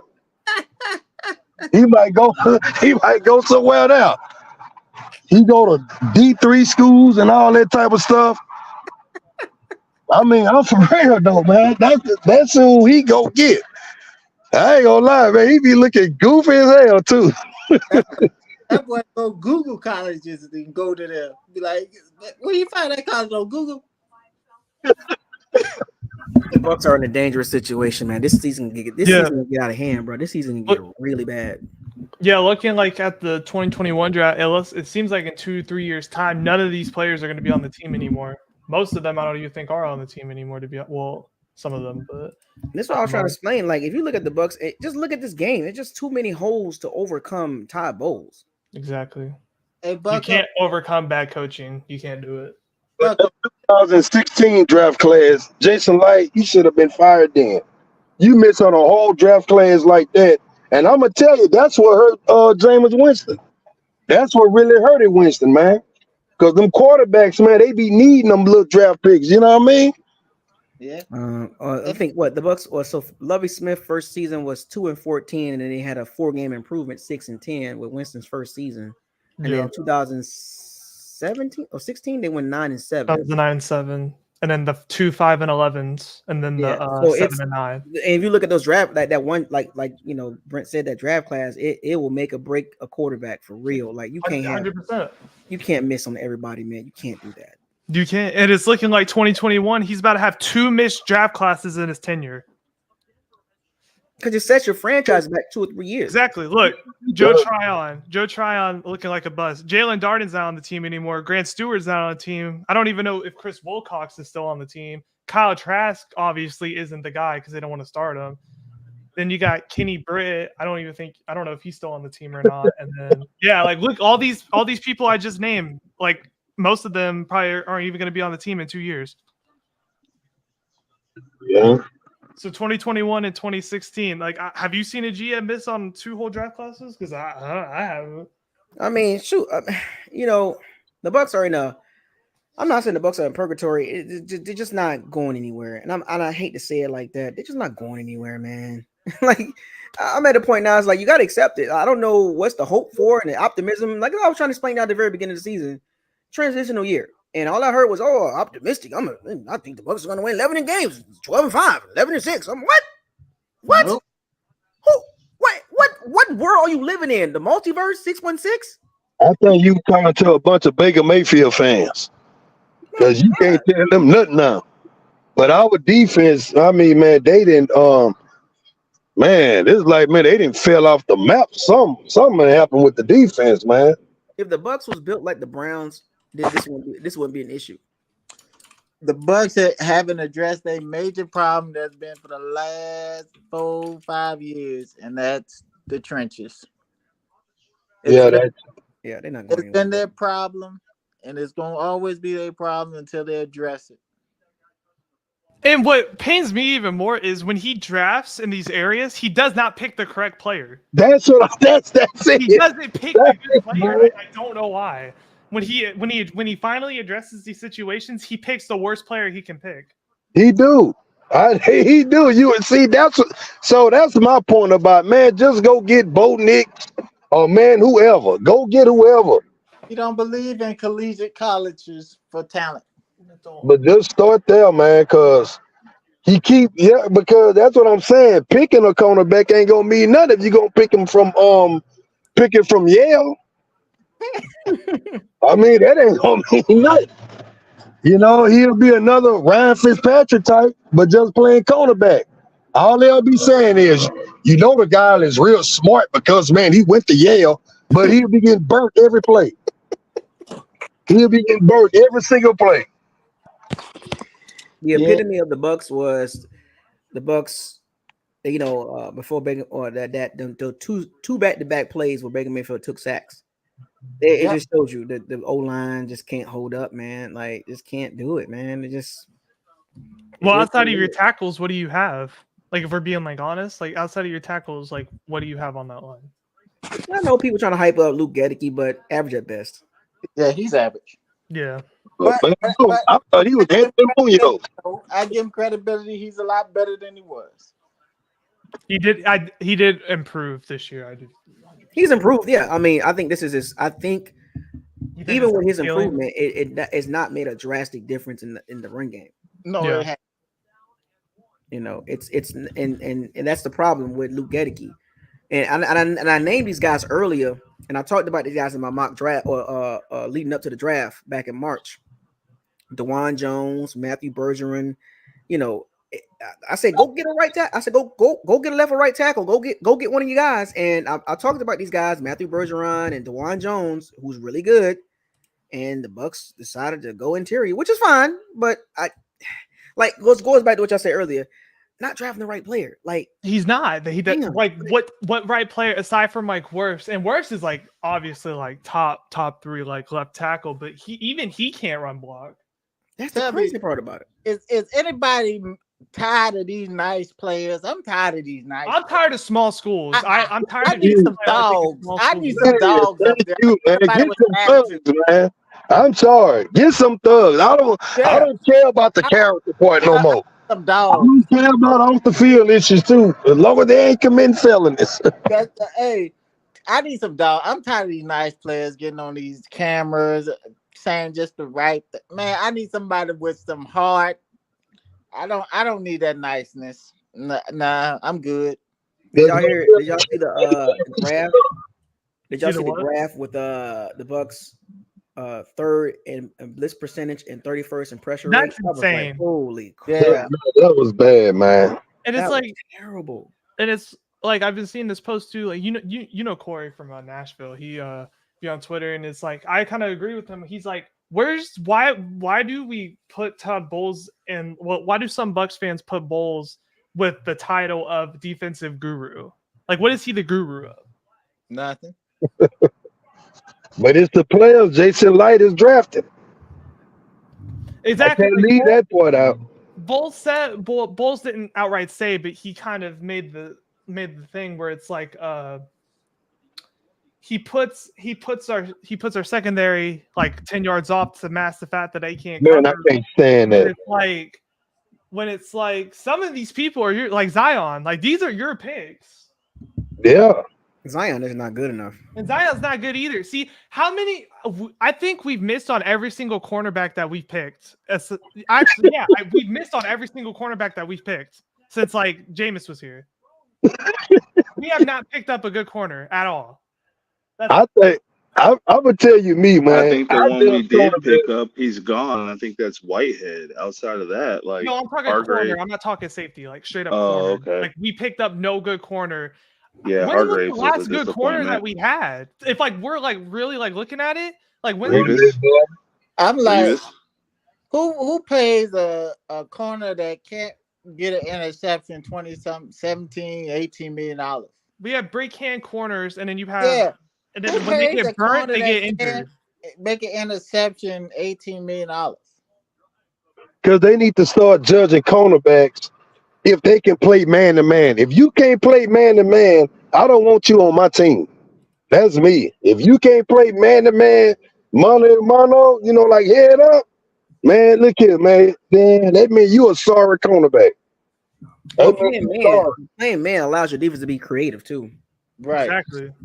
Yeah, that means you just sorry. So We're yeah, stuck in man. zone. We only do zone blitzes. We're literally stuck in zone purgatory. That's on defense. That's what we are right now. They can't even play zone. That's that So is sad. it They so can't is it play the zone players or correctly is it the either. scheme? So is it the players or is it the scheme? It's the players. It's both. It's both.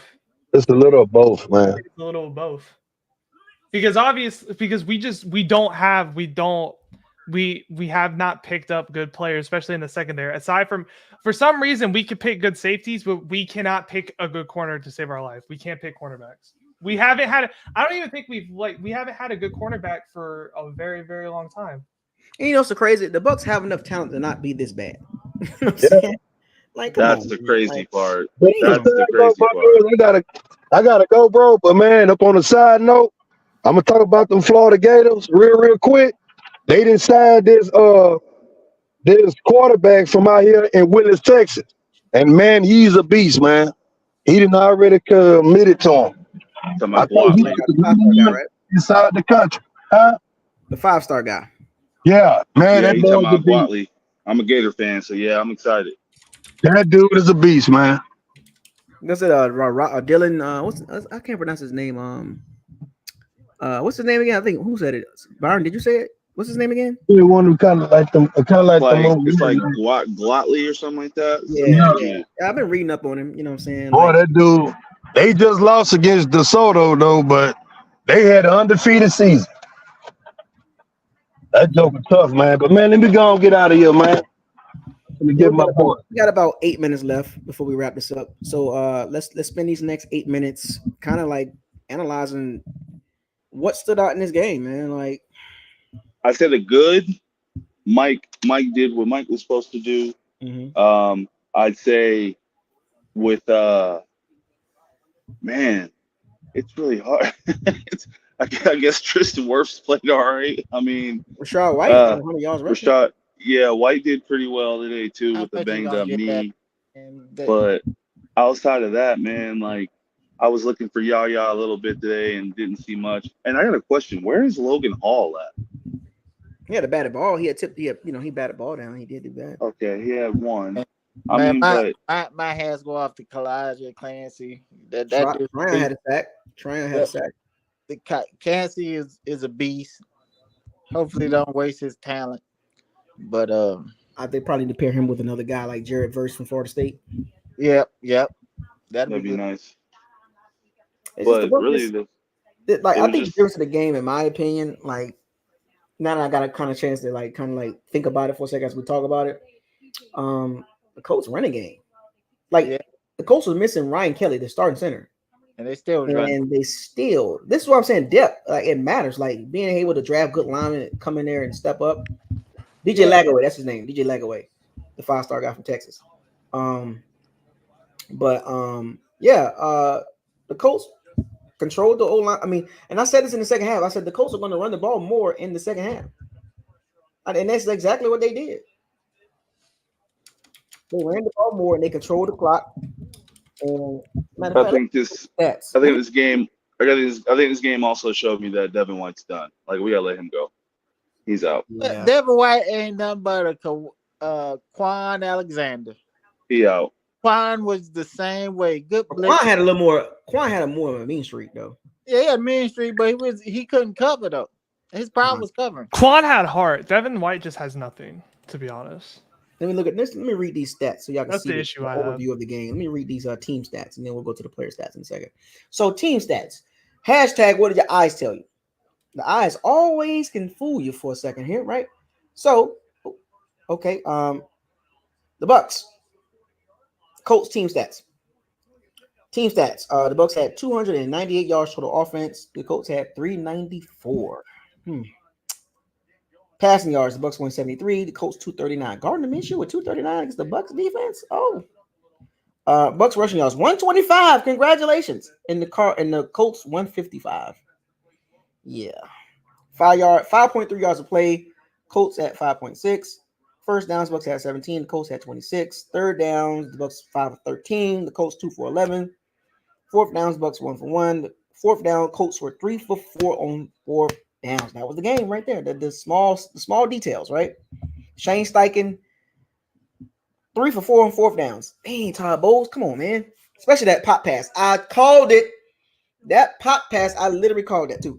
Total plays. The Bucks had 56. The Colts had 70.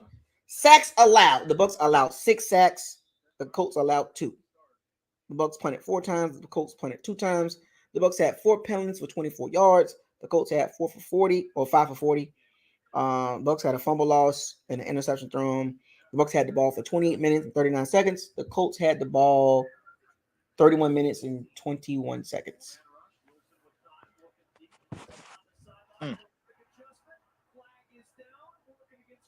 So, Baker Mayfield 20 for 30, 199 yards, 2 touchdowns, an interception, and a fumble.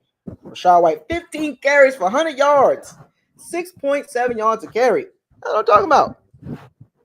Evans 6 catches for 70 yards, 2 touchdowns. Auden 4 for 45. Godwin 3 for 45. I don't know what's going on with Godwin. Interesting. Trey Palmer 4 for 17. Had that big drop. Payne Durham 1 for 12. Rashad White 2 for 10. Sacks. Clancy had 1. Tryon had 1. Yep. So, Yeah, man. What is going on with Chris Godwin, man? I'll be real though. Try on sack. I feel like it was designed for him to get one. Because did you see that play? Well, yeah, he came off that edge. I don't know. I feel like I don't know. I talked about that play on the Tryon sack. Gardner Minshew rolled right into it. He should have stayed in the pocket. Go back and watch all 22. Literally, the pocket was right there for Gardner Minshew, and Gardner Minshew with the happy feet rolled to the right as he usually does. Yeah. Yep. And we were leaving the middle of the field open all day. Alec Pierce was open a lot that today. was all him. Honestly, it was Gardner more than it was Tryon. Alec Pierce was way too wide open too often today for my liking. Yeah, he was open quite a bit.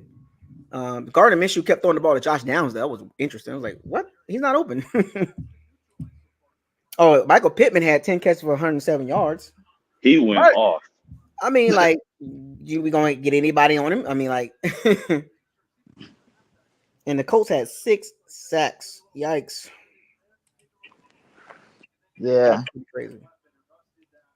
Yeah, That it was like somebody had to win in this game. That's what it looked like to me. And the better team won. The better team won. And it's so frustrating because I just thought the Bucks were just better than the Colts. I really I did. guess not. I thought the Bucks were legit better than the Colts, like straight up. No. They are a bad team because of their coach and some of the players. Oh boy. Yeah, this is a rough game. Like I said, and I was talking about this earlier. I'm not going to the moon. I'm not going no game. I'm good. No, I get you. And Twitter's been getting crazy, or X, whatever, has been getting like very crazy because everyone's like, if you want the Bucks to like lose for like the draft pick or whatever, like you're not a fan. I'm like, they don't want to win, so why should I want them to win? Like, you know what I'm saying? They don't. They're playing like they don't want to win. So why should I waste my breath and like get mad or like whatever when they don't win? Yeah. Either? Because I don't know why. You shouldn't if argue. You should not be mad. You should not be fussing amongst each other about the team. It is what it is. Like, you know what I'm saying?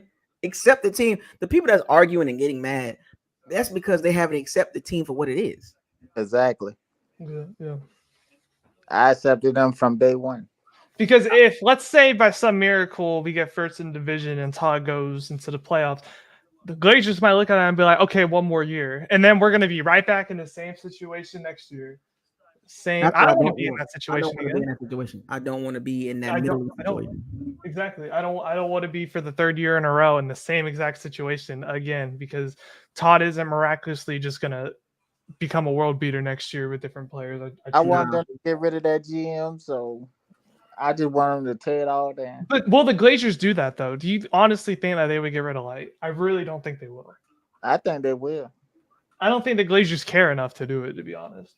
I think the Super Bowl, they're gonna hang on to that Super Bowl. The Glazers gonna be like, "Thank you for that. We're gonna give you some more seasons." Exactly, 100%. And I don't want to. Might have another like 2 years. I'm gonna be honest. That sucks too, but I don't want to see Jason Light no more. To be honest with you, I don't either. Bucks fans swear up and down he's like this great GM when it's like, what has he done? That's because he can go out there and he can get veteran players. That's about it. I know that's the whole mentality is we're veteran over everything. Like, I don't get it. Right. He don't know how to build a team. You know, he can go out there and find a veteran or two, but I don't know if any veterans want to come to us now. That's his approach as a GM. You know, right? He rather go with the veteran guys, and hopefully it'll work at some point, which it did with Brady and the company.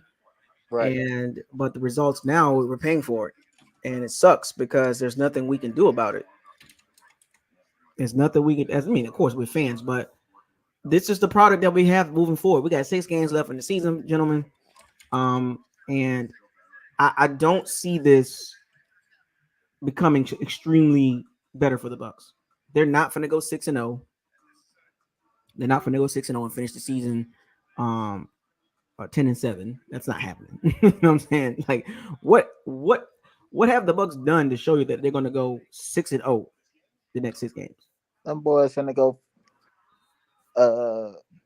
1 for 6. That's what I'm giving. I hope the Bucks can win 3 more games, which will complete my 7-10 prediction. They're close. I mean, they're right on track. You know what I'm saying? To be honest with you. Hey Isaiah, I don't know if you ever said it or not, but have you ever said it? My bad. Adam. Go ahead, bro. I'm sorry, man. Go ahead. I was just buying with Bucko. I was just asking, the panel. I don't think Isaiah said it, but do you think Todd Bowles should be fired? Clean sweep. I want to hear from Isaiah. I don't think he should have got on the plane after this game. My direction for the Bucks, I would just wipe it clean.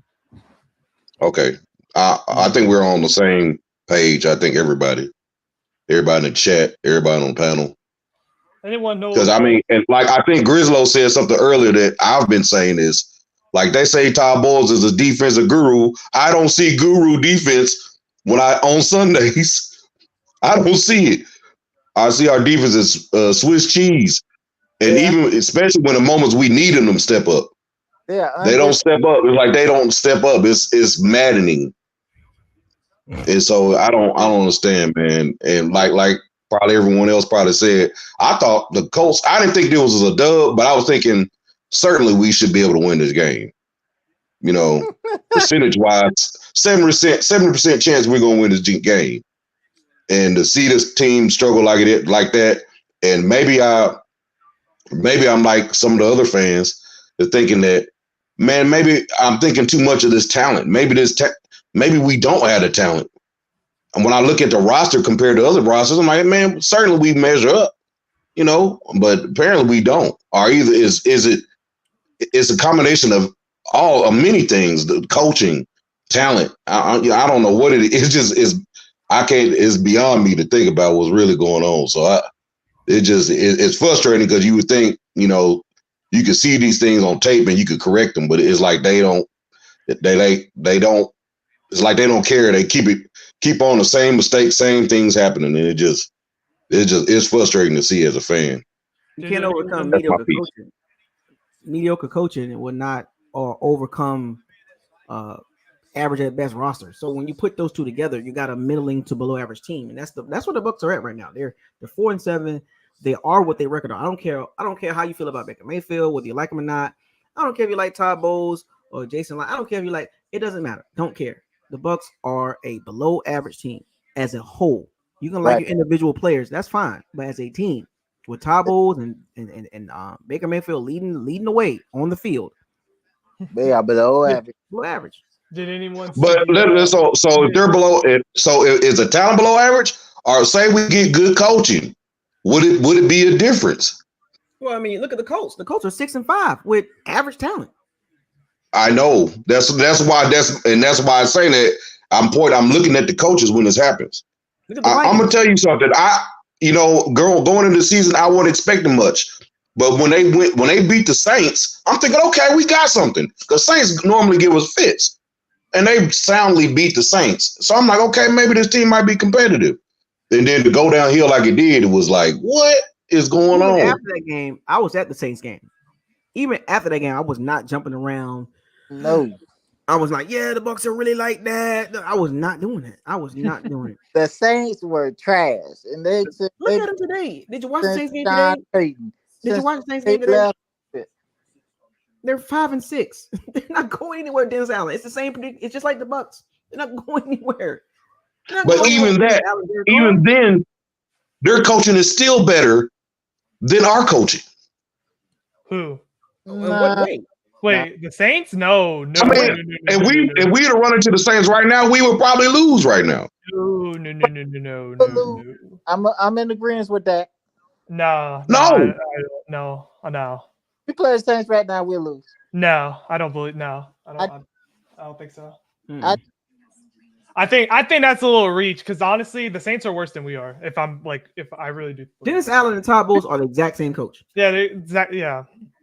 So there's no big difference between the two. So if you're trying to compare the teams, whoever win that game, the second game in Tampa, it doesn't matter. My point is, it doesn't matter whether the Saints win that game or the Bucs. They're the same teams.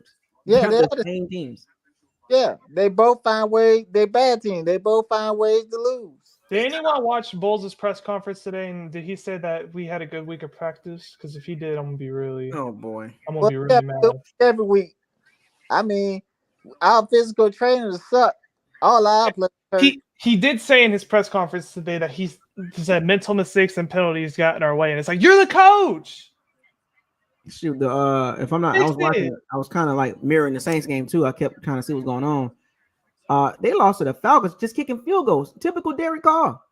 Right. Oh man. Typical Derek Carr. Field goal, and he ended up losing 24-15. Like, where are you going with that? Just like Baker Mayfield. Where are you going? Where are you going? And the Saints, the thing about the difference between the Bucs and the Saints are in a much worse predicament. Right. I say worse, but the much worse predicament because they gave that knucklehead Derek Carr $70 million. That's right. Guaranteed. At least we didn't do what they did. We didn't give Baker Mayfield $70 million guaranteed.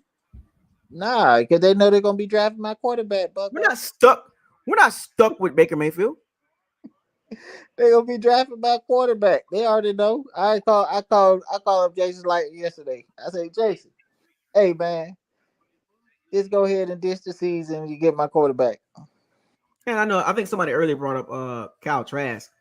I would, I mean, it wouldn't hurt to play him one more game, maybe, one more game. I mean, one more game. I mean, because if you lose next week against the Panthers, I believe, you're literally 4-8, bro. And 1-2 in the division.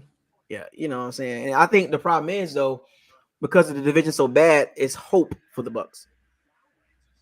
It's like why? Like what? Like what? Oh, what do you get from the Cowboys beating you in the so playoffs? what happens if the Panthers win next week? Oh man, you might. It's highly likely they can win. Yeah, I got them to win. Don't worry, I got them to win. I mean, it's highly likely. You're right. I mean, I don't see another game on here that is. I can't say with confidence to say, hey, man, we got that game. It's no game at this point. I don't know what team are we gonna get. I don't know if we go. I don't know what team is gonna show up. You know what I mean? So it's like, man, we can't get consistent play. Consistent play calling. Nothing consistent. And it's never a game where the defense, the offense are in sync. I think the last game was maybe the Titans game, but the offense really didn't show up really till late, and it had opportunities, but the defense really showed up that game. So I mean, we can't. It's like one game the defense does play well, offense is terrible, and then there's games where the offense plays terrible and the defense still plays terrible. And it's bad. So the offense has been bad the whole year. So I wouldn't expect much from Baker Mayfield. I wasn't a Baker fan, but I don't know, man. I'm even if we drive a quarterback, we have to get rid of the staff. We had to get rid of Jason Light. Yeah, we gonna. I mean, yeah, we had to. We need just a fresh start. Everybody got to go. Everybody got to go, man. I'm with you. Somebody said in the comment section, Days Beats said the Saints have better talent, but both teams have enough coaching. I kind of agree with that. On the defensive offense, they do. Saints got better. I mean, yeah, they got a better running back. Yeah, the receivers are even because you got Ale, whatever his name. And Michael Thomas ain't that good to me. Yeah, I don't know. I like Shaheed. Michael Thomas ain't that guy anymore. And their defense, I mean, tit for tat, their defense is better. Do we play Lattimore? Because he's on IR. He just got he gonna be out when they play. It don't matter.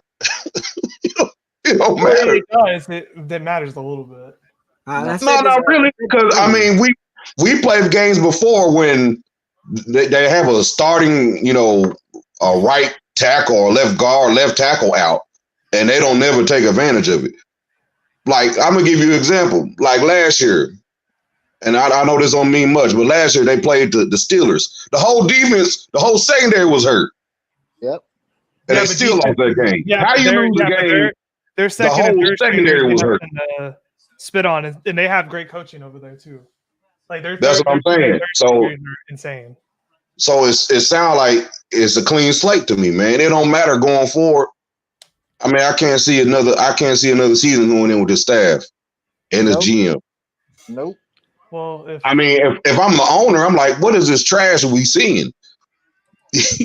And I know why, because of the salary cap hell. I mean, we coming out of it next year, so now it's time to, what's the next move now? Are we driving the quarterback and then building the obviously building the trenches, because that's where it begins.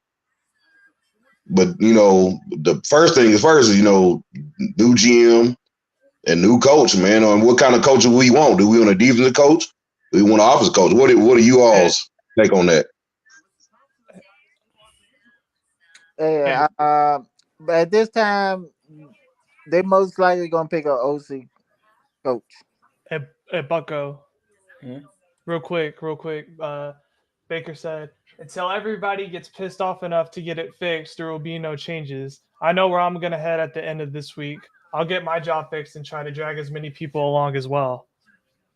I told A lot of meaning behind that quote. I He told said until people get pissed off, a lot of things won't because get we got fixed. dogs. We ain't got no dogs. I keep telling you, ain't got no dogs.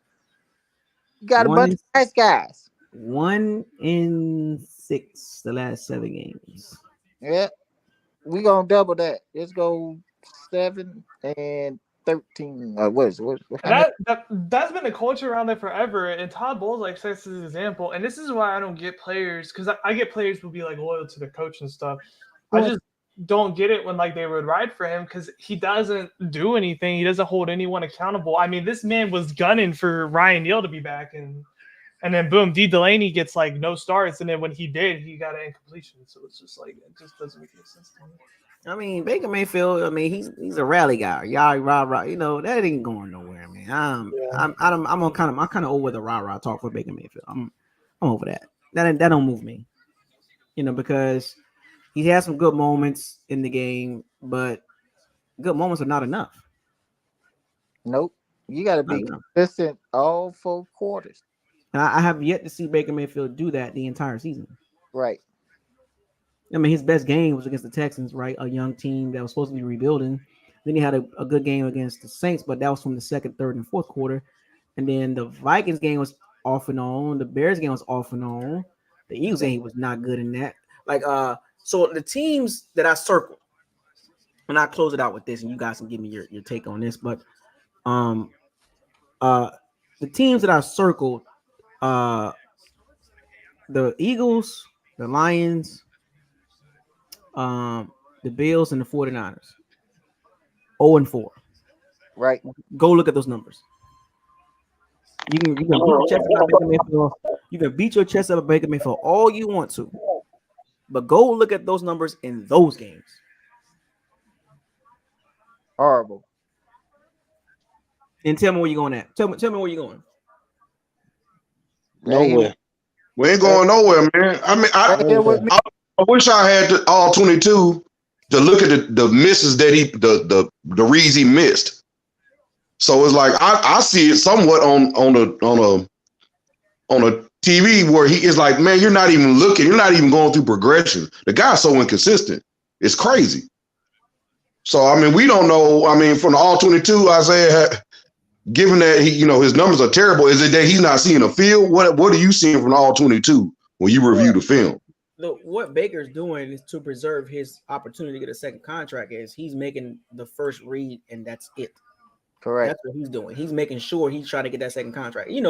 Usually how this works is when people have a plan for a contract, that's their best season. You know what I'm saying? So he's trying to make sure he don't mess that up. So he's not going to take the risk, or he's not going to let things progress. Like even I called it out this game when he had Godwin, the pass that he threw to who was the pass he threw? I think it was to, I forgot who it was.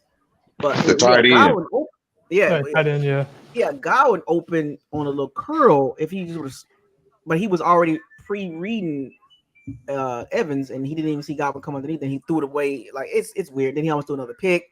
Oh yeah, when he threw to the running back and Evans was open on that play. Yeah, too. It's like, man, it's almost like he had one drive of just all Rachaad White dump offs. Yeah, so it's like you have to look at Baker Mayfield for what he is, and I don't know. I know there's a pocket of Bucs fans and Baker fans that they beating their chest for Baker Mayfield, and I get it. That's your guy. When you got a guy you like, you're gonna roll with him. I understand it, and I can respect that. But at the end of the day, are you for the player or are you for the team? You know what I'm saying? Like, are you for the player or for the team? Because I measure players. You know what I'm saying? If you want to measure individual players, I don't get too caught up in the games that you're supposed to win. Right. You play well on the games you're supposed to win. I get it. Okay, that's cool, right? I always look at the games, the big games. That's where you kind of can see the ceiling of your player. So when you look at the big games, 0-4, and look at his play during those games, I'm good. I'm good on Baker Mayfield, and there's no disrespect to him, but I'm good on that. Move on. You know what I'm saying? Move on. Like, I'm with you. Mayfield. I'm with you. Yeah, I didn't expect nothing. This is just to get us through to salary cap get done, and hopefully they refresh going into this next year.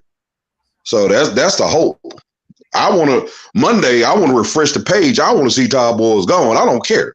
I don't care. I want to see that. I can't wait. I'm refreshing it by the minute, trying to see if he's fired yet. But they probably, the Glazers are probably gonna wait till the end of the season. Glazer never fired the coach in mid-season, and it's too late to fire him anyway.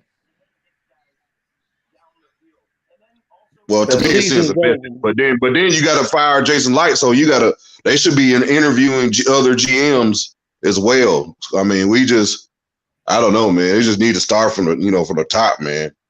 So that's where it begins. I don't like to feel things, but to me, it seems like the Bucs need a refresh.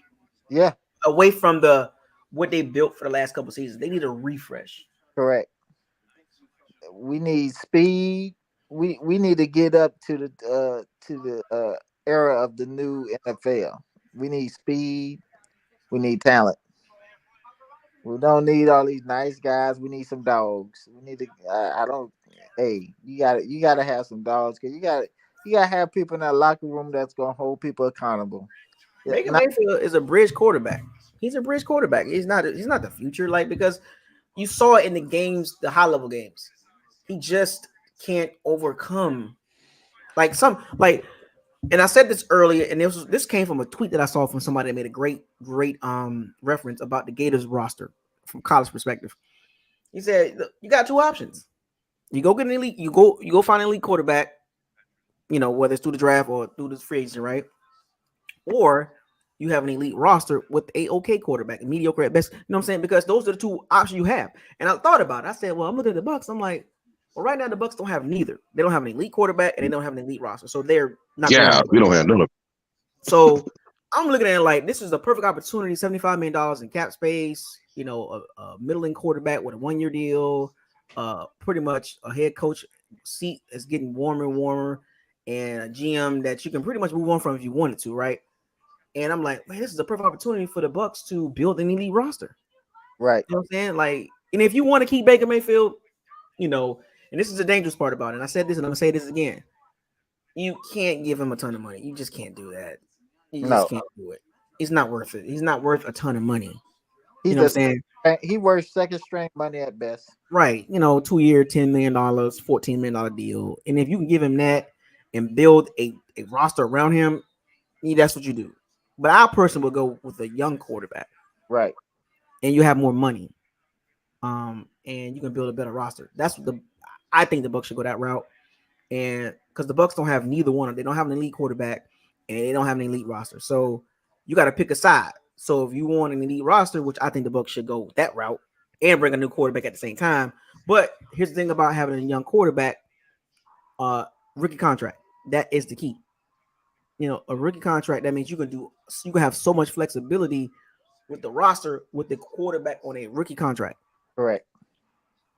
So that's my take on that situation with Baker Mayfield, Todd Bowles, and Jason Light. I think it's time for a refresh. I think it's getting old. I think it's at some point it's like you had your moment in 2020, and that was kind of fluky, right? COVID, it was weird, and that's not going to happen again. Like for any team, the Lakers, the Bucks, any team in that situation, that was an awkward season. It literally was. It was super awkward. Yeah. You know what I'm saying? Yeah.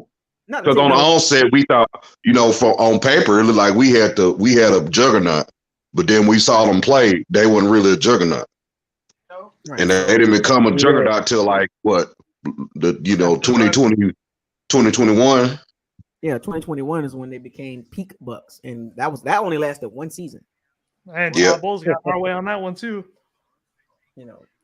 That last one season of high-end Bucks play, and they went 13-4.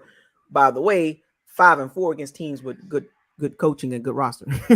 So, and I think to me, I agree with everything you're saying, Isaiah. My thing is and another thing is like I said, the moniker of having defensive guru as your coach, and the defense is not that on the field. That's not what we see on Sundays. I'm not seeing no strong defensive team. I'm not seeing it. Like the Jets. He's a defensive guru. We see it with the Jets. But they just don't have the offense. But the defense is carrying the team. We don't have a defense that's capable of carrying the team. But the Jets got dogs all over that front line and linebacker. Those are some dogs. I guess so, man. You know what I'm saying? I guess that's what it is, man. And unfortunately, like going against the Panthers, I don't want to hear the beating your chest. And if we beat the Panthers, right? Beating your chest. Oh yeah, we beat the Panthers. We back. We back. No, man. Season's over, man. I'm like you, Isaiah. It's what do we do against we're supposed to be on paper, we're supposed to beat the Panthers, right? We're supposed to beat the Colts. We're supposed to beat the Texans. We're supposed to beat Atlanta. But we can't beat, the good teams. It matters against the good teams. That'll let you know where we stand. That's the measuring stick. We're not close. That's the problem. Not even close. Man. It really is. It's a mockery. We get to San Fran. It looked like we had a couple of good series. And then, man, when he threw that bomb to Ayuk, I was like, golly. That's supposed to be our high-paid corner getting beat. Bad. By a lower tier. He's not even considered one of the best receivers in the league. Nope. And he gets beat. Supposed to beat the Colts. I said this too. I said the Colts ain't gonna be an easy game. I literally said this. I said the Colts. The Texans are not gonna be easy games. And then what happened? They lost to both of them. And what's so crazy is the AFC South was supposed to be terrible. And they're not. And they're not. Nope. It's the NFC South is the one that's terrible. Yes. Yes, absolutely terrible. I think along with the AFC East, I would say who would be the worst division? Let me see. We have the worst win percentage by a division in NFL history. Of course. Literally, it's so bad that it's 0.341. In NFL history, this season has been the worst winning percentage by a division. That's how bad our division is. So you got the Falcons at 5-6, the Saints at 5-6, the Bucs at 4-7. So that's what? That's 14 wins and 19 losses. And then you had the Panthers at 1-8 now? Yeah, I think so, yeah. Something like that. So that's 15 wins and 25 losses, 26 losses. That's bad. So basically 8-9 games under 500 as a division. We're lucky we're all about to go in a rebuild mode. Because imagine we're the only team in rebuild mode right now. What's so crazy? The Falcons are, I guess you could say, they're ahead of, as far as the rebuild thing. Yeah, they're ahead. The Falcons are a quarterback away. Yeah, I don't like their head coach. I don't like. Their head coach gets in their way too. I don't like him, and I don't like the quarterback situation. You don't utilize his players. They're ahead of the Saints and the Bucs when it comes to rebuild. The Panthers just started a rebuild, but the Panthers, the Falcons are further ahead in their rebuild. I was thinking that too. The Bucs and the Bucs, as soon as they accept this, they'll be fine. The Saints are more screwed in the rebuild because they still have to pay Carr. Well, the problem, Isaiah, it won't be accepted because Jason Light is there. He has to be fired. If he's not fired, then we gonna be on repeat. I'm telling you. No, I agree. If Jason Light's not fired, we're gonna keep signing veterans and keep trying to compete instead of just fully washing out everything. I mean, that's the problem. Like the Bucs got to find a place where they accept it. And I think one more game, maybe. If they lose this game, it's kind of like the season's over with. Like if we get swept by the Panthers, whoo. Nah, we win one. But I got a splitting. But at the end of the day, man, this game is an epitome of the Bucs season, man. It's just like they'll give you a glimmer of hope. A couple of Mike Evans big plays, and at the end of the day, when you look up, it's an L. Right. No matter, Evans, it's been like that for the last several games. Like you look up and okay, they lost. It's getting depressing now, and it's to the point where I'm a Bucs fan all day. Y'all know this, and a lot of y'all Bucs fans too. I'm not going to no more games. I'm good. Evans might have his best year that he's had in a very long time this year, which is but it's a contract season. You know how this works. I told you how this works. Yeah. Contract season, they want to ball out, but I'm not going to any more Bucs games. I'm good. Nah, Yeah, I was thinking of going to the Panthers game, but I'm like, nah, why? I'm good. You know what I'm saying? Like, that's a lot of money to watch a terrible product. And you saw what the Yeah. Glazers are doing. They're cracking down on season ticket holders selling their tickets. Man, But now it's like, just let them do it at this point. Like, I mean, I just don't want to spend $700, $800, $900 for 2 days. I just don't. Yeah, like plane ticket, all that I stuff. don't want to do that, man. I'm good. Like, and I had everybody to go to at least 3 more games, two more home games and 1 away game. And I would tell y'all the games, but what's the point? You know what I'm saying? Like, that culture. I'm good. You know what I'm saying? I'm good. There And I know people are like, oh, you're not a Bucks fan. Bull crap. Yeah, if the Bucks don't care, why should you? Yeah, like, oh man, why should you waste your energy if they don't care? For the rest of this year, as long as Todd Bowles and the Baker Mayfield combination is there, I'm good on that. I've seen enough. I've seen enough because that doggone Devin White. I gave the team 10 games. They're 4-7. I'm good. You know what I'm saying? I'm good. No thanks. I'll pass. Yeah, that you don't need to bring out Devin White. That fool need to go and ride. Josh Allen. He need to go ride off with his horses in the sunset. The guy that we drafted, Dennis, I think he's like what 4th round pick, and he outplayed him today. Dennis is better. Period. But he ain't even that good. That's the thing. He's a rookie. He can cover. He's a rookie. I know, but he's better than Dev. I mean, see, this is the thing, people. When Dev is just fast, right? He's a good athlete, and he just started to be a linebacker when he came to LSU. He was a running back first, so that's why he never tackles well. He tackles high. If you look at the tape, he's never been like a real linebacker. So I think that suffers because he's like learning on the job, really. That goes. Yeah, but how many more years do you need to learn how to tackle? It's over with. Yeah, he pulled that stuff like he big money, and he ain't. If you ain't Fred Warner, you can't talk. You can't say anything. And that goes back to the scouting department that the front office has. I don't know what they're scouting, but they can't scout well at all. I don't know, man. I was wanting Josh Allen, so I wanted Josh Allen too. I've been wanting a new quarterback, but that's all right. I get one this Well, year. I thought the pass rush of Josh Allen. Yeah, we're talking about pass rush. Yeah, pass rush just at the time. But I mean, we need. So I mean, I know we about to get up out of here, but if we're looking at a quarterback, what kind of quarterback you have your eyes on? I mean, from the draft. The dude from Washington is pretty good. I can't think of his name. Penix. Let me ask you this question before I close this out. Did Gardner Minshew outplay Baker Mayfield? Yeah. Yes, he did. I'll rest my case. Yeah. The fact that you got to think about it, that rests my case. You know what I'm saying? Yeah, like I ain't even got to think about that, Bucko. No, I ain't got to think about it. No, not one bit. I don't have to think about it. So let's see. That's Brock Purdy, Gardner Minshew, C.J. Stroud. Well, do I need to name the rest of them? But you get where I'm going with this.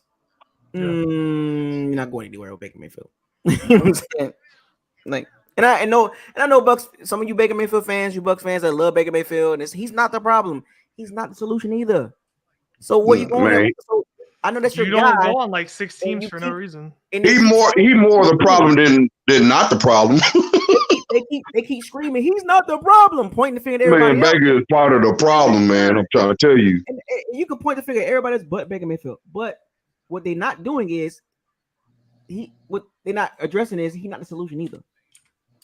He's a bridge guy at best. He's a bridge. He's not the problem. See, it's the team. So did you have the same energy for Brady's last year when it was it's Brady's terrible? Okay, so it's Brady, but nobody else. Then come to find out, you insert another quarterback, same results. Or we can go back further. It's Winston's fault, nobody else's fault. So what you can't say it's not Baker's fault, but then turn around and say it's everybody. You get what I'm saying? Like they keep trying to pick and choose what they want to blame. Like go back to that rushing graphic that they showed last week. Here's the funny thing about it. Here's the highlight of this whole situation with the Bucks. And I mentioned this earlier, and I hate to keep going on with this, but it's just an insight on how some of the Bucks fans think. So at one end of the spectrum, we had a quarterback that turned the ball over high. a very high level, right? And had a terrible running game. Y'all saw the graph. I saw Right. it, graph. Yeah. And y'all complain about the quarterback. It's the quarterback fault. Nobody's fault. Not the Matt Gay 11 missed kicks. It's not the O line Donovan Smith and DeMar Dotson. The defense wasn't good either, Isaiah. Who cares about good either. who cares about the other part of the team? So then you fast forward, you put Brady on there, you get a couple wins, you get a Super Bowl, and then Brady's last season, you go 8-9. It's Brady's fault. He's terrible.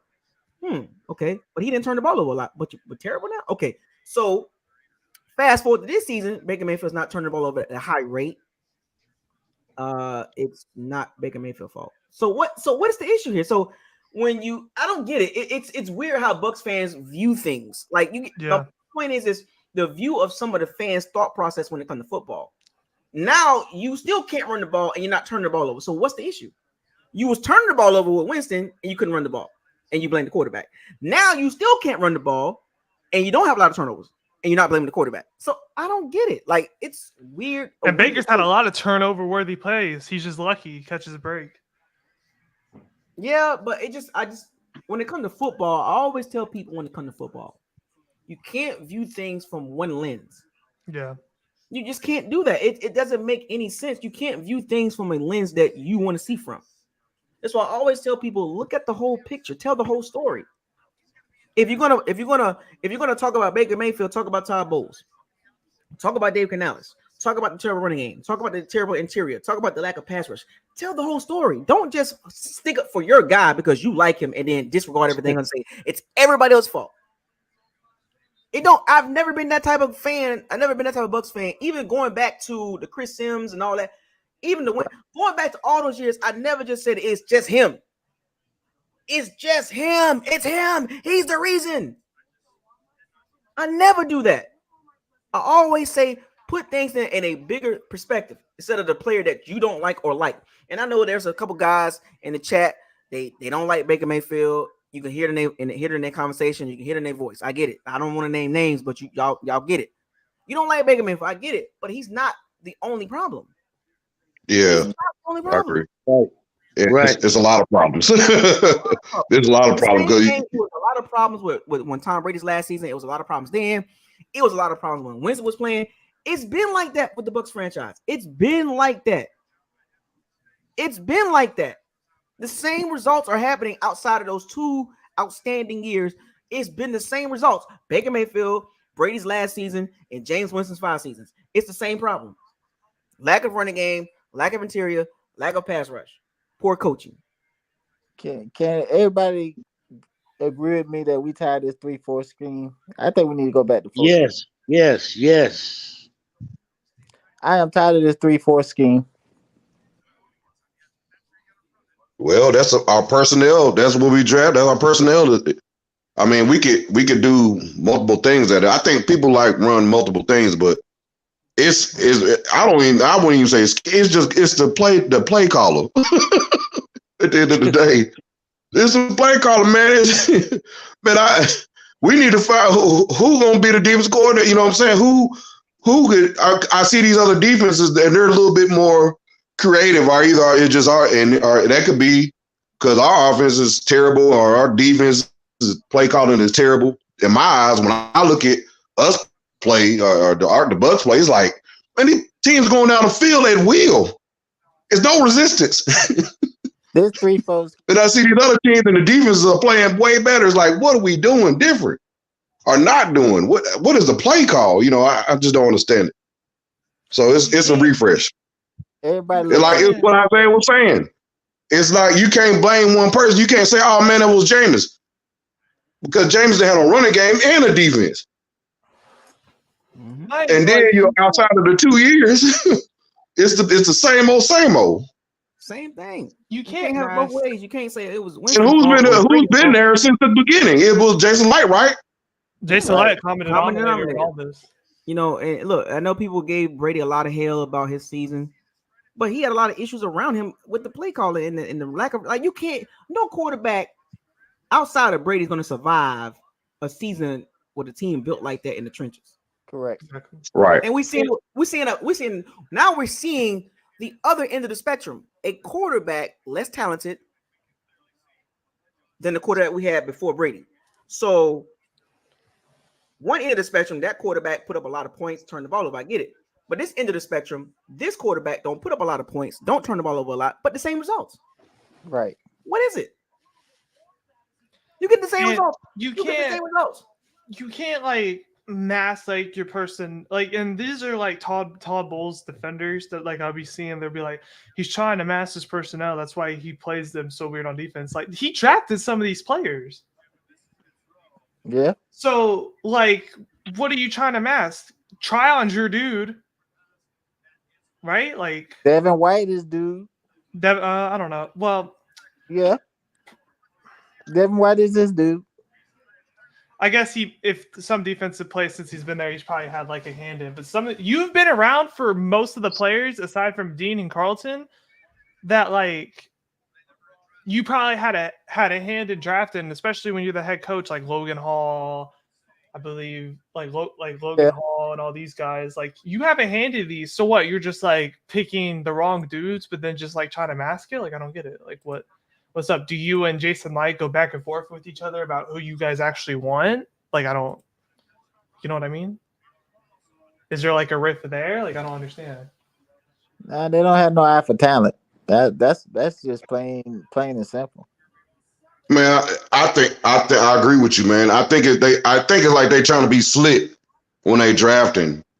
To say, yeah, I really do got an eye for talent. Like, man, who is why are you getting homeboy from Northwest Dakota Tech State, and you got these boys from the Big Ten and the SEC sitting right here linemen, and you pass up on them.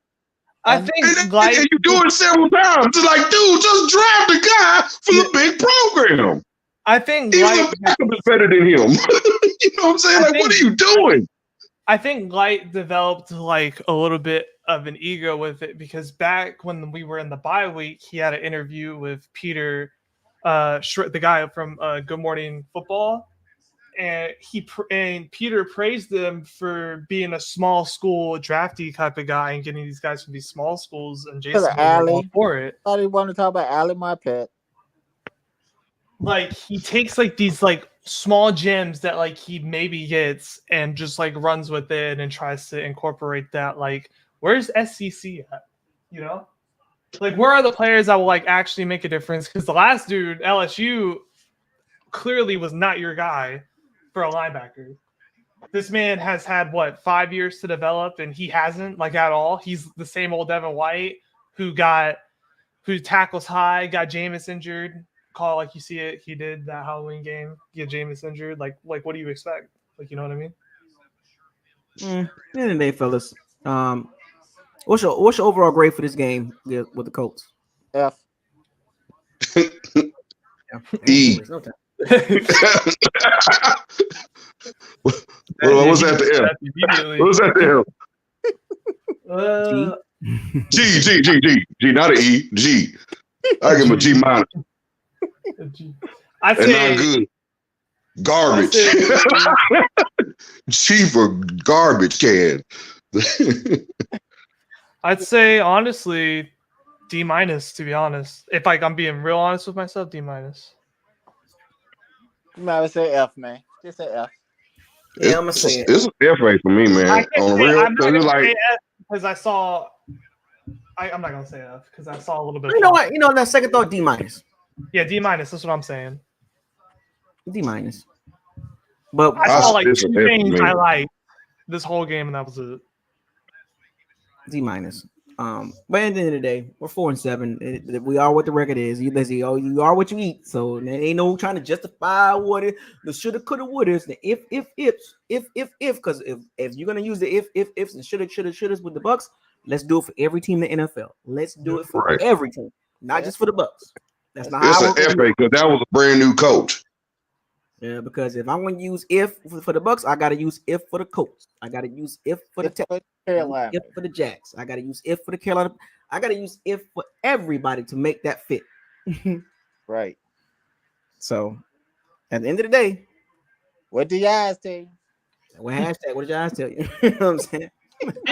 I'm just tired of seeing like the same old thing of Bulls getting out coach. Baker But only doing God, one. Baker being a Big one read wonder. I'm tired of Devin not hustling, not doing It ain't gonna. Well, jogging. you're gonna have to wait till after the season over to That's get. what I'm to- saying. Like, Yeah. like I can't every loss, I feel like every game's like a D-, and it's like crazy to think about. This is like I don't even know how we won against the Vikings. We did. We'll have another conversation about this, man. I don't know when, because y'all can see my videos has been. The schedule been crazy. I mean, well, it's to the point where now it's like we got 6 games left. I know what the Bucks are. You know what I'm saying? Right. I know what the Bucks are. Yeah, so, we're just gonna talk in circles every video. So. Yeah. So we'll have another conversation. It'll sound like this. It'll become repetitive. Hopefully, we'll see your mock soon. I'll put out a post season. Right after I could do a right after the season's over with mock draft. Yeah. I could do that. Well, it's hard too because we gotta, and we're talking about clearing house. I mean, we get a lot of. It's like a massive rebuild. I mean, a lot of dumping, a lot of roster dumping. I wouldn't name the players. I would name the position. I wouldn't name the players. I just name the position. Yeah. Instead of naming the players, I just say the position of the mock draft. First I do 7 rounds too of the position.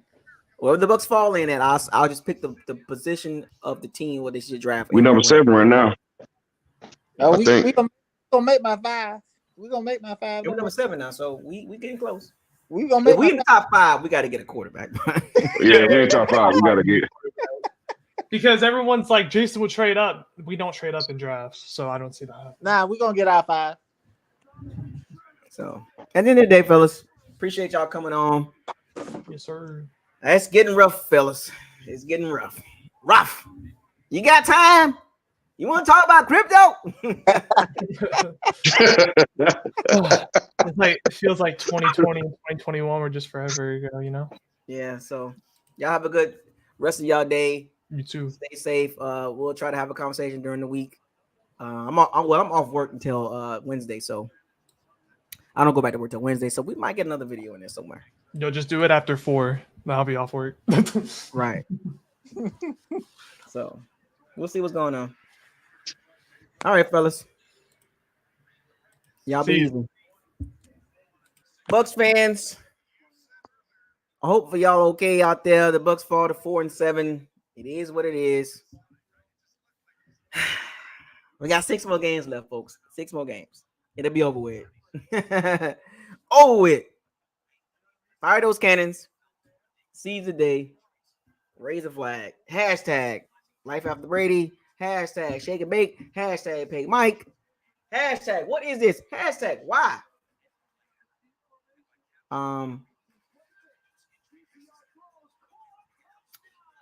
Yeah. Facts over feelings. Hashtag facts over feelings. Hashtag reality over optimism. Hashtag what did your eyes tell you?